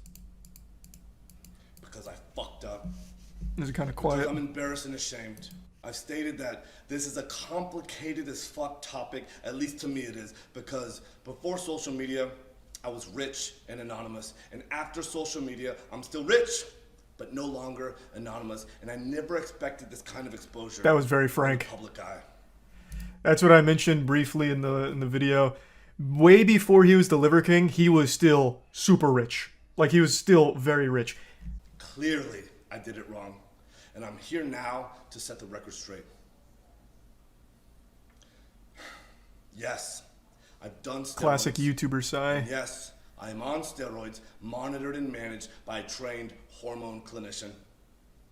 Liver King, the public figure, was an experiment to spread the message, to bring awareness to the 4,000 people a day who kill themselves. The 80,000 people a day that try to kill themselves. Our people are hurting at record rates with depression, autoimmune, anxiety, infertility, low ambition in life. This is all very sweet and everything, but you deliver a message and then sell products based around the message, of which you just admitted a large portion of it, your physique, is a lie. Now, if you were just like a motivational speaker or just like a normal YouTuber, Instagram guy who delivers positive messages, that's one thing. You being on steroids and everything, like, that's not that big of a deal. But the fact that you constantly defended being natty and sell all these programs based around it, and then aren't actually the result of those things you talk about, is pretty misleading. Which he does admit, but spinning it as like this positive thing where I'm only here to try and help all these people who are struggling isn't super genuine when you're making so much money off them. Like, you could still just be delivering that message for free. They don't need to like pay for it if your main goal is to just deliver a positive message. I appreciate like the very upfront honesty. Like, yep, I am on steroids. He didn't try and tiptoe around it. He just came in there and spread the cheeks wide open and letting us see the filthy truth on it. That's admirable. But this immediate spin about how it's all for the people that are struggling and wanting to kill themselves, that I don't put much stock into when you're making so much money off of these programs. Like, that's clearly not the main goal when you're very much taking as much money for it as you can. Hey, Charles here with a little post-game aftermath reflection.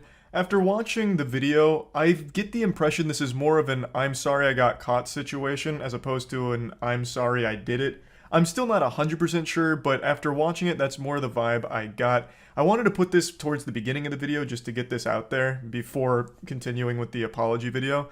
And I want to also let it be known that this isn't some shocking revelation.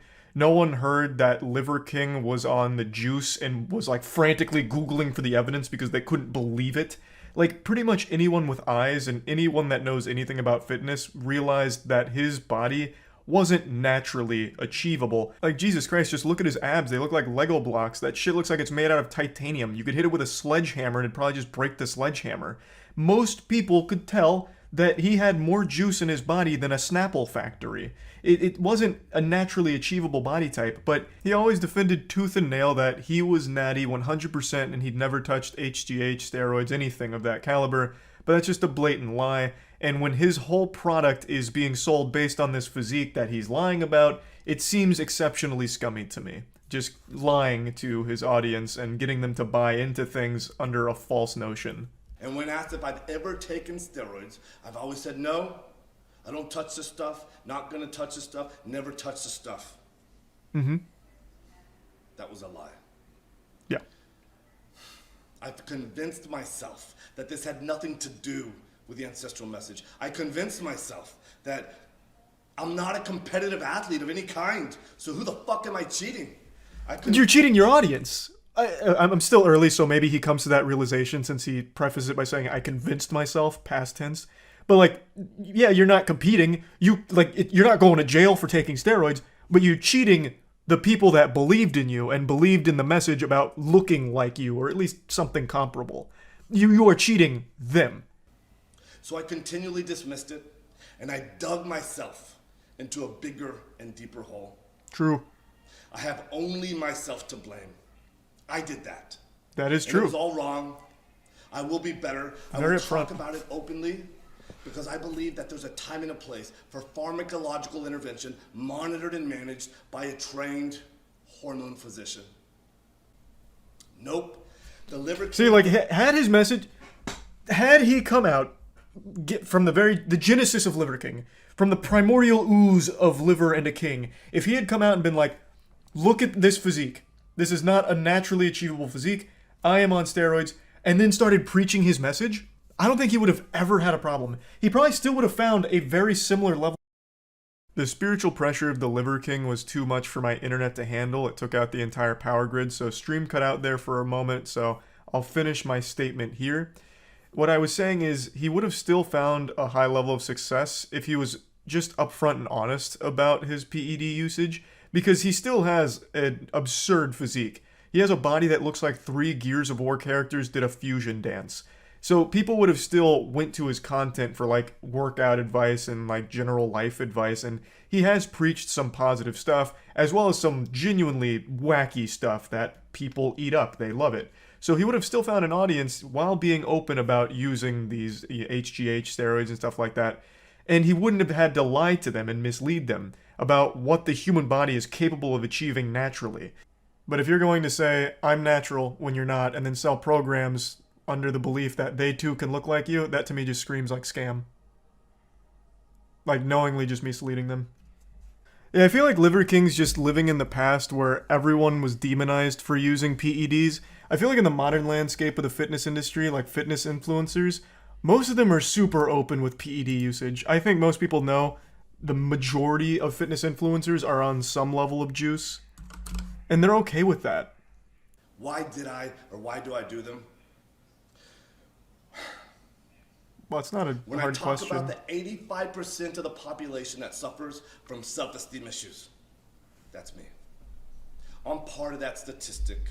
This is why I fucking work myself to death in the gym. This is why I do 12 to 15 blood-burning workouts a week, just to feel like I'm okay. That have shed light on this complicated as fuck topic. I knew I needed to take this opportunity. I just don't think it's complicated. He's probably being very honest about self-esteem issues. That's very common when it comes to bodybuilding. But it's also not hard to understand why you would take them in his position. He needs to stand out in the fitness industry. Well, how do you stand out in the fitness industry? You need to carve out a niche. Well, with so many fitness influencers out there, it's a saturated market. What niche? How about something primal? Something like very old school. Paleo diet was huge, so why not something even harder in that realm? And I'm going to really need to look super special to stand out. So you turn to enhancements like HGH and everything. It's a pretty easily understandable reasoning for taking it. Of course, self-esteem probably does play into it because body dysmorphia is so common with fitness. But I think probably the main driver, especially with the emails, makes it sound like it was a manufactured idea from the get-go. I need to get super jacked. I need to be super standoutish. So I need these pretty impressive stack to do that for my business. Seems more like a business decision. But of course, I do imagine he's being honest that there is a self-esteem element to that. But it absolutely, undeniably, was the main reason his brand was so popular. I am as sorry as a man can be. And all I can do is take extreme ownership right now, be better, and lead myself to a better life as a better human. Again, thank you to everyone for the support, the criticism, the love, the hate, and above all else, the loyalty. Liver King.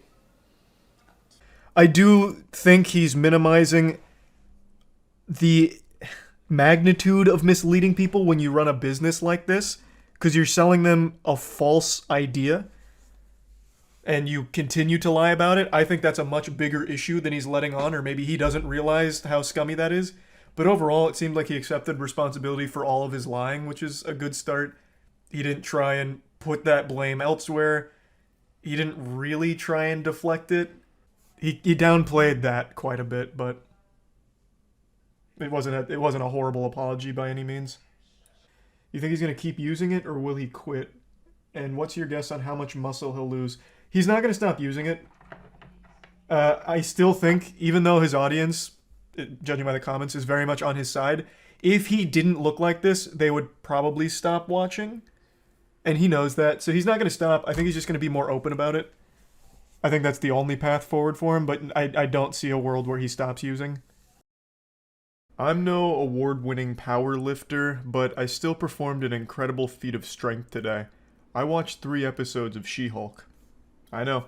Get your oohs and ahs out of the way. I'm like a circus freak here. How can Charlie do that, you know? What, is he a superhuman? Are you kidding me? 3 episodes of She-Hulk in one sitting? That's right, and I only dozed off once. I'm not lying, this isn't clickbait. I really did watch every episode back to back to back. Call me a hero, call me a villain, call me crazy. But I pulled it off. I did. I must have some kind of unique mutation in my own body that enables me to do these kind of things. It's kind of like in the show where Hulk mentions their bodies metabolize alcohol at a much faster rate than normal people. I have that power, but with not good TV shows. I'm sure you've all heard by now, but Marvel's released yet another TV show. It's She-Hulk. And it hasn't been doing that well. In fact, it's been doing pretty awful. Most people on YouTube and Twitter are insulting it and making fun of it. It's really catching more shit than a porta-potty toilet seat in a construction site. If you only looked at YouTube titles about this show, you'd probably believe that this show somehow gives you gamma radiation just from watching it. It has been getting absolutely fucking slammed and jammed. And I wanted to watch it to see if it really is as bad as everyone's saying. And I just want to make this video giving my opinions on it so far. I've been very upfront and honest. I don't like the Marvel TV shows. The only one that I've liked is Loki. All the other ones I find just a tedious chore to watch. It's just the same formula every fucking time. And it's not just the TV shows, the movies are now following the same formula, and I'm just tired of it. Every character is quippy and quirky and joking back and forth, and nothing interesting is really happening anymore. So I've just completely lost interest in it, but I did want to give this series a fair shake and form an opinion on it, and that's what I'm going to do here, just share my thoughts on it. So right away, the show's not the worst thing ever created, but it's not good. This is a very sub-mediocre show. The biggest crime this show commits is being boring. There is nothing interesting that's happening in this show whatsoever, nor is there even any hints of anything interesting around the corner. It is very much like a CW show, visually and in terms of its writing. The CGI in this just absolutely broke my heart. I could feel the carpal tunnel, the over-exhaustion from the workers that are forced to work on the CGI for yet another Marvel show. It is clear through their work that they are tired. They need a break, because they're not even fucking trying. Like in the very first episode, a fucking spaceship, floats down and it looks awful. It actually looks like an Adobe After Effects tutorial on YouTube. It is not good, and that level of CGI persists throughout the remaining 2 episodes. I really think they are just overworking their teams now, and they're just constantly like pumping shit out, and they can't keep the quality there because obviously, you know, they're being stretched so thin. So that's an immediate complaint that I'd like to put out there. But let's talk about a lot of the big things people are focusing on Twitter. The first one was a very viral clip from episode 1 where Jin, She-Hulk, is talking to Bruce, and Bruce is talking about how she needs to like control her emotions so that way she doesn't like freak out and go Hulk form and kill people by accident like he's experienced, right? So she took great offense to that, saying something along the lines of, I'm great at controlling my emotions. When I get catcalled on the street, or when men try and critique me in my area of expertise, I'm always having to control my emotions and my anger, and I do it much better than you, Bruce. Which is just really fucked up to belittle Bruce. I don't know why she would say that, or why the writers would put that in there as like a slap to Bruce. A character with by far the most trauma in the MCU. Like most recently, he just lost the love of his life, and he has the only canon suicide attempt in the MCU.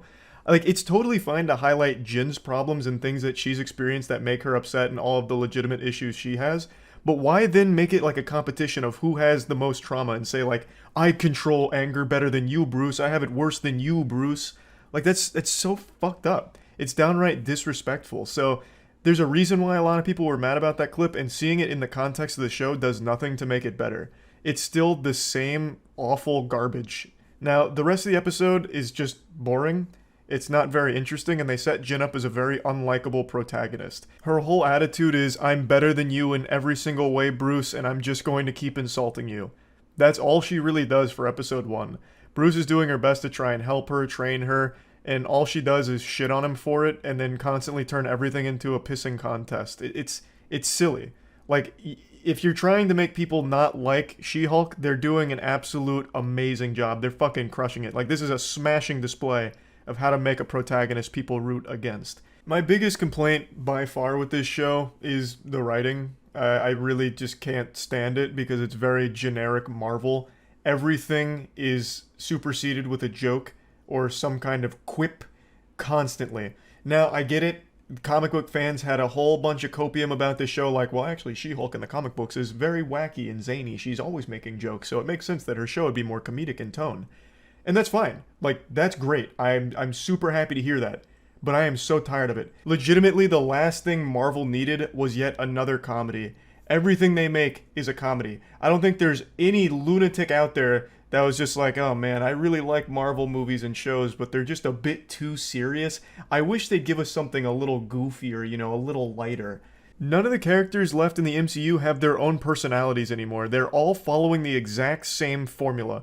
Every single character is a jokester. They're always fucking joking. And it's like not good jokes. It's just like the most obvious cookie cutter recycled garbage over and over again, just being refed constantly. Like, just so tiresome. I can't help but roll my eyes. Even the villains now are just kind of like an extension of the heroes in that they're always joking. Like, nothing is being taken seriously to even the slightest degree anymore, it feels like. Even the fucking Abomination, who's in this show, is just another clown. Like, he's just making jokes constantly. Talking about writing haikus as well as his 7 soulmates and this and that. Like, it's just too much. It's like going into a middle school classroom during a substitute teacher where every student's trying to make like the best joke all at once and they're all terrible. It's fucking, it's painful. And I get it, this show's supposed to be more comedic because it's certainly not focusing on any kind of like action or like a bigger world building so far.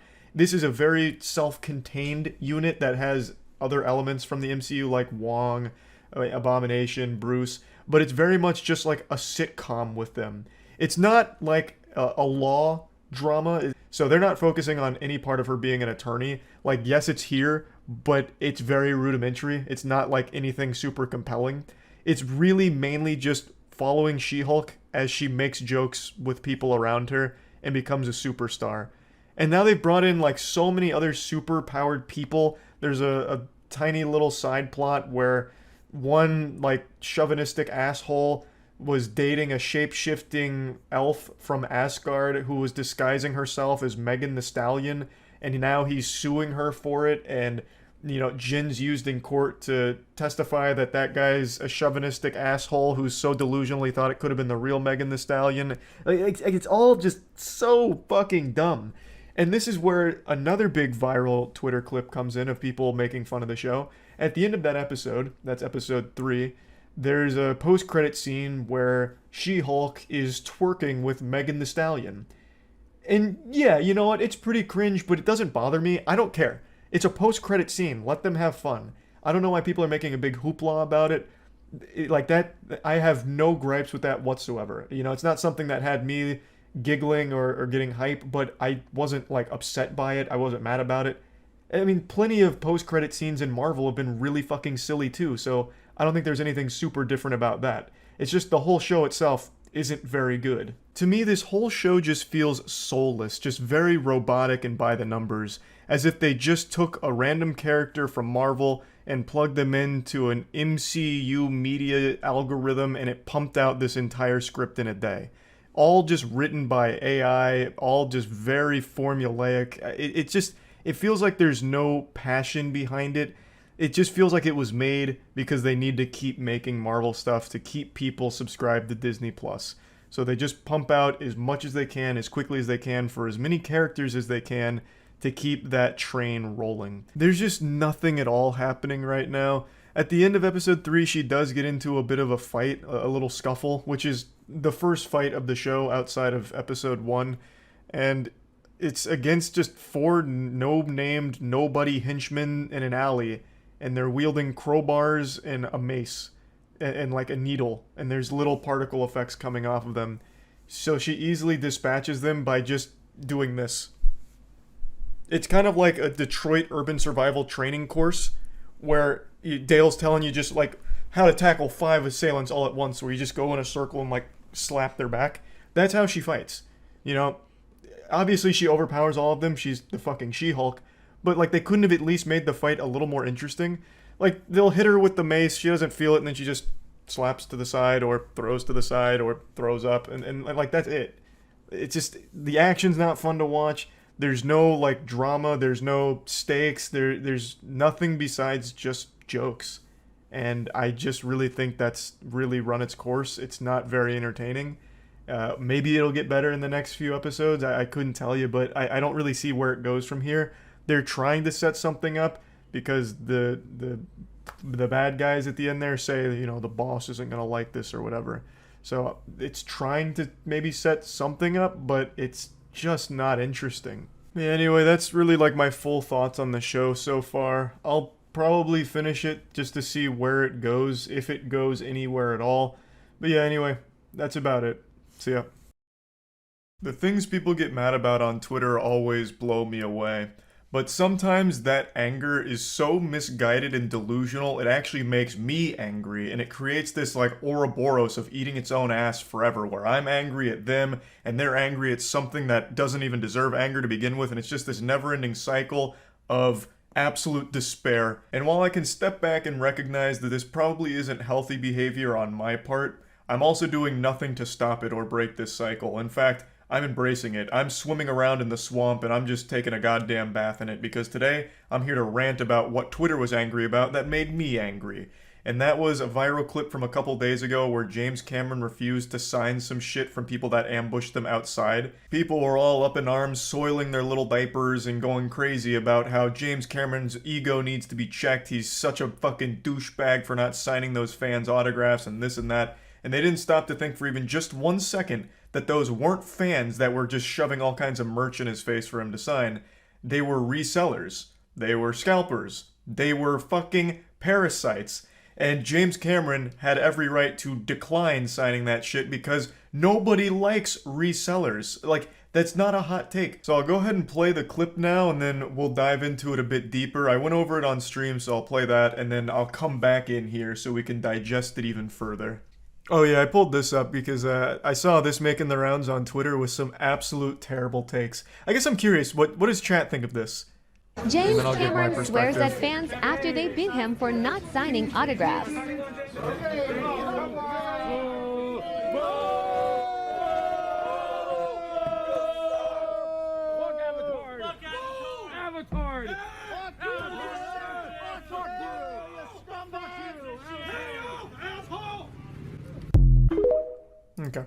So that's the clip.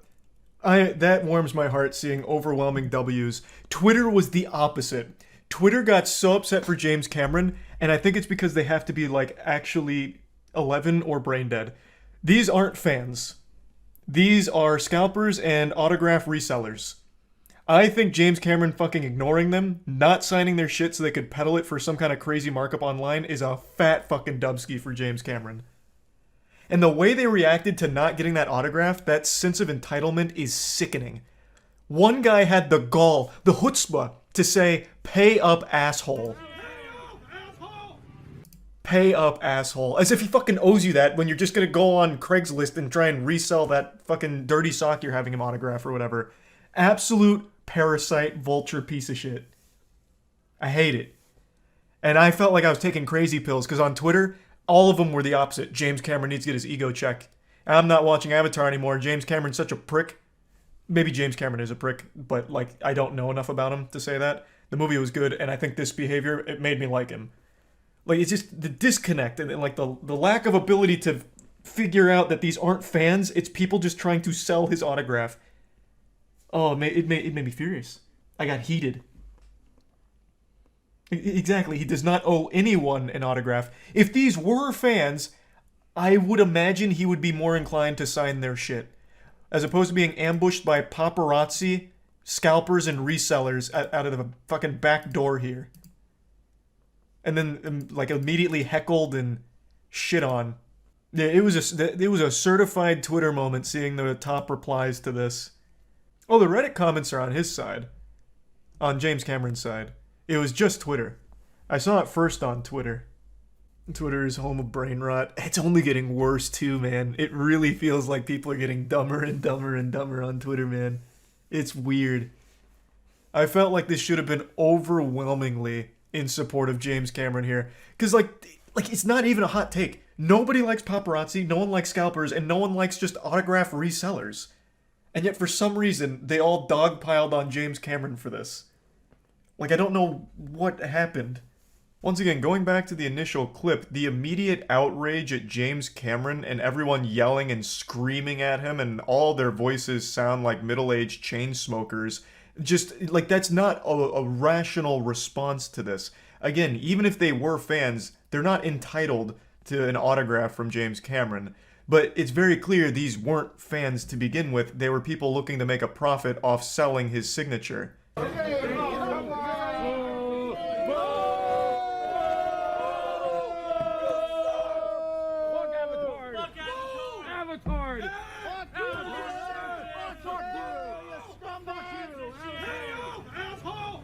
This response actually just sounds like your local Beef O'Brady's when they announce they're out of Miller Lite to serve during a Monday night football game. It's very clear these aren't fans. They just saw this as a payday where they had the dollar signs in their eyes. When James Cameron came out, he'll sign their shit and they'll go turn around and sell it for a huge markup to actual fans of the series. Like, they're just pieces of shit. And I'm pretty sure the guy that's filming this is the one that keeps saying Avatard.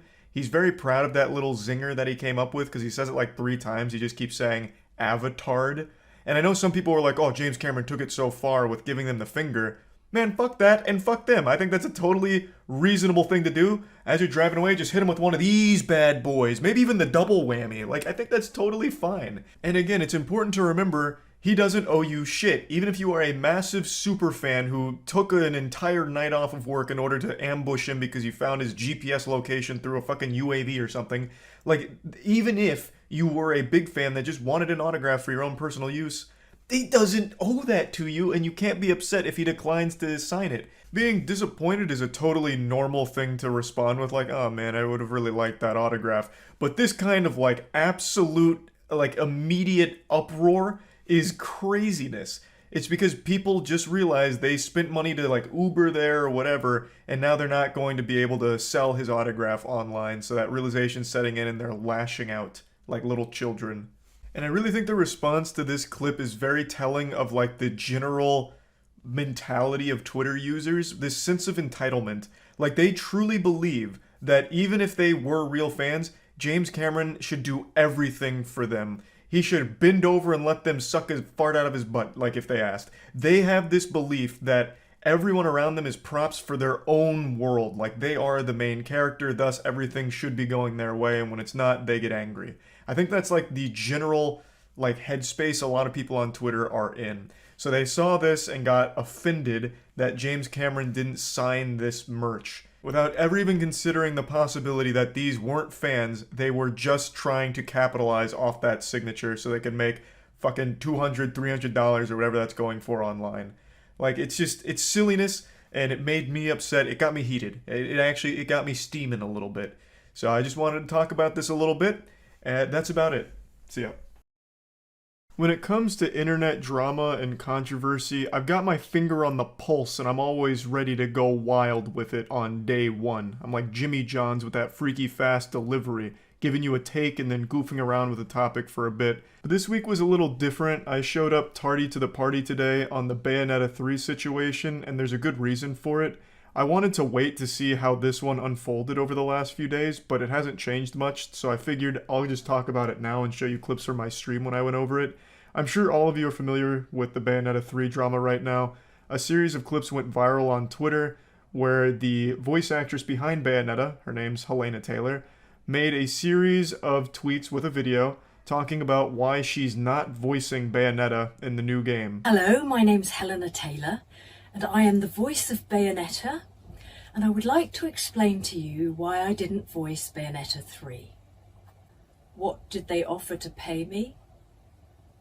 The final offer to do the whole game as a buyout, a flat rate, was $4,000 US.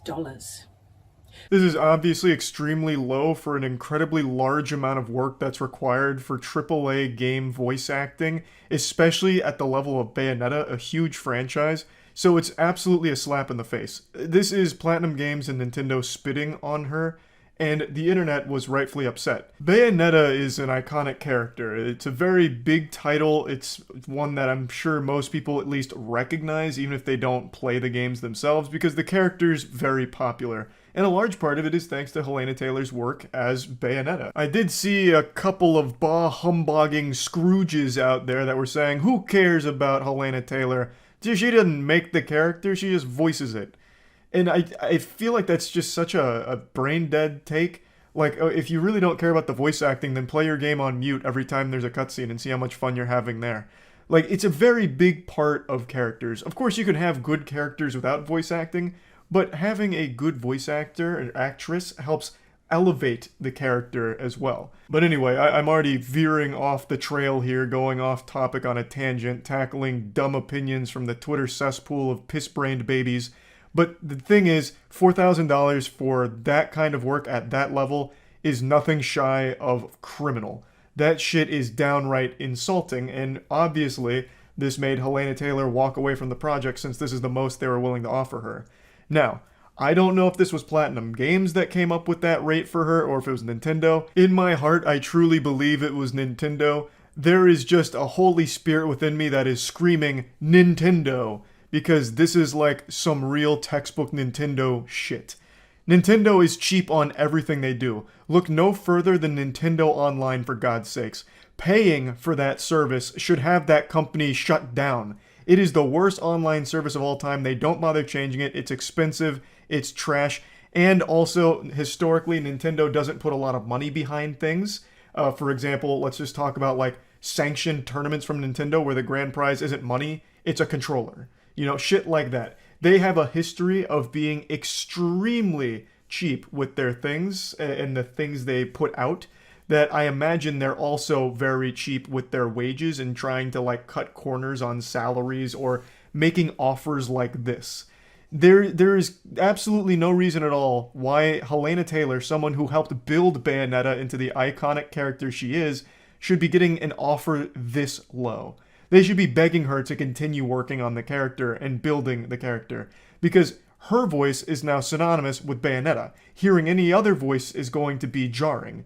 Now, she's been replaced by Jennifer Hale, one of the largest voice actresses of all time. There is no shot she accepted a $4,000 offer. So I, as well as many others, believe that that $4,000 offer to Helena Taylor was their way of having her leave on her own terms by giving her a shitty offer they knew she wouldn't accept. So this tells me that they wanted a bigger name attached to the project in order to hopefully boost sales or come with a built-in audience. So they got rid of Helena Taylor, but instead of just firing her and like kicking her out saying like, hey bub, it's time to pack your things and go, they instead did this in an extremely scummy and shady way by just completely devaluing her talent to her face by making this terrible offer that they knew no one in their right mind would accept. That's the theory, at least. It's just a game theory, but I believe that's probably the case here, and it's absolutely tragic.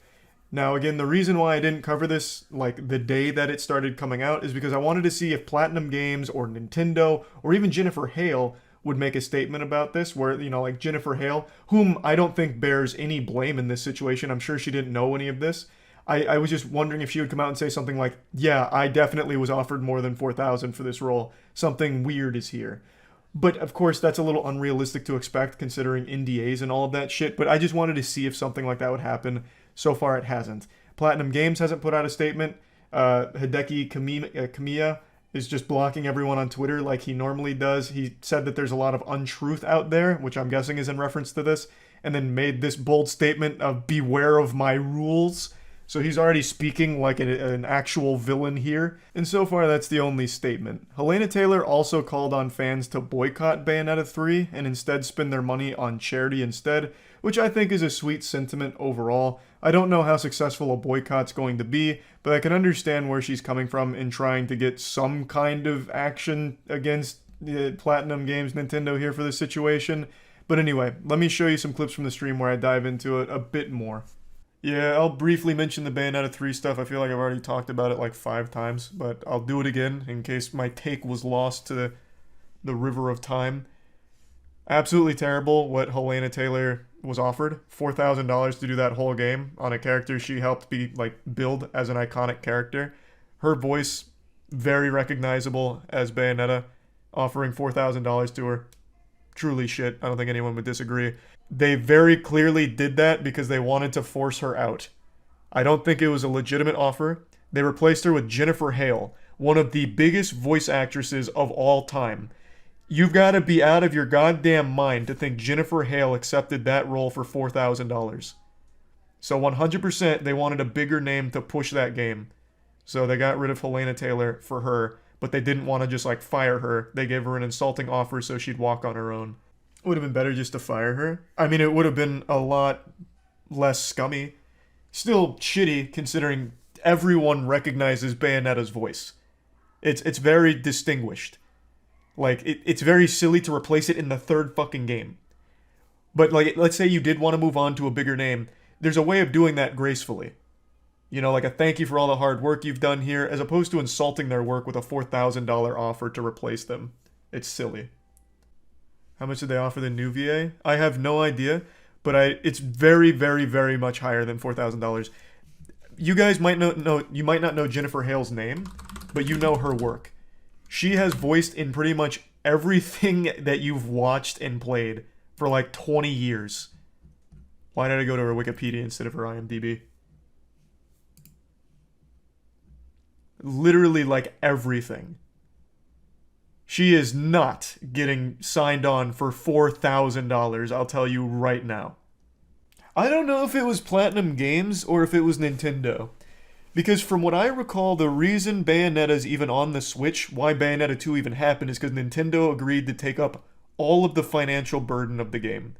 So I really do wonder if it was Nintendo who said we need a bigger name for Bayonetta, so we need to get Helena Taylor out, here's $4,000, or if it was Platinum. I would be very curious to know, like, definitively, who made that call. Because it definitely seems more like a Nintendo decision than a Platinum Games decision, but I could be biased because I'm such a Platinum Games fan. They've made some of my favorite games. Nintendo would have sued her as well. True. I mean, they still probably will. I'm pretty sure her telling her salary, like their offer, was against the NDA. And with Nintendo, they are going to enforce the fuck out of that, I bet. Yeah, like Babylon's Fall, right? You take that name out of your mouth. That wasn't Platinum Games. That was Platinum Games' evil twin. Platinum Games have made so many bangers, but they have been in a downward spiral, I will admit. Fucking Babylon's Fall. Is Hideki still on Twitter? I believe his account is restricted. So I think this is important to clear up confusion. Hideki Kamiya, the one on Twitter who everyone immediately flocked to start like bringing this to his attention, he blocks everyone. And he's blocked everyone for 10 years. One of his rules on his Twitter is if you speak English, I block you. Like, he blocks legitimately everybody.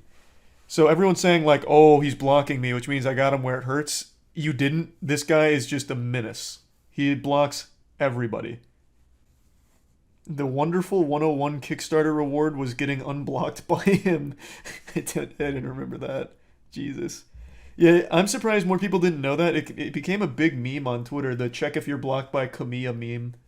Because almost everyone who speaks English is. If he sees you speaking English, he blocks you. Even if you don't reply to him, if he sees you speaking English, he blocks you. And has for years. Yeah, most people just wrote it off as him being quirky. But it is kind of cringe, especially when like a legitimate situation gets brought up. Man, he is wilding out on Twitter right now, though.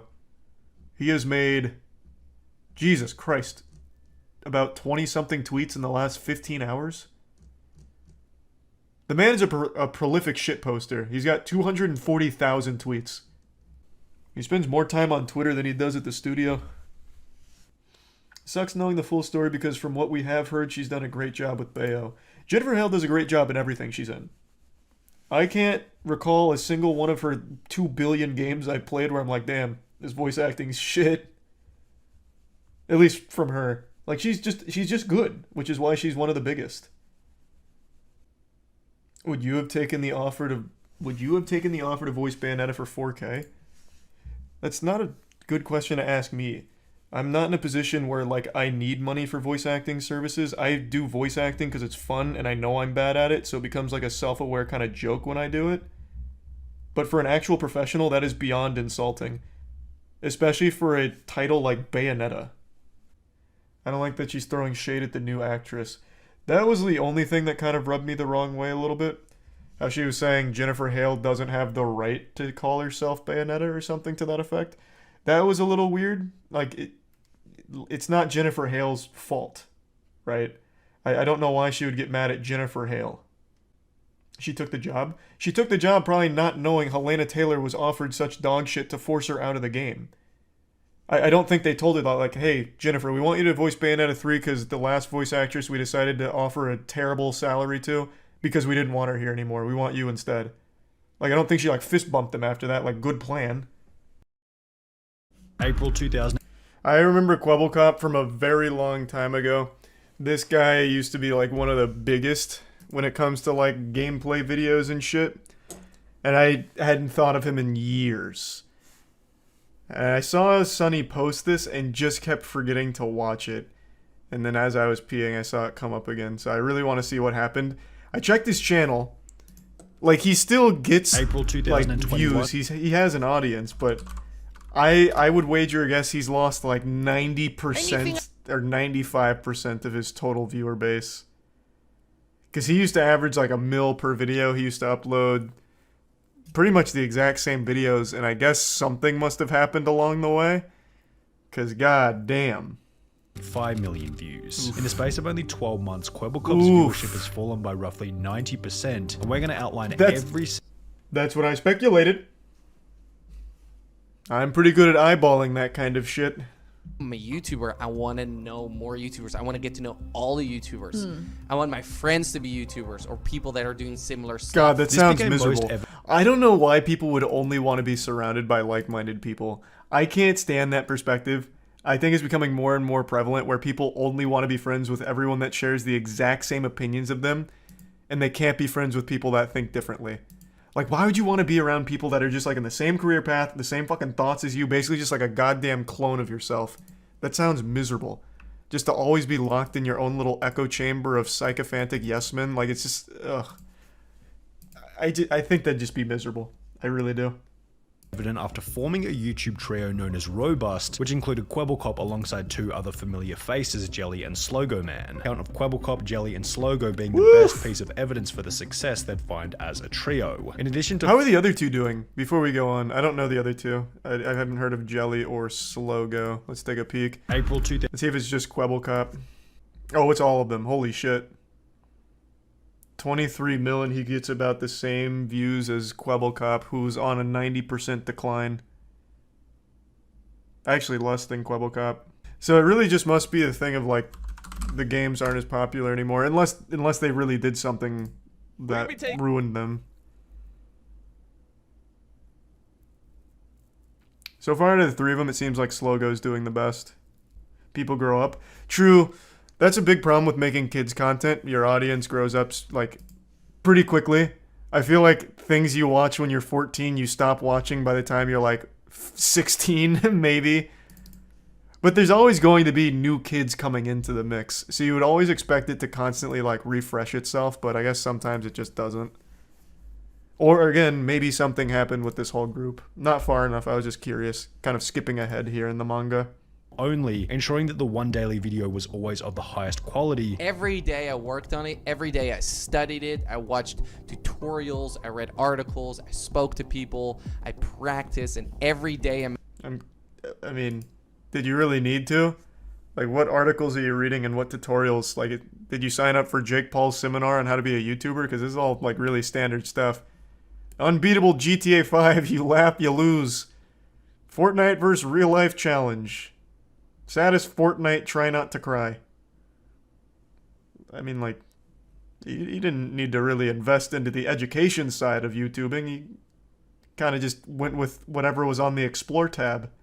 For the audience. I was making videos that my audience loved watching, right? So I asked myself, what does my audience love the most? Each of those clips from Kwebbelkop's discussion on the Legitimately podcast also displayed just how switched on he was in terms of personal super high development energy. and the correct attitude required in order to grow Everything a else is successful secondary. YouTube channel. So if he had the correct attitude and mindset in order, why after 5 years of gaining an extremely consistent 100 million views per month, did this number drop to between 5 and 15 million over the course of only a year? Woman, please respect our privacy, thank you, which was accompanied by a video approximately 1 year later, conveniently just pretty before good his post views about began it, to I suppose. decline, explaining No the reason problems there. behind their breakup. Why did you guys break up? Well, as you guys might know, I'm from Amsterdam, the Netherlands, and Azzy is from Canada. And it was a long distance relationship. Once the honeymoon phase was over, we realized that we're 2 people from completely different places. However, it would still be a little far-fetched to blame Kwebbelkop's decline in viewership on nothing but this separation. Sure, he had one Didn't less they live together?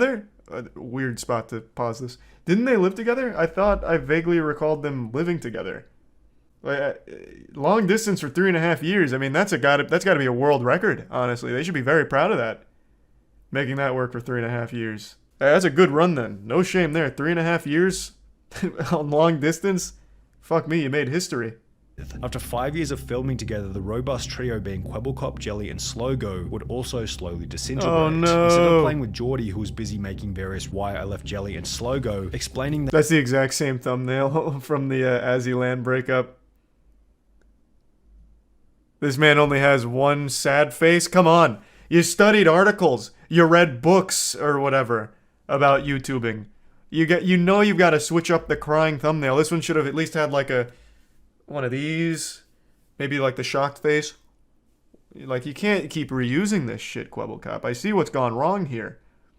Unbelievable. That as a result of making video after video with the group, each of which following a similar narrative, Kwebbelkop felt as though he wasn't growing due to a lack of creativity. I saw that my creativity was running out. I was just doing things with the group. I was going into that direction. I realized that I stopped growing as a person.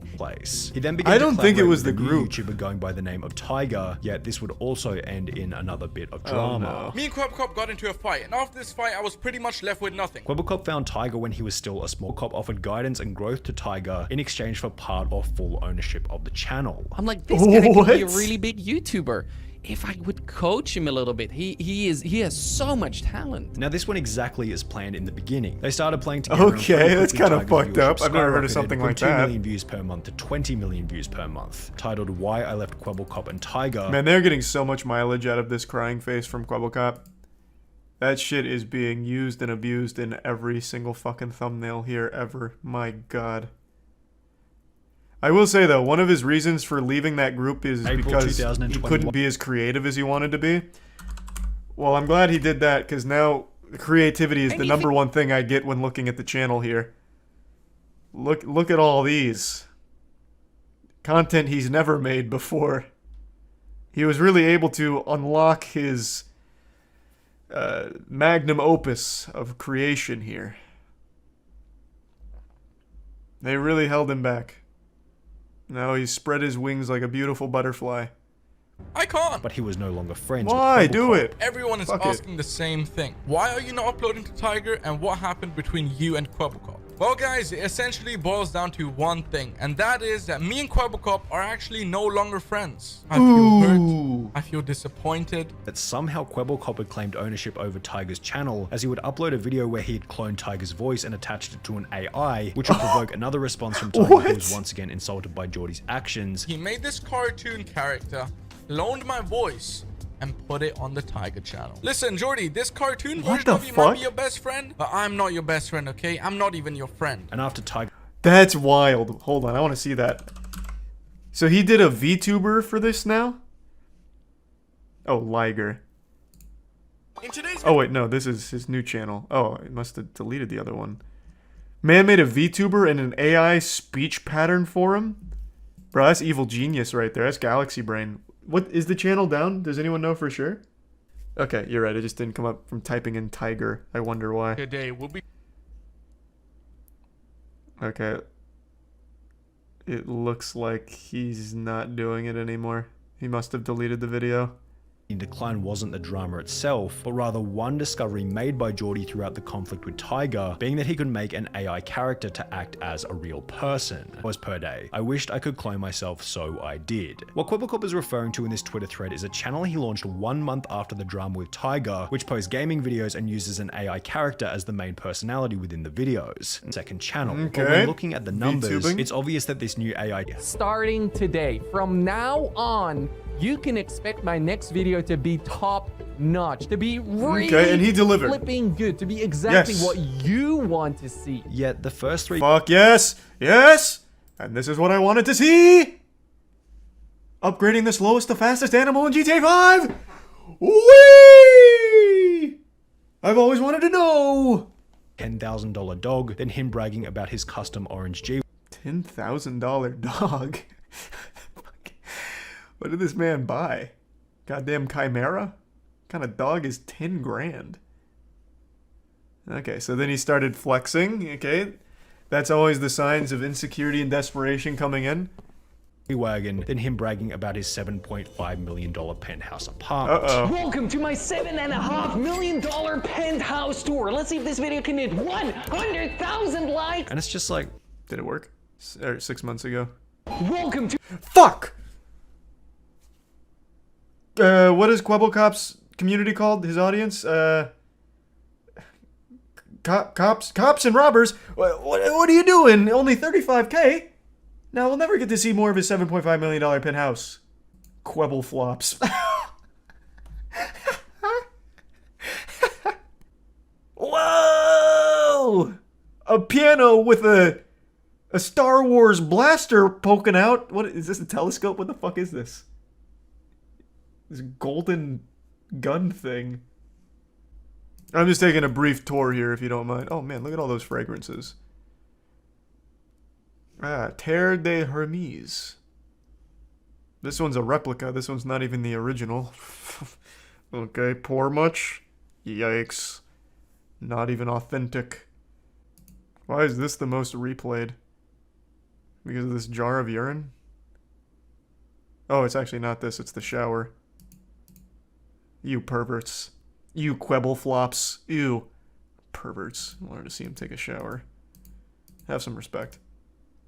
Why would you post this, dude? Not only have you stated in the past that you apparently don't do YouTube for the money. I don't care about making an extra buck on YouTube. I don't care about the money. I really genuinely do not do YouTube for the money. But do you really think the audience wants to open up the YouTube app and instantly see something that makes them feel inferior to you? Do you think new viewers on I feel your like a channel part want of to the open up family. video section as products stems from a specific inclination to re-establish power, which might explain Kwebbelkop's motive to upload these off-brand videos. You just got analyzed on that one, Kwebbelkop.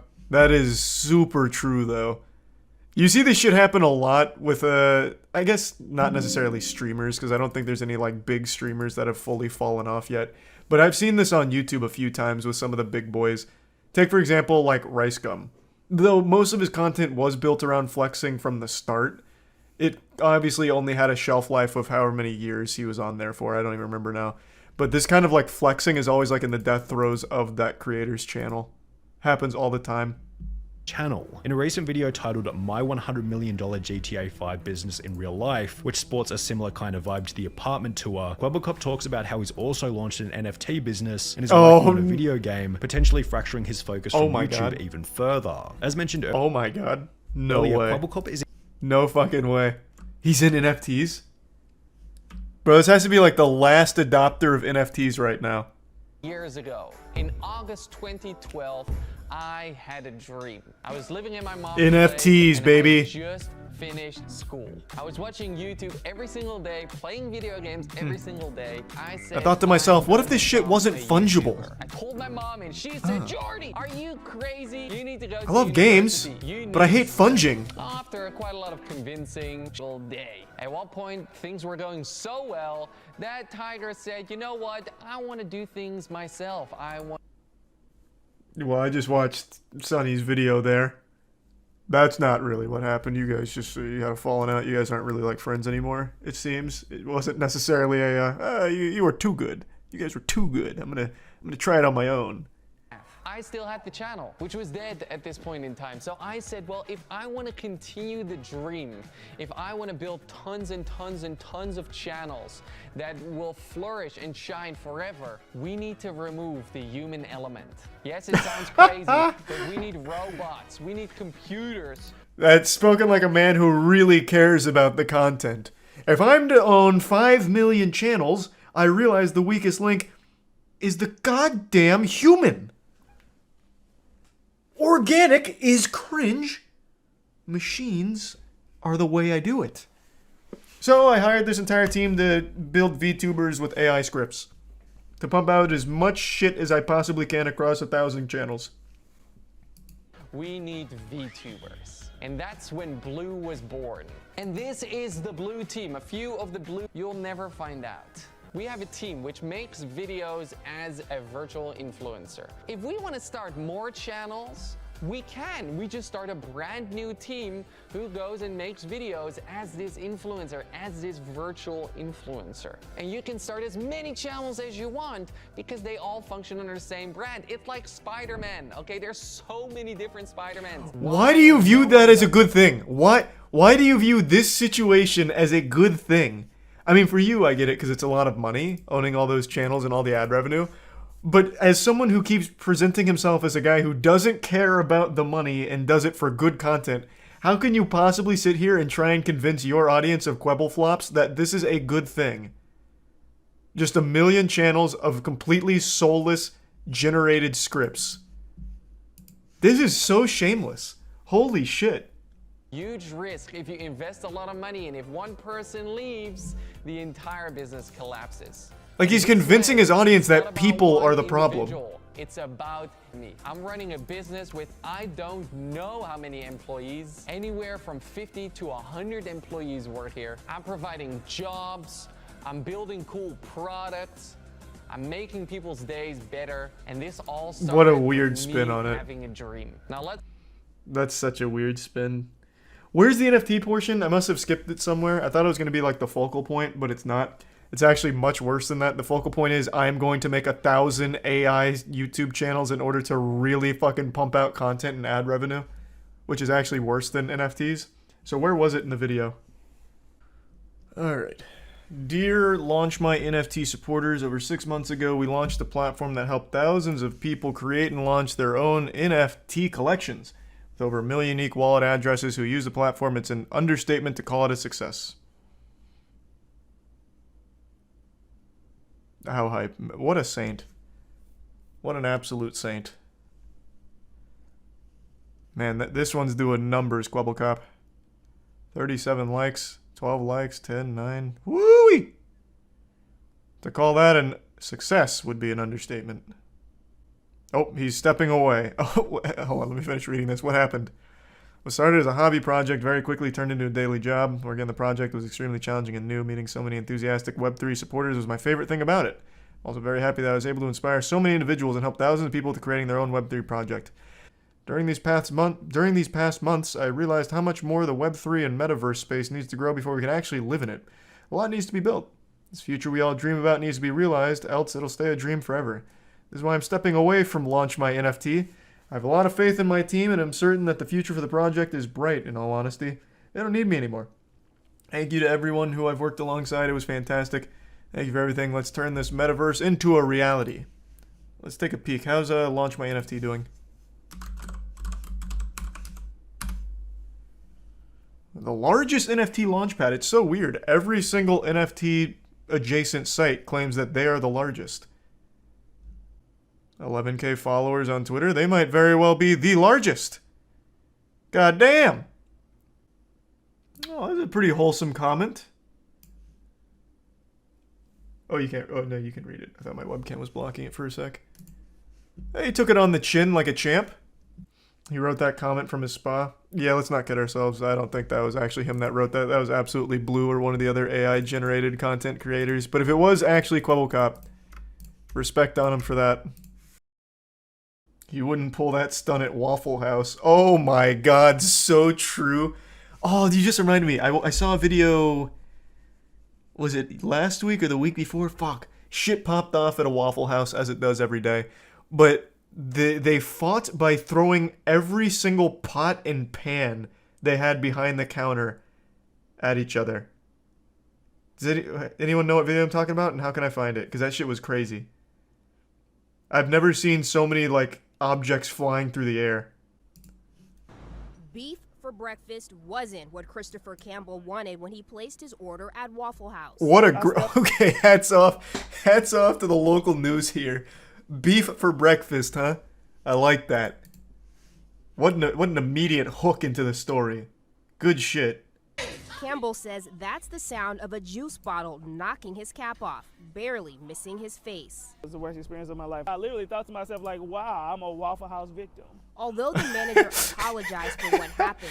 I'm very sorry. I'm very sorry. Campbell believes... Yeah, is Waffle House known for anything besides fights? I can't imagine. That's like all anyone ever goes to Waffle House for is fights and then maybe like a waffle. Where the fuck is that video though? They had like 1,000 things flying through the air. I'm talking pots, pans, salt shakers. How can I find that video? It wasn't that long ago. Not this one, but there is a lot being thrown here.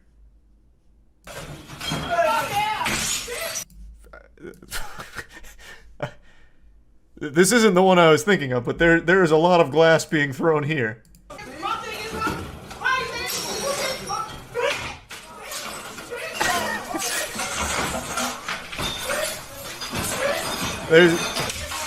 I feel bad for the rest of the customers. There's gonna be no salt left.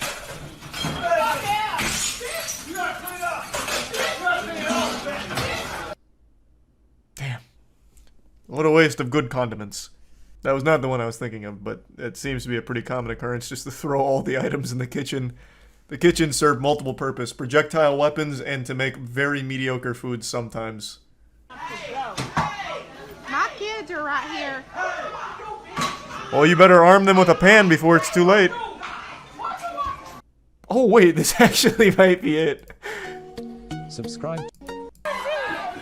Oh, this is the one. This is the one. This is the one. Like, it actually just... Bro, it fucking sounds like Looney Tunes stock sound effects. Like, it's just like perfect breaking, perfect, like, dinks and dongs when pots get hit and thrown. It's so good.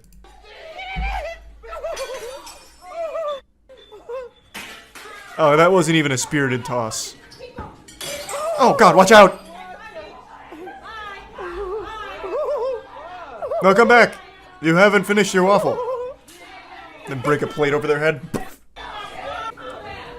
Luckily, the last thing you need at Waffle House is a plate. The #1 item they should have is like boxing gloves for you. Really throw it down efficiently. They seat you by weight class. Here's our featherweight table. You can fight anyone in this section. But if you cross over here, you're getting 5 plates thrown at you. Yeah, I've been to Waffle House probably only like maybe like 8 times in my life. I haven't seen any crazy shit. I've heard arguments, but I had never seen like actual crazy shit, and I think it's the time, because the only times I've ever been to Waffle House, even when I was younger, it was late as fuck, because they're always open somehow. I'm pretty sure they stay open during hurricanes, if I remember correctly. They have a corporate philosophy that if there's a hurricane or a storm, they try and get their stores open. It doesn't matter if they don't have power. It doesn't matter if you don't have gas. Yeah, that sounds like Waffle House. Yeah, if Waffle House is closed, something has gone awry. Something has gone wrong. Come hell or high water, Waffle House will be open somehow. Cooking waffles on pure hope. Yeah, they just rub the waffle between their hands really quick and hope to like get enough friction to heat it up somewhat. It amazes me how this is legal. I think Waffle Houses are just like a government-sanctioned fight club. Like, I don't even think they're formally recognized as a restaurant chain. It's just kind of like the Octagon, but in a more official capacity. Like, instead of the Thunderdome, we have Waffle House. Because if you go to a Waffle House, it's almost set up for a fight. It's like, it's an ingenious design, honestly, that's super conducive to like a full-blown brawl. Because the kitchen is right in front of you, but it's also sectioned off. So you come in immediately looking at the kitchen, so you have all of your weapons right in front of you that you can immediately start scoping out in case things get a little hectic. And then you have nice hallway right in the entrance, and then 2 side wings for like a brief respite, so you can go to like one of your corners, get some water, maybe get a waffle in between rounds, and then come back to the middle and throw down again. They're the PvP enabled zone. Yeah, pretty much. Look up Waffle House Index. What's that? Is that a video or like a philosophy? There's an actual metric scale called the Waffle House Index that is used for when there's a storm. Green means there's power. Yellow means they have to use a generator. And red means the restaurant...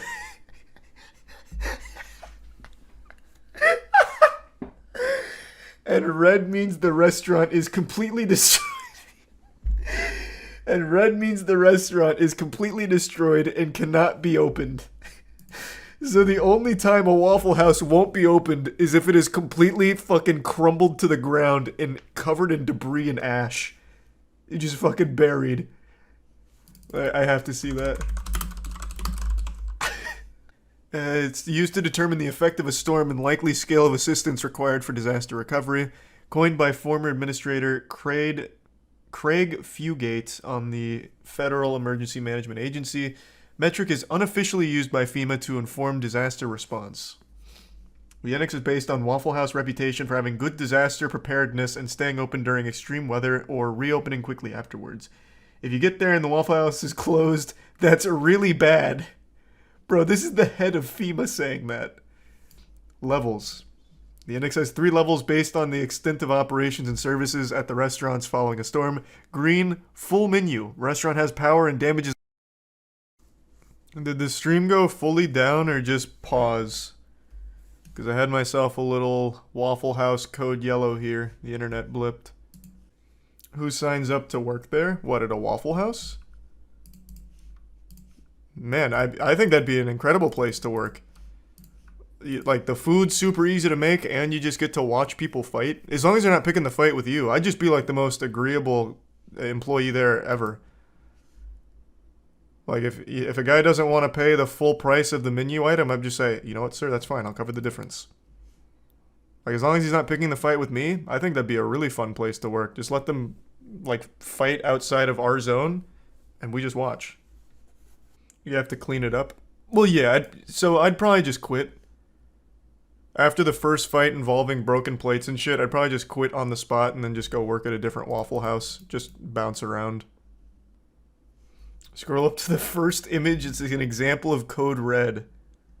Where? This? Oh, this was a Waffle House? Oh, no. Oh, that is indeed a Code Red. Damn. Fuck. I'm surprised they didn't try opening with just these 4 seats. Oh, I didn't realize what this was. I thought this was like a Waffle House under construction. It's a fallen soldier, I see. But the only reason why, like, there were more plates thrown at Denny's during their brawl than at Waffle House is because Waffle House doesn't have that many items. I'm pretty sure once a plate gets thrown at a customer, it never gets replaced. You know, it's not like, you know, when you cut down a tree, you plant 2 more in its place. When you break a plate as the Waffle House employee during a fight, you don't get a new one. They don't replace it. So eventually they just bleed out there. No more plates. Some very interesting news came to light that involves a very popular fitness influencer whom I'm sure you've all seen at some point, the Liver King. He's most known for his videos eating raw meat, raw organs, raw testicles even, which goes so hard. And he preaches the ancestral primal way of living and says that you can achieve his ungodly physique, and his body does look like something straight out of Dragon Ball Z or Baki the Grappler. He says you can achieve that 100% naturally by following his 9 tenets. And he is also a very successful businessman. He has tons of companies under his belt that he claims makes him over $100 million a year. And just a couple days ago, much like my ass after eating spicy food, a big leak happened. Emails between the Liver King and a coach that he was turning to for some advice have now hit the public eye. And these emails indicate some juice usage here, and some pretty expensive juicing at that, which completely goes against everything he preaches because he vehemently defends his body being natural. He has said millions of times now across tons of podcasts, his own content, saying he has never touched this stuff and never would. He is 100% natural. But now we have a lot of evidence to suggest that that's completely false and just a blatant lie. Now, this is probably the least shocking news you've ever heard because anyone with eyes should be able to look at the Liver King's body and immediately deduce that this is not a naturally achievable physique in any universe. And especially not for someone of his age, mid-40s, he'd have to have had genetics gifted straight from Mount Olympus. And most fitness professionals have called him out over the years saying that he's juiced to the gills. And I mean, just look at him. Like, I could swim in his veins. They're so fucking huge. Like, this man has more sauce in his body than a Chick-fil-A. Even when he's sitting down, just look at his abs. His six-pack is more defined than 4K television, and they have more depth than a Game of Thrones season. It's beyond me how anyone ever believed that his body was naturally achieved. It's been very clear and has been called out many times that he is absolutely on the gear, but a lot of people just wanted to believe in the teachings and hope that they could get something similar. But realistically, the only way you get a body similar to the Liver King's is if you somehow get chosen for the Captain America Super Serum or start cycling some very heavy-duty stuff here. Now, what you're looking at here is everything that Liver King said he'd been taking. This is part of the emails with the coach. And if you want a more in-depth breakdown of what all of this is, More Plates, More Dates, which is the channel that broke all of this, goes into very good detail about what all of this is. So you can see there is a lot that he's taking here, and from what I've read, this comes around to about $15,000 a month worth of these enhancements, these unnatural enhancements to get him his body. And I want to be clear here, I'm not just vilifying anyone who uses steroids or anything to help them achieve their fitness goals. I think that's totally within their own right as a personal choice that they make. Yes, of course, it's dangerous, but it's their choice, and who am I to stop them from doing that? If they get medical supervision, of course, that's going to help. The problem that I have here, as well as many other people, is that he's selling a lie. He's blatantly lying, saying that what I have achieved is naturally achievable if you just follow my 9 ancestral tenets, none of which contributed to the HGH that he was boofing up his fucking asshole here to get him these incredible results. Like, none of that is what he is selling. He's not selling any of these steroids. He's selling hopium. If you want to be a top king, if you want unlimited access to cars, money, and if you want to find your queen, then you have to fuel your efforts with ancestral supplements, liver, beef organs, and bone marrow with breakfast, lunch, and dinner, because liver is king. And you already know, with breakfast, lunch, and dinner, always gonna have a whole feast protein shake. This is a clip from More Plates, More Dates, who made an amazing breakdown on this entire situation that I highly recommend. I'm going to put a link to it in the description. But I wanted to show you one of his advertisements for some of his brands here. And I just feel like this is super scummy because he's making it sound like these supplements, you know, are really helpful to getting you jacked like me, the Liver King, whose nipples could probably shoot milk fucking 50 yards away with how big my pecs are. Like, he's making it seem like he got huge from these things, and now he's revealing these secrets and selling them to you so you can get big and strong like him. But that's not really the whole story, clearly. It seems like he had a lot of help from a old human growth hormone over here. It's not really the supplements he's selling that worked for him. It's the goddamn HGH and everything else that he was taking. So it just seems like he's selling all of these dietary supplements knowing full well they're not exactly necessary, and it seems like it's done just to squeeze a couple extra dollars out of his audience here. But I don't think everything he's done or said is harmful. Of course, all of the raw meat eating shit is pretty dangerous. Like, that's not optimal. That's not good advice to just go out there and eat fucking raw meat. Like, you should, especially not raw testicles. I don't think anyone should be listening to the Liver King and start panicking like, holy shit, I want to get huge biceps and a fucking bulging turtle shell six-pack. I'm going to go run outside right now and skin a squirrel and eat the balls off of it raw. Like, none of that, I think, is good advice, of course. And, of course, none of his, like, primal stuff really matters. Like, your mindset of being a primal man's not going to all of a sudden make you jacked or anything.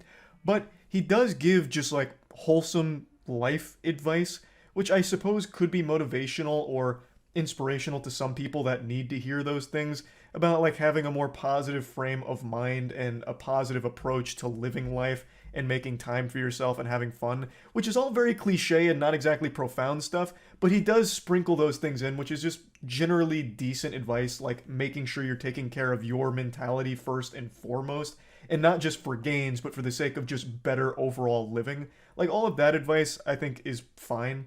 It's more so when he gets into this stuff where he's, of course, blatantly hiding that he does have a past of using steroids and is very much still on those unnatural boosters and pretending he's not.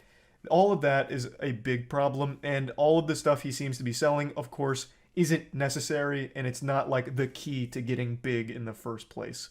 Maybe it helps some people, but it's not exactly as he's advertising it. Now, when it's all said and done, I'm sure there's a lot of people in his audience, a lot of his fans, that probably don't care and probably always knew that he was on gear, and they'll probably still follow the ancestral way of living he preaches because maybe they like it. And there's nothing wrong with that. I don't necessarily agree with a lot of the ancestral shit he talks about, like sleeping on a goddamn block of wood or being afraid of Wi-Fi signals in the house and shit like that. I think that's all just super silly stuff. He became huge in the first place because of his over-the-top raw meat eating and his wild physique. People wanted to look like him because he looks like an absolutely jacked Radagast the Brown from Lord of the Rings. So people bought into his program under the assumption that if they follow this, follow the ancestral tenets, maybe buy from his other companies that all filter from the Liver King overall brand, maybe they too could look like him. But now that this information has come to light, it's clear that what he has achieved with his own body is only replicatable if you also start cycling that kind of juice. Not from following his program or taking his bone marrow supplements. Now, he has had somewhat of a response to this information coming out, but it's a pretty confusing one. According to the Daily Beast, his response was, "In a weird way, I'm grateful for the recent events that have shed light on this complicated as fuck topic." He then followed it up by humbly requesting that podcasts have him on to discuss his lifestyle, and then says, "I model, teach, and preach a simple, elegant solution called ancestral living, the 9 ancestral tenets, so our people no longer have to suffer so we can collectively express our highest and most dominant form. This is my fight." So it really doesn't say much of anything, just drops a fucking nothing burger on the plate, and that meat is raw. Like, there's nothing here. He doesn't really give any information. It seems like he once again wants to squeeze clout out of this situation by openly asking to go on podcasts, which he's made a habit out of. He's been on more podcasts than anyone I've ever seen in my fucking life. Any podcast you can think of off the top of your head, like maybe your local college campus podcast, he's probably been on it. Like, he has been on everything because he openly says, anytime people are talking about me, it's a good thing. Whether it's negative or positive, like there was a whole conspiracy about him potentially having ab implants. He says, you know what, that's great too, if people are talking about me. So he wants as much attention as possible, always has, and even in this situation here, is looking to capitalize off it for the sake of publicity. So I guess maybe when he does go on his next podcast, we'll have more information on his side of things, but as of right now, we don't have a whole lot from him to go off of. But we do have a lot of evidence that I do think is reputable. I don't see a lot of wiggle room for that being fake. I trust the source. I think More Plates, More Dates is very reliable when it comes to information like this, and he delivers a very in-depth look at all of it. Again, I can't recommend his video enough if you're interested in this topic. So yeah, I just wanted to go over this because I've talked about Liver King quite a bit. And I will say, while More Plates, More Dates has convinced me Liver King doesn't have ab implants, I full-heartedly believe he has had ab etching, at the very least ab etching done. It makes no fucking sense to me how he's able to have such a defined six-pack bulging, bursting from his skin, even while sitting down. That doesn't make sense. It looks like the top of a fucking grill at all times. It looks like it's made out of actual steel.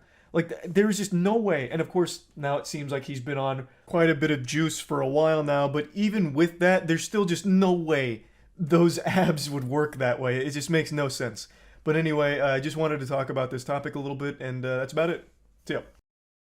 Last night at around midnight, we were blessed with another chapter in this never-ending story of drama with Nintendo, Panda, and Smash World Tour. This is of course a scene I'm very passionate about since our esports organization literally started in Smash Brothers. Without Smash Brothers operating the way that it has been, there would be no Moist Esports, and without Moist Esports, the world is a worse place. So I've been following this story extremely closely, and last night we got a brand new development.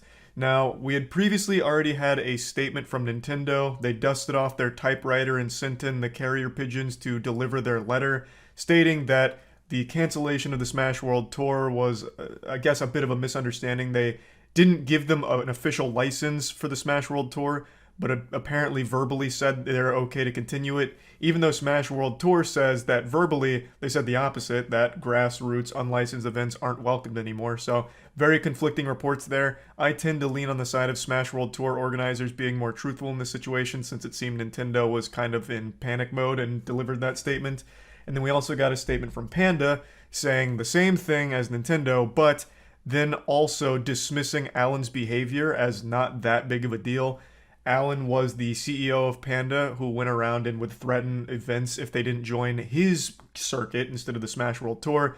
He would say, like, it'd be a shame if this got shut down. It'd be a real shame to get Nintendo involved here. So he acted like the Smash Brothers Mafia, running a protection racket. And when Panda released their initial statement, they kind of dismissed it as not a huge issue. They acknowledged it briefly, saying, like, yeah, Alan went rogue. He started breaking kneecaps of people that didn't want to join the Panda Cup and threatened to maybe get Nintendo involved in their unlicensed event and maybe intervene. But, you know, it is what it is. That wasn't great, but that's okay. Alan cares. We all care. At Panda, it's community first. We're here to fuck some ass and have some fun. But that wasn't received positively since they didn't really address anything. It was very much a nothing sandwich. And then last night at midnight, Panda released another statement, and Alan did as well. Alan finally came out of the shadows, putting on his superhero cape in order to save the day by releasing his side of the situation, and instead of actually making a real statement, he dropped a teaser trailer for an upcoming statement. So he said that he has evidence to prove two things, and then dropped a picture of bullet points, 2 bullet points. The first one, Smash World Tour lied, and the second one, Beyond the Summit, which was the organization that he had threatened, was actually jeopardizing the community. That's all he said, but he said he has evidence to prove these claims, but he didn't provide it yet. So, if he does have evidence to back these up, that would be a huge Uno reverse moment, but I don't really know what that evidence could look like there unless he's coming out with the wildest receipts the internet's ever seen and he drops like a 14,000 word Mick Gordon response. But again, I don't know what his proof could even look like unless he has fairy godparents that could just poof some magic shit into existence, because a lot of the claims have been confirmed by multiple sources. I think the only thing Alan could have is emails between him and Nintendo where Alan maybe fought for Smash World Tour to not be canceled. Like maybe he was trying to dissuade Nintendo from taking action against them. He was trying to push them in the other direction. Of course, I'm just spitballing here, but I do think it's important to mention that Smash World Tour in their initial statement never explicitly said that Panda was responsible for the shutdown of their world tour.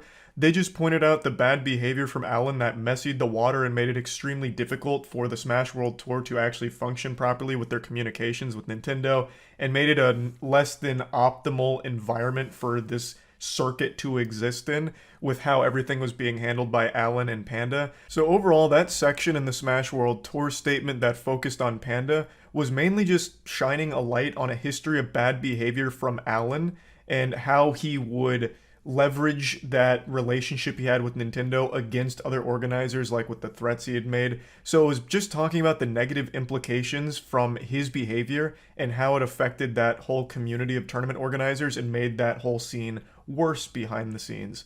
So it was never directly accusing Alan of being the one, the mastermind behind their shutdown. It was more so just accusing him of being a bad actor that was really acting in their own selfish interests. Not so much being the one that forced Nintendo's hand to shut everyone else down or anything like that. Though of course there are plenty of ways of reading between the lines with Alan's history of using that Nintendo relationship to scare other organizers, like where he basically went to Beyond the Summit and said, might need to get Nintendo involved in this unlicensed event unless you give me broadcasting rights or join the Panda Cup or whatever. You could then say that there was a very real chance that Alan did that again to the Smash World Tour, which eventually led to its shutdown. But that was never a claim Smash World Tour themselves were making. They were never saying Alan was the one that made Nintendo do that. They were just showcasing his bad behavior throughout the months and how it negatively affected the relationship for everyone. So I guess, and this is again just speculating, Alan could come forward with that evidence saying no, I never made Nintendo shut Smash World Tour down. I never shut Smash World Tour down. That wasn't me. That's a lie. But again, that was not the claim Smash World Tour themselves were making against Alan. Of course, once again, I'm just throwing darts at a dartboard on what his evidence could look like, but I am extremely excited to see it when he chooses to provide it. I think it's extremely important that we all have a full look at the entire situation from all sides, so that evidence, I think, is extremely important for everyone to see. Hold on, we got some breaking news from the front lines here. Perfect timing. They tweeted this right at the end of that set. Panda's heard the concerns of the Smash community and is taking immediate action. Well, you're wrong. This is not immediate. This is now 4 or 5 days later. Alan is no longer CEO effective immediately. In the interim, Panda employees are working with outside advisors to form a temporary interim management committee to act as CEO to navigate this critical time. It is a critical time. Their company is burning. They've lost 80% of their talent. Literally 80% of their salaried players have left or expressed intentions to leave now. So the company would die should that happen. The identities of those in the IMC will not be made public at this time due to concerns over harassment and safety. Fair. The IMC's immediate priorities are work with any team member that desires to resign, including release from any contractual obligations. Good. Support those who feel displaced through these events to find a home, either with Panda or another org. Solid. We call on the community to treat those affected by these events with grace, understanding, and call out and report any attempts of doxing harassment. Additionally, due to security concerns for our staff and contractors, the Panda Cup finale is postponed. Yeah, everyone that was going left. They all went to main stage instead or just outright canceled. So that's probably a good call because it would have been so fucking pathetic to actually watch that broadcast with empty seats and no players. Would have been going to my 16th birthday party. The IMC will work to ensure or issue refunds to all those who registered, and Panda is committed to demonstrating our dedication to the community and everyone who shares our passion. Panda is committed to doing our part to move the competitive Smash community above and beyond the current situation, starting with an eternal restructure and re-education. That word is always so dystopian, a re-education. It makes it sound like they're going to lobotomize all the employees. To our values as members of this community. Had this been their initial statement, I would have believed them more. If they did this first, I don't think they would have lost 80% of their players. Their first statement was Hey, yeah, Alan went rogue, and man, that was silly, wasn't it? But that's okay. Hey, Panda Cup's gonna fucking eat ass. It's gonna go great. Gonna get out there and really steam ham. Like, just downplaying the severity of everything and just being really dismissive. That was a terrible response. This should have been their first one. This one's better. Action. Alan's no longer CEO. Okay, makes sense. He literally did his best to bury this company. Oh, a rededication. Oh my god. Oh, I thought that said re-education. A rededication. That's a seldomly used word. I thought it was going to be about employee training or something. Like, remind them why we're in here and, like, why we're in the community. I haven't seen rededication since, fuck, probably ever. Yeah, ceremony in which a building or other structures is formally declared for the second, third, etc. time to have a particular purpose to honor a person or group. Alan's still working at Panda, though. Yeah, but even still, this shows action. Forcing him to step down takes away his power to intimidate other orgs, so he can no longer make those threats about shutting down. This just feels like a big panic response, and it's still not like the best action. Whoops. It's still not like the best action they're taking. Like, it is a step in the right direction, but I don't know how they could ever prove they care about the community going forward after what happened. Like, I don't know how they could ever earn that trust back. So I still don't really see a future for Panda events. Now, maybe they'll be able to earn enough trust back to prevent the other 20% of their players from leaving. That I can't really say. That's a personal decision, and I wouldn't hold it against them if they choose to stay with Panda. Because again, in the fighting game community, money is hard to come by. Prize pools for fighting games are actual nothing burgers. You get like cigarettes. You get like a pack of cigarettes, like chat said. So you're not making money in the fighting game community unless you're sponsored. You're just losing money. So anyone that chooses to stay with them, I totally understand. I think the damage has already been done. I don't really think there's a way of healing it. You can't put the toothpaste back in the tube, right? You know, as they say. The genie's not going back in the bottle. Had that just been their first response, I think they probably could have saved their company. Who knows? Maybe they still can. Don't think there's a way to save it after the double down. That's what I said. Their first response, I think, was what actually buried them. Had they come out with this more hard-lined approach, I do think they would have had a much better chance. Like I said, I still think it's probably too little too late. I don't know how you really earn back the community's trust after this shit. I really don't know how. I haven't read this yet, so this is going to be breaking for all of us. What is missing from this statement is any mention of Alan divesting his interest in the company. My understanding is Alan owns Panda and basically controls the company. At first blush, this just sounds like damage control and a desperate attempt at grabbing a life draft. Yeah, I guess that's a good point. I still think by not being the CEO, he loses most of his power with those like threats he was making, but I mean, LD knows far more than I do about this. Now, for those that don't know, LD is with Beyond the Summit. He was one of the people that was directly threatened by Alan. Alan, you know, threatened after not receiving broadcasting rights or BTS joining the Panda Cup, threatened to, like, he slyly said, Nintendo might have to shut this unlicensed event down. Be a real shame if this just came collapsing down. Like the, you know, really getting super villainy with it. So, LD would know far more than I would here. Smash World Tour lied, and Beyond the Summit leadership put the community in jeopardy. That is perhaps one of the douchiest things I have seen. My statement with evidence is coming. Why wouldn't you wait till you had evidence instead of this Twitter, this like Tumblr attitude post? So he doesn't even deny threatening them, by the way. He's going to try and justify why he threatened them, saying that their leadership would have jeopardized the community. So I tried to be this saint to extend my bosom for them to suckle in safety. I was doing this for the community. If we let BTS leadership run rampant, the community would have died. At least that's the impression I get. Watch where you're scrolling. Mario is showing his ass in the reply section. Oh, is it Mario Goatsy? I am very excited to see what evidence he has for Smash World Tour lying. Considering they have the statements in writing from Nintendo and multiple orgs have confirmed Alan having repeated behavior about making those threats. I'm very curious to see. Maybe he has some wild receipts. Maybe. But he should have waited to post those instead of this. Anything but this. Who had a worse response to backlash, Alan or Helena Taylor?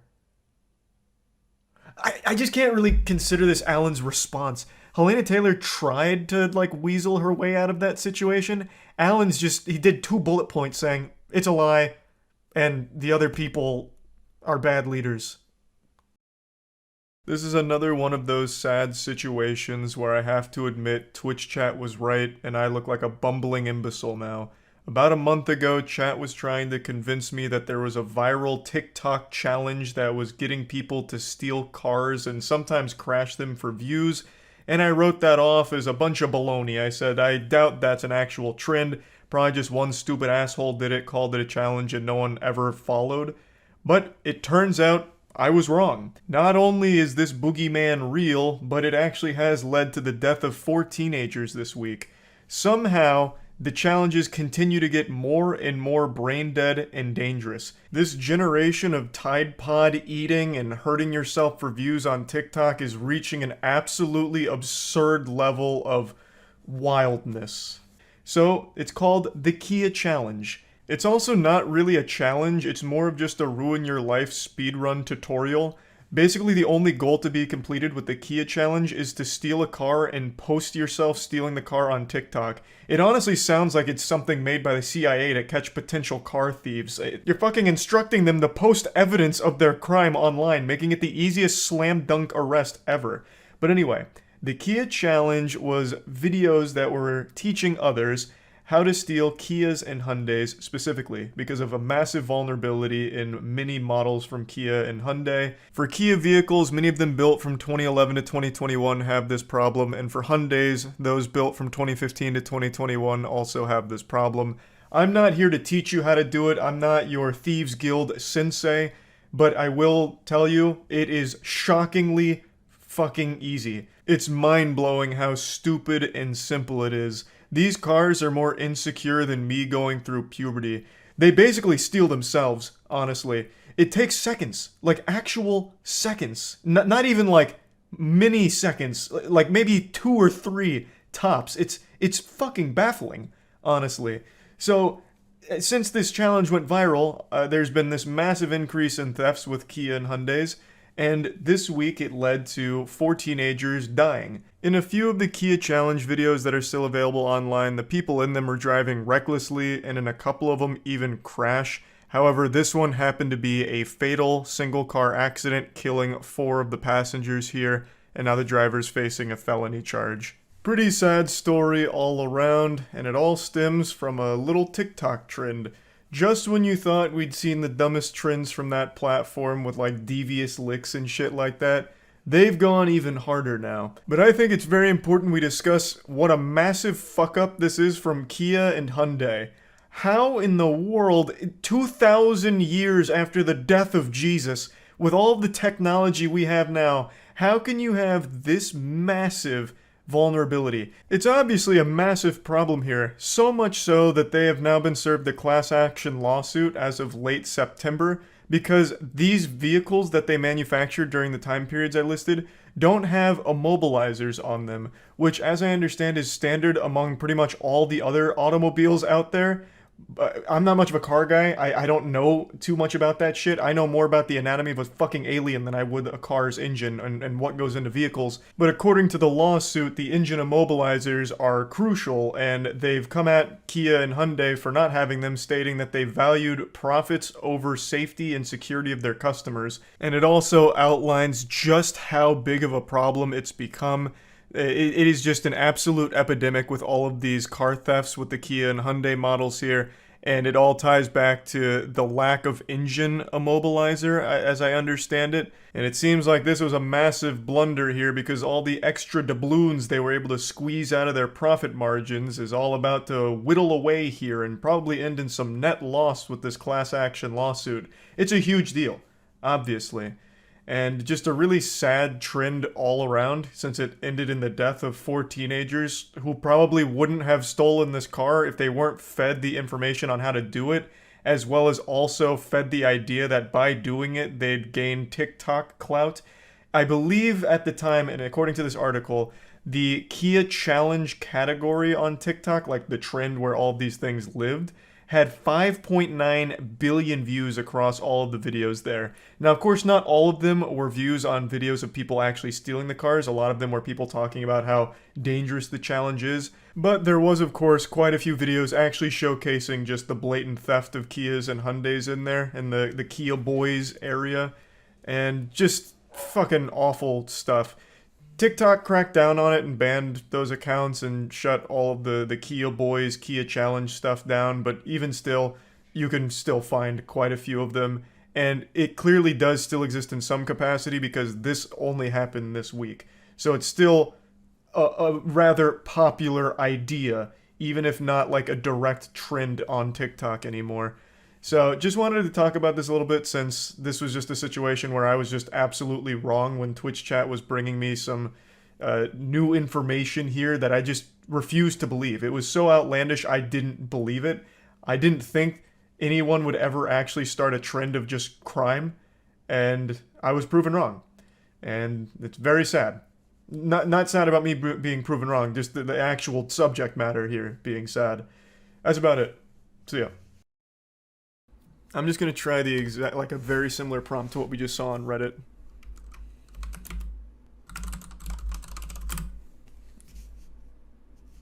Just one. Oh my god, it works. Okay, let's go. That looks nothing like what we saw on the subreddit. Where's the cat? And what is this? A pool cue? Well, we finally got a different style. That's good. Alright. A Michelangelo original. This actually looks kind of cool. Like the DVD cover for Dragon Ball Super Season 6. Alright. James Corden punching himself. We lost Vegeta, but we got something even better. Very cool. That looks nice. That looks very nice. We'll try Yu-Gi-Oh, sure. How about Yugi Moto drives riding skateboard, eating apple, blue eyes, white dragon. Holy fuck, that's awesome. It's missing like almost everything. You love to see that. Okay, let's start taking a few things out here to stop confusing it. How about Yugi Moto riding skateboard, eating apple? Jesus Christ. It's like Yugi and Bart Simpson did a fusion dance. And there's no apple. Alright, how about just Yugi Moto riding skateboard? That, who is that? Alright, we ventured into a different realm now. Commas don't do anything. I've tried with and without commas a million times now. I don't think commas do shit. My god, that's actually the closest we've come so far. Add things like 4K trending on ArtStation, etc. I did that already though with Unreal Engine. It didn't work, but here, we'll try it again. How about this? Just Yugi Moto trending on ArtStation. That would not be trending on ArtStation, and that's not Yugi Moto. It's the same guy. They just gave me the same guy on a different side. 60 steps is not enough. Or 80 steps is not enough. Cranking it all the way to the max didn't really seem to do much last time, but we'll try. They really like this guy. Why is the AI so married to this design? They were so close when I was misspelling Yugi's name. It really is attached to this character. Okay, let's switch it up. Optimus Prime, Unreal Engine. Oh. We're getting somewhere, alright. Now let's get a little more descriptive. Oops. Optimus Prime shooting laser beam from chest at statue. Dealer's choice on what statue. And we'll do it 4K. Not terrible. Looks more like that rock villain from Courage the Cowardly Dog who eventually got a coat and calmed down, but we're getting somewhere. How about Optimus Prime shooting green laser beam from eyes? Not at anything in particular. Concept art 4K. Not bad, I guess. At least this time it's close, though. Like, we're getting there. Oh, who is it shooting? They just threw a victim in here for some reason. It's like Pacific Rim, made in Roblox. Whoever it is, they're wearing a fedora. The AI does not like Redditors, I guess. The AI is wanting to kill humans. Maybe. Maybe that's what it's trying to say. Who was like a really cool person, like, long, long ago? That's not Jesus Christ. Okay, we'll do Tony the Hawk. He's not that old, but we'll do Tony Hawk. Tony Hawk. This is as simple as it gets. The person, the style. I don't know who Edgar is. Let's look him up. Maybe this is right on the money. Tony Hawk. What if I just do Tony Hawk, nothing else? What did they do to his face and his hands? He's got little snakes on his hands. And he's skating on notebook paper. What the fuck went wrong here? That's his newest trick. Yeah, maybe. Moist esports. Yeah, let's see how this goes. This is gonna be a disaster, I already know.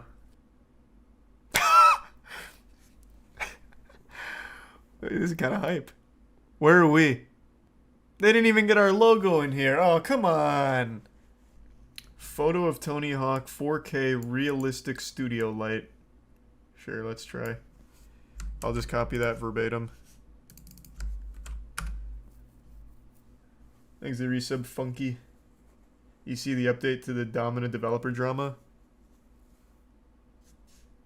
Yeah, I did, Tappy. Wow. Goodness me, Mr. Hawk. Interesting. Very interesting. Alright. It's not doing a great job with faces, so let's give it something that's not superhuman-like. Let's do... How about an animal? We'll do lion. Fuck, that actually looks good. Why does it have two extra... Oh my god, what are these? 4 noses? No, the more steps isn't going to change much. I've done max steps, I've done low steps, it's all kind of the same. Wow, that actually had a huge difference this time around. And there's a spaceship now. I guess this guy broke his leg. Oh, wait. The lion's got 3 normal lion legs and then 1 human arm. Which he's surprising this guy with. Alright, that looks like a pretty good fight going on there. It's doing a lot better with animals. So that's something to build off. Alright, I'll try this. We'll see. This is awfully descriptive. This is about as descriptive as you can really get for this scene, so let's try. Oh, it got a few things here. Okay. So it didn't get the battle with a human. It did get the realism. It did get the golden hour and the high contrast.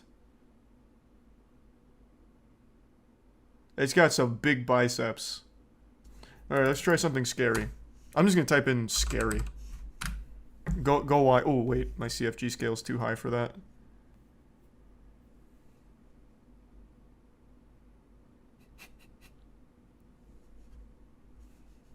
That's pretty good. Let's try horror. And let's lower the CFG. I'll give a lot of liberty here to the to the AI. Yep, that has absolutely nothing to do with the prompt, but it's pretty cool. That looks nice. Old western town, neon lit. Just throw neon into everything here. Alright. Claude Monet. The AI is really mastered. Alright. Alright, it is absolutely killing it with landscapes. It's really like people or anything organic. It is dropping ass on anything with a pulse. It just can't get it. But it's doing a really great job with like cityscapes and shit. Okay, I don't know why people keep saying this one. It's not going to work. Like there's a 0% chance that it works, but here. One of your descriptors is beautiful. How is an AI supposed to interpret beauty? Wow. Holy shit.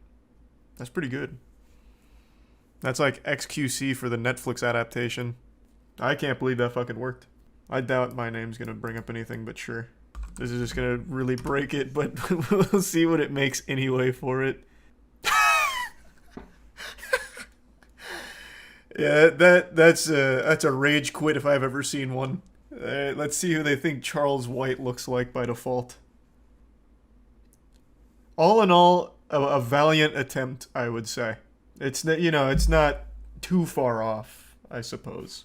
I wonder what happens if I do this. A realistic photo of my dad. Let me see. I wonder what it comes up with for this.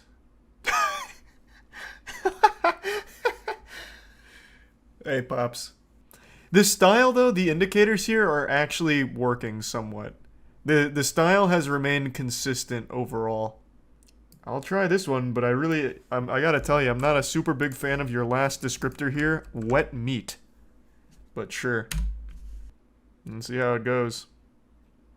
Oh, that is some wet-ass meat. That looks good. We'll just start adding Thomas Kincaid, George Lopez, SpongeBob, Hank Hill. Like, let's see what happens if I throw that in at the very end. See, like, I really don't think it does the whole prompt. I don't see anything Kincaid-esque. I don't see George Lopez, SpongeBob, or Hank Hill. Like, it absolutely just stops somewhere in the middle here. And I don't really know where, but this is fucking nice. This came out really, really well. This looks like the album cover to a power metal band. They're inside. Oh yeah, they put George Lopez, SpongeBob, and Hank Hill inside. You're probably right. These are some good generations though. But it's definitely not getting the whole prompt. It absolutely is stopping somewhere. Do glup shitto. Yeah, surely it'll nail that. Oh wait, I'm still up on the CFG. Oh! Oh! This one's just like kind of perfect off rip. Yeah, they killed it on this one. Yeah, I actually kind of want to save this one. This one's just really nice. Georgia, there's no chance this works, but I'll do it anyway just for the sake of it. It needs to be like a lot more descriptive, I think. Hey, wait a minute, that's pretty good. Man, that's not bad at all, actually.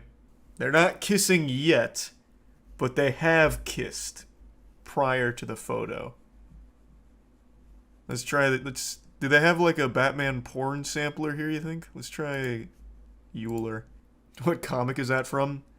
The Batman who kisses? I don't know. Oh, hey. Yeah, alright.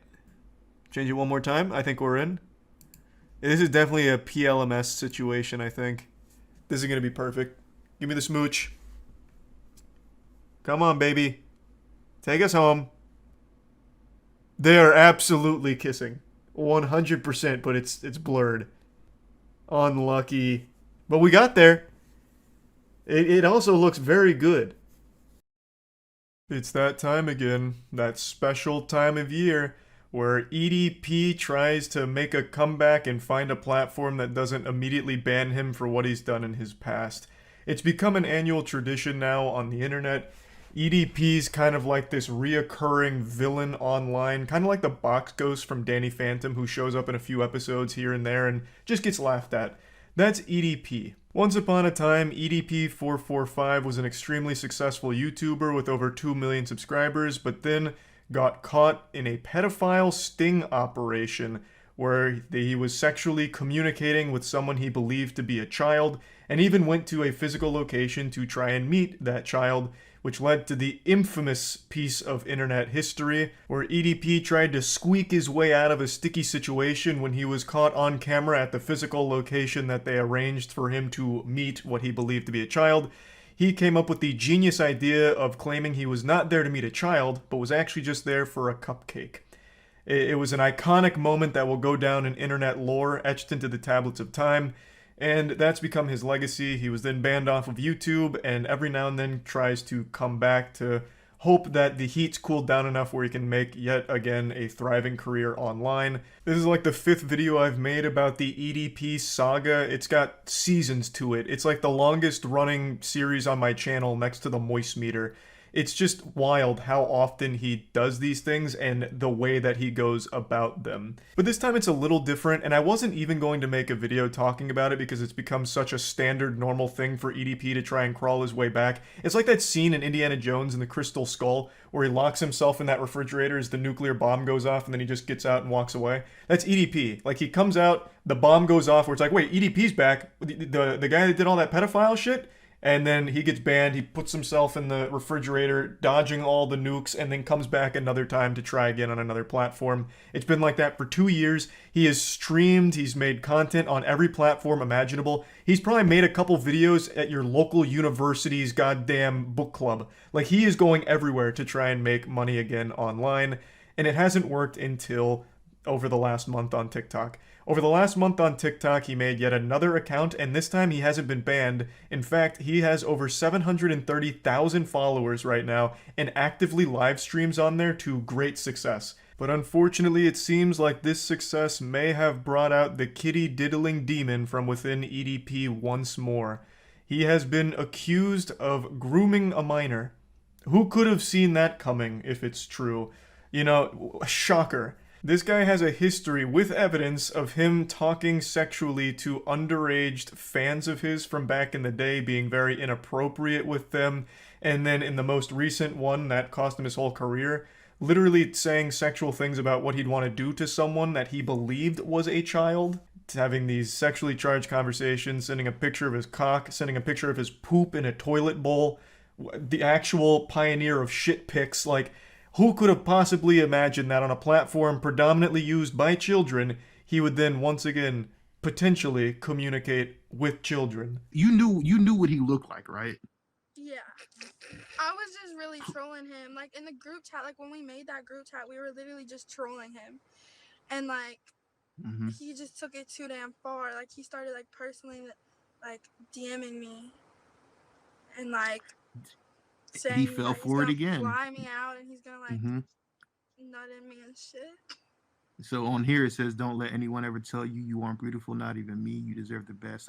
Trust me, if I was in Louisiana, it'd be a beat down your door, smothering you with flowers and hugs. You just better prepare yourself because I'm showering you on the entire world." That's the corniest shit ever. This is part of a larger interview from this YouTube channel, Master at Work. And I'll be honest, I've finished watching it, but I'm still a little confused on the specifics of exactly what happened here. The best I can piece together is the girl in the interview was trolling EDP. They had like a group chat together, and while she was underage was talking to EDP, but then she turned of age, she turned 18, and then EDP got more sexual with their conversations or something like that. I'm not entirely sure on the exact timeline of everything that happened or anything, but overall, it still seems like a very weird situation, at the very least. Assuming, of course, it's all true. There's not 100% irrefutable evidence at the moment here, and I'm sure EDP will latch onto that, claiming that it's all just fake haters trying to bring him down. Because even to this day, he doesn't really acknowledge what happened and what cost him his career. Though on TikTok, he did make a video taking a slow bite of a cupcake, which is the closest he's come to talking about it, and it's really weird that he still leans in to the pedophile stuff. Like, he knows the cupcake is associated with him trying to go to the physical location where he was talking about having sex with someone he believed was a kid, and yet he will openly eat a cupcake, thus tipping his hat to it. He's trying, like, for this level of self-awareness, like, yeah, you guys all know about the pedophile past, So here's that. And now let's talk about the Eagles. It's just so fucking weird. But yeah, I really didn't want to mention EDP again going forward since it's such a normal thing that happens now, like a little natural disaster that blows through with EDP making an account and trying to get popular again somewhere. And somehow it usually works out for him for a brief moment of time where he'll get a lot of followers in a short amount of time, like he has on TikTok. The guy's like a tardigrade, or as you might know it, a water bear, which is like this tiny little micro animal that can survive pretty much everywhere. In a volcano, in space even. Like somehow EDP always just comes back and tries to find some place to live on the internet no matter how hard the internet tries to push him away. The tenacity is unreal. But yeah, the reason I was talking about it today is because of the accusations that now came out against him, which isn't a surprising thing if all of those accusations are proven true, given his history and his repeated pattern of inappropriately talking to children. The fact that he is now huge on TikTok, which is a platform that is predominantly a child audience, it isn't surprising that he would once again go back to that pattern of behavior that he's demonstrated while he was on YouTube. So yeah, that's the EDP annual update, and that's about it. See ya. I don't understand what's going on. Perhaps the ozone layer is fully withered away, but instead of being blasted by intense heat and sun rays, we're being blasted by drama right now. It has been about 8 days of non-stop crazy shit happening all across the World Wide Web. I'm not a meteorologist, but I'm just going to make a prediction that this isn't the last of it. The rain will continue to pour until it floods. It's like the movie Snowpiercer with that perpetual motion train, the train that never stops. That's what we're in right now, except our train is powered by drama. So we have to keep shoveling drama into the train like coal in order to power it. With the rate all of this internet drama is going, I wouldn't be surprised if tomorrow I woke up to an Instagram live of Mark Zuckerberg unzipping his fucking face and revealing that he actually is a reptilian lizard man. It hasn't even been 2 days since I made a full breakdown on all of the Twitch drama, and already 1,000 new things have happened over there.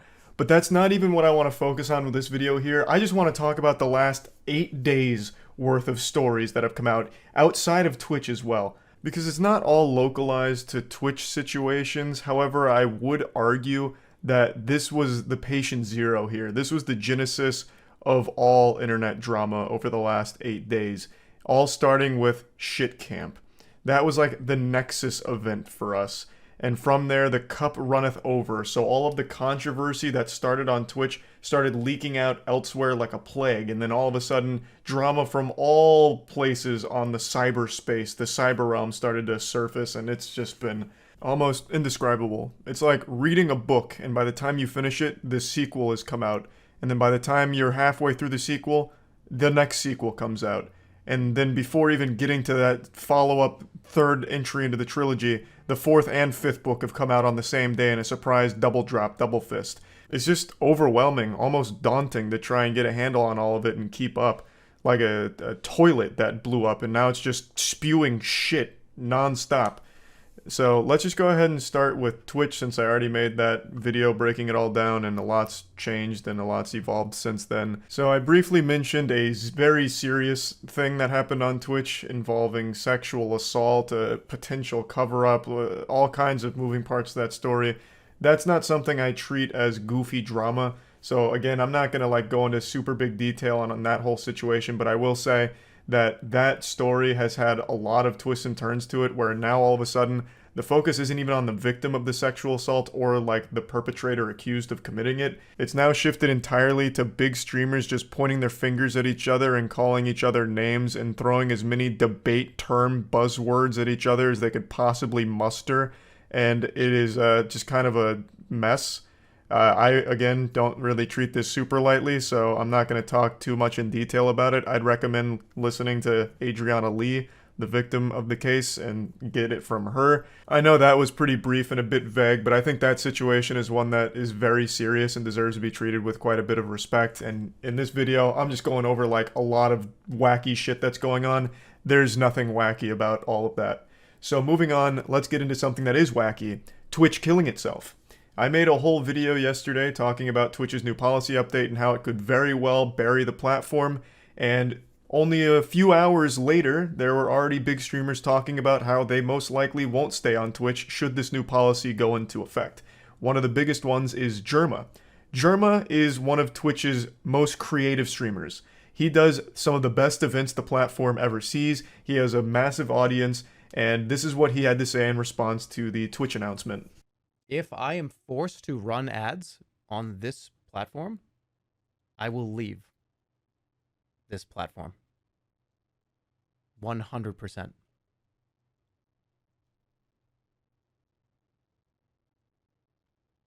So, I'm not going to be forced to run ads.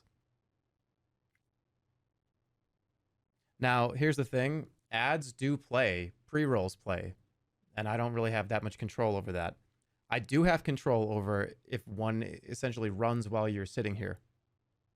And I don't want to do that. I don't want to run ads. Jerma's not alone here. Most streamers feel this way. Being forced to run ads sucks ass. No one wants to do it because it's intrusive to the content, it breaks everything up, and it's a terrible experience for your viewers. No one likes to be running ads. The people that do it, myself included, are contractually obligated to. For me, it's 3 minutes per hour. For most streamers, it's around that same as well, maybe 4 for some of them. But yeah, everyone hates running ads. It's like Garfield hating Mondays. It fucking sucks. And now Twitch is putting a much heavier emphasis on it, and like I mentioned yesterday, I'll briefly recap. Twitch put out a statement saying that they're getting rid of the 70-30 revenue split with streamers.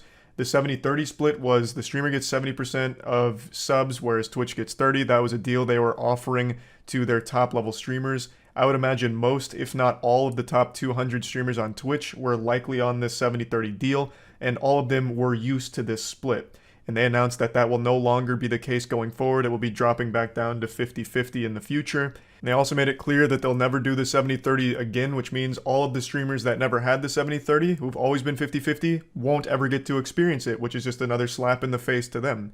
And I argued that by doing this and driving away their top-level streamers, it'll motivate them to go to a platform that has that 70-30 deal they're used to, like YouTube. YouTube has a 70-30 split. It's standard for all of their streamers. And the Twitch streamers that are the top level ones, that's what they're used to. And when their contract ends, they might just take that because it's an overall better deal. And the ads on YouTube aren't nearly as intrusive, so it's a better viewing experience for their fans. So, why would this kill Twitch? Well, it's because Twitch is an extremely top-heavy platform. According to a 2020 statistic, the 0.1% of Twitch streamers control 74% of all the watch time on the entire site. This is a 2020 statistic, so it's a little old. I guarantee you that number is much higher. The top 0.1% control much more than 74% of the watch time on the site now, I imagine. But to go a little bit deeper on how top-heavy Twitch is, the top 1% of streamers are streamers that can average 51 viewers, at least. 51 viewers. If you get 51 viewers, that puts you in the top 1% of the entire site. That's crazy. That is insane. I don't know if you're as blown away by that number as I am, but I think that is wild. So going by the 0.1% controlling 74%, you'd have to imagine that the top 1% control like 99% of all the watch time. You know, those viewers aren't trickling down to like 1 or 2 view streams. It's just not happening. They're staying with the larger streamers. So once those larger streamers are driven off the platform with this terribly greedy idea from Twitch here to take 20% back from their revenue split that they're used to, once they're driven away, where are those viewers going to go? Normally what would happen is one big streamer leaves and some of his audience follows him, but some of them just stay on Twitch because it's what they're used to, and then they just go to the second most popular streamer in that same category. But let's say more than just one big streamer leaves and now it's 2 people in that category. Well, now they're starting to run out of options because clearly these viewers aren't trickling down to the smaller streamers that are less than 50 viewers. It's just not happening, clearly. And I think a large part of that is currently their pre-roll ad system. I think Twitch themselves is hurting their viewership for smaller streamers because, as I've mentioned twice now, no one's going to click on a stream they're unfamiliar with and watch 6 ads before getting to see the content and figuring out if it's a streamer they even like. They'll get those ads and immediately leave, and now that small streamer has lost that viewer forever. They probably won't come back. And it's not their fault. Twitch put those pre-roll ads there. So, like, they're not even able to share these viewers on their own platform because of their own ad practices. So if the top streamers start leaving, the ads keep piling up, making it a worse experience to stay there, the viewers are going to leave too. They're going to follow the streamers they're used to on whatever site they go to, because now Twitch is just in the dumps. The streamers they like aren't there anymore. If they try and find a new stream on there, they're just inundated with ads, so they'll just go somewhere else. And I don't think Twitch fully understands that, so I truly do believe that this will have a massively detrimental effect on the platform, and this is just the latest unfolding. Germa's not the only streamer threatening to leave. Nick Paulum also talked about, focusing on maybe doing YouTube. Code Miko mentioned it. There's been quite a few large streamers that are talking about, maybe looking at other options because they're not confident in Twitch's ability to actually stay a good streaming platform anymore. So the signs are there. The cracks in the armor are there. It looks like Twitch's reign as king of streaming is soon to crumble should this actually go through. And that's the update there. There was also a false flag operation of drama that happened this week on Twitch. You may remember not too long ago, there was a streamer who went live and just fucked on stream. She received a 7-day ban for having sex on Twitch, which was just outrageous. And she came back, and a couple days ago, clips started circulating on Twitter again saying that she fucked again on stream. But what actually happened is some people just released the director's cut, the extended cut, Snyder cut of the first time she fucked on Twitch and claimed she did it again. So people were a little misled there. She still only fucked on stream once, but she may do it again any day now. But right now, it's just once. Now let's move on to some butt plugs and anal beads. This is the follow-up to the Hans Niemann versus Magnus Carlsen cheating allegations, where a large part of the community is talking about how Hans Niemann may have cheated against Magnus Carlsen in a tournament where Hans Niemann beat him. Magnus Carlsen's the best chess player in the world, and people have accused Hans Niemann of having anal beads in his asshole that vibrated to give him the best moves to use against Magnus and defeat him. They believe that there was a chess bot programmed into a butt plug that was firmly planted into the colon of Hans Niemann during their match that basically just gave him the cheat code to beat him. After these allegations came out, the two met each other in a tournament where Magnus Carlsen forfeited against him immediately after the second move, thus continuing this soft accusation of cheating. And today, Magnus Carlsen was finally directly confronted about it. They asked him straight up, "Why did you resign against Hans Niemann?" And he said he'd like to give his opinion on it and say why he did it, but he can't yet. And then towards the end of the interview, I can't show you this because, like I said, chess is very cutthroat with their copyright. Towards the end of the interview, he lays yet another breadcrumb in the Hans Niemann cheating accusation. At the end, he said he believes Hans' mentor, Maxim Delugi, must be doing very good. Now, Maxim Delugi is a chess player who was accused of cheating. And as I understand it, was even kicked out of a tournament mid-tournament for cheating accusations. His name kind of lives in infamy. I was unfamiliar with this player until this interview, and I was reading up on them. It's a player that has a lot of controversy surrounding him and cheating. This obviously got the chess community pretty fired up here, because that can't be a coincidence that he would name drop that player knowing his history. So everyone believes that Magnus Carlsen is gearing up to finally speak about his thoughts on Hans Niemann and his play, whether or not he's cheating or this and that. So that's the latest little scoop there. And now let's move on from everything Twitch related. Anthony Fantano versus Drake. The Melon versus Drake. Anthony Fantano is the biggest music critic on the internet, and he is hated by a lot of people for his opinion on music, including artists themselves. But none have embarrassed themselves quite to the same level Drake did. So Fantano made a joke saying, "Drake sent me a DM with a vegan cookie recipe." And in response, Drake, he doesn't want to look sensitive. Like, he's not a vegan. Are you kidding me? This is a man's man. He'll fuck a girl's pussy while also fucking her butt at the same time with his double dicks. Like, he doesn't want anyone thinking he's sending vegan cookie recipes to Anthony Fantano. How soft can you be? So, in response to that joke from Anthony Fantano, Drake himself leaked his DMs, and what he actually said to Anthony Fantano is this. This isn't Photoshop, this isn't smoke and mirrors, not make-believe, not clickbait. Drake himself posted this on his own Instagram story, thinking that it was like a slam dunk, but it just bleeds insecurity here. This is clearly a reference to Anthony Fantano himself, the light to decent one thing, so it shows that Drake actively watches him. And I really get the impression Drake just scrolls through Twitter and reads all kinds of opinions about him, because he always seems so hurt when someone doesn't like him. It's crazy how insecure Drake comes across from time to time, and shit like this is so embarrassing. What a fat fucking L. I can't believe Fantano has beef with Drake, and that Drake is playing ball with it somehow and doing such a poor job of it. So, I mean, this story's not super deep or anything, it's just really goofy and I wanted to bring it up. Another thing that came out only a couple days ago is Adam Levine of Maroon 5 having an affair with an Instagram model, even going as far as to ask the Instagram model's permission to name his upcoming baby after her. Now, apparently there's more than just one person that he's allegedly had an affair with or cheated on his wife with, but the only one that I've seen come forward with like a lot of stuff is an Instagram model named Sumner, and the texts, the DMs, have gone viral as a meme format because this guy flirts like a fucking Redditor. Don't just take my word for it though, listen to this silver-tongued devil yourself. It's truly unreal how fucking hot you are, like it blows my mind. You are 50 times hotter in person, and so am I. Ha ha ha. And then you also have this timeless classic. This one is what's become a big meme on Twitter. Holy fuck. Holy fucking fuck. That body of yours is absurd. Bro, that body it makes no sense. Bro, that body straight up goes wacko mode. Your body is a scientific anomaly for which I cannot calculate. It makes no fucking sense to me. I can't empirically prove why your body is so good. And then of course you finish strong. This is like mid-nut. I may need to see the booty. Fuck. Adam Levine really channeling his inner pirate there. About to plunder that booty. And that's where the story's kind of at right now. It's only been like 2 days here, so that's still developing. But anyway, these are like the main stories. There's been quite a bit more than this, but it's not like huge stuff nor goofy stuff.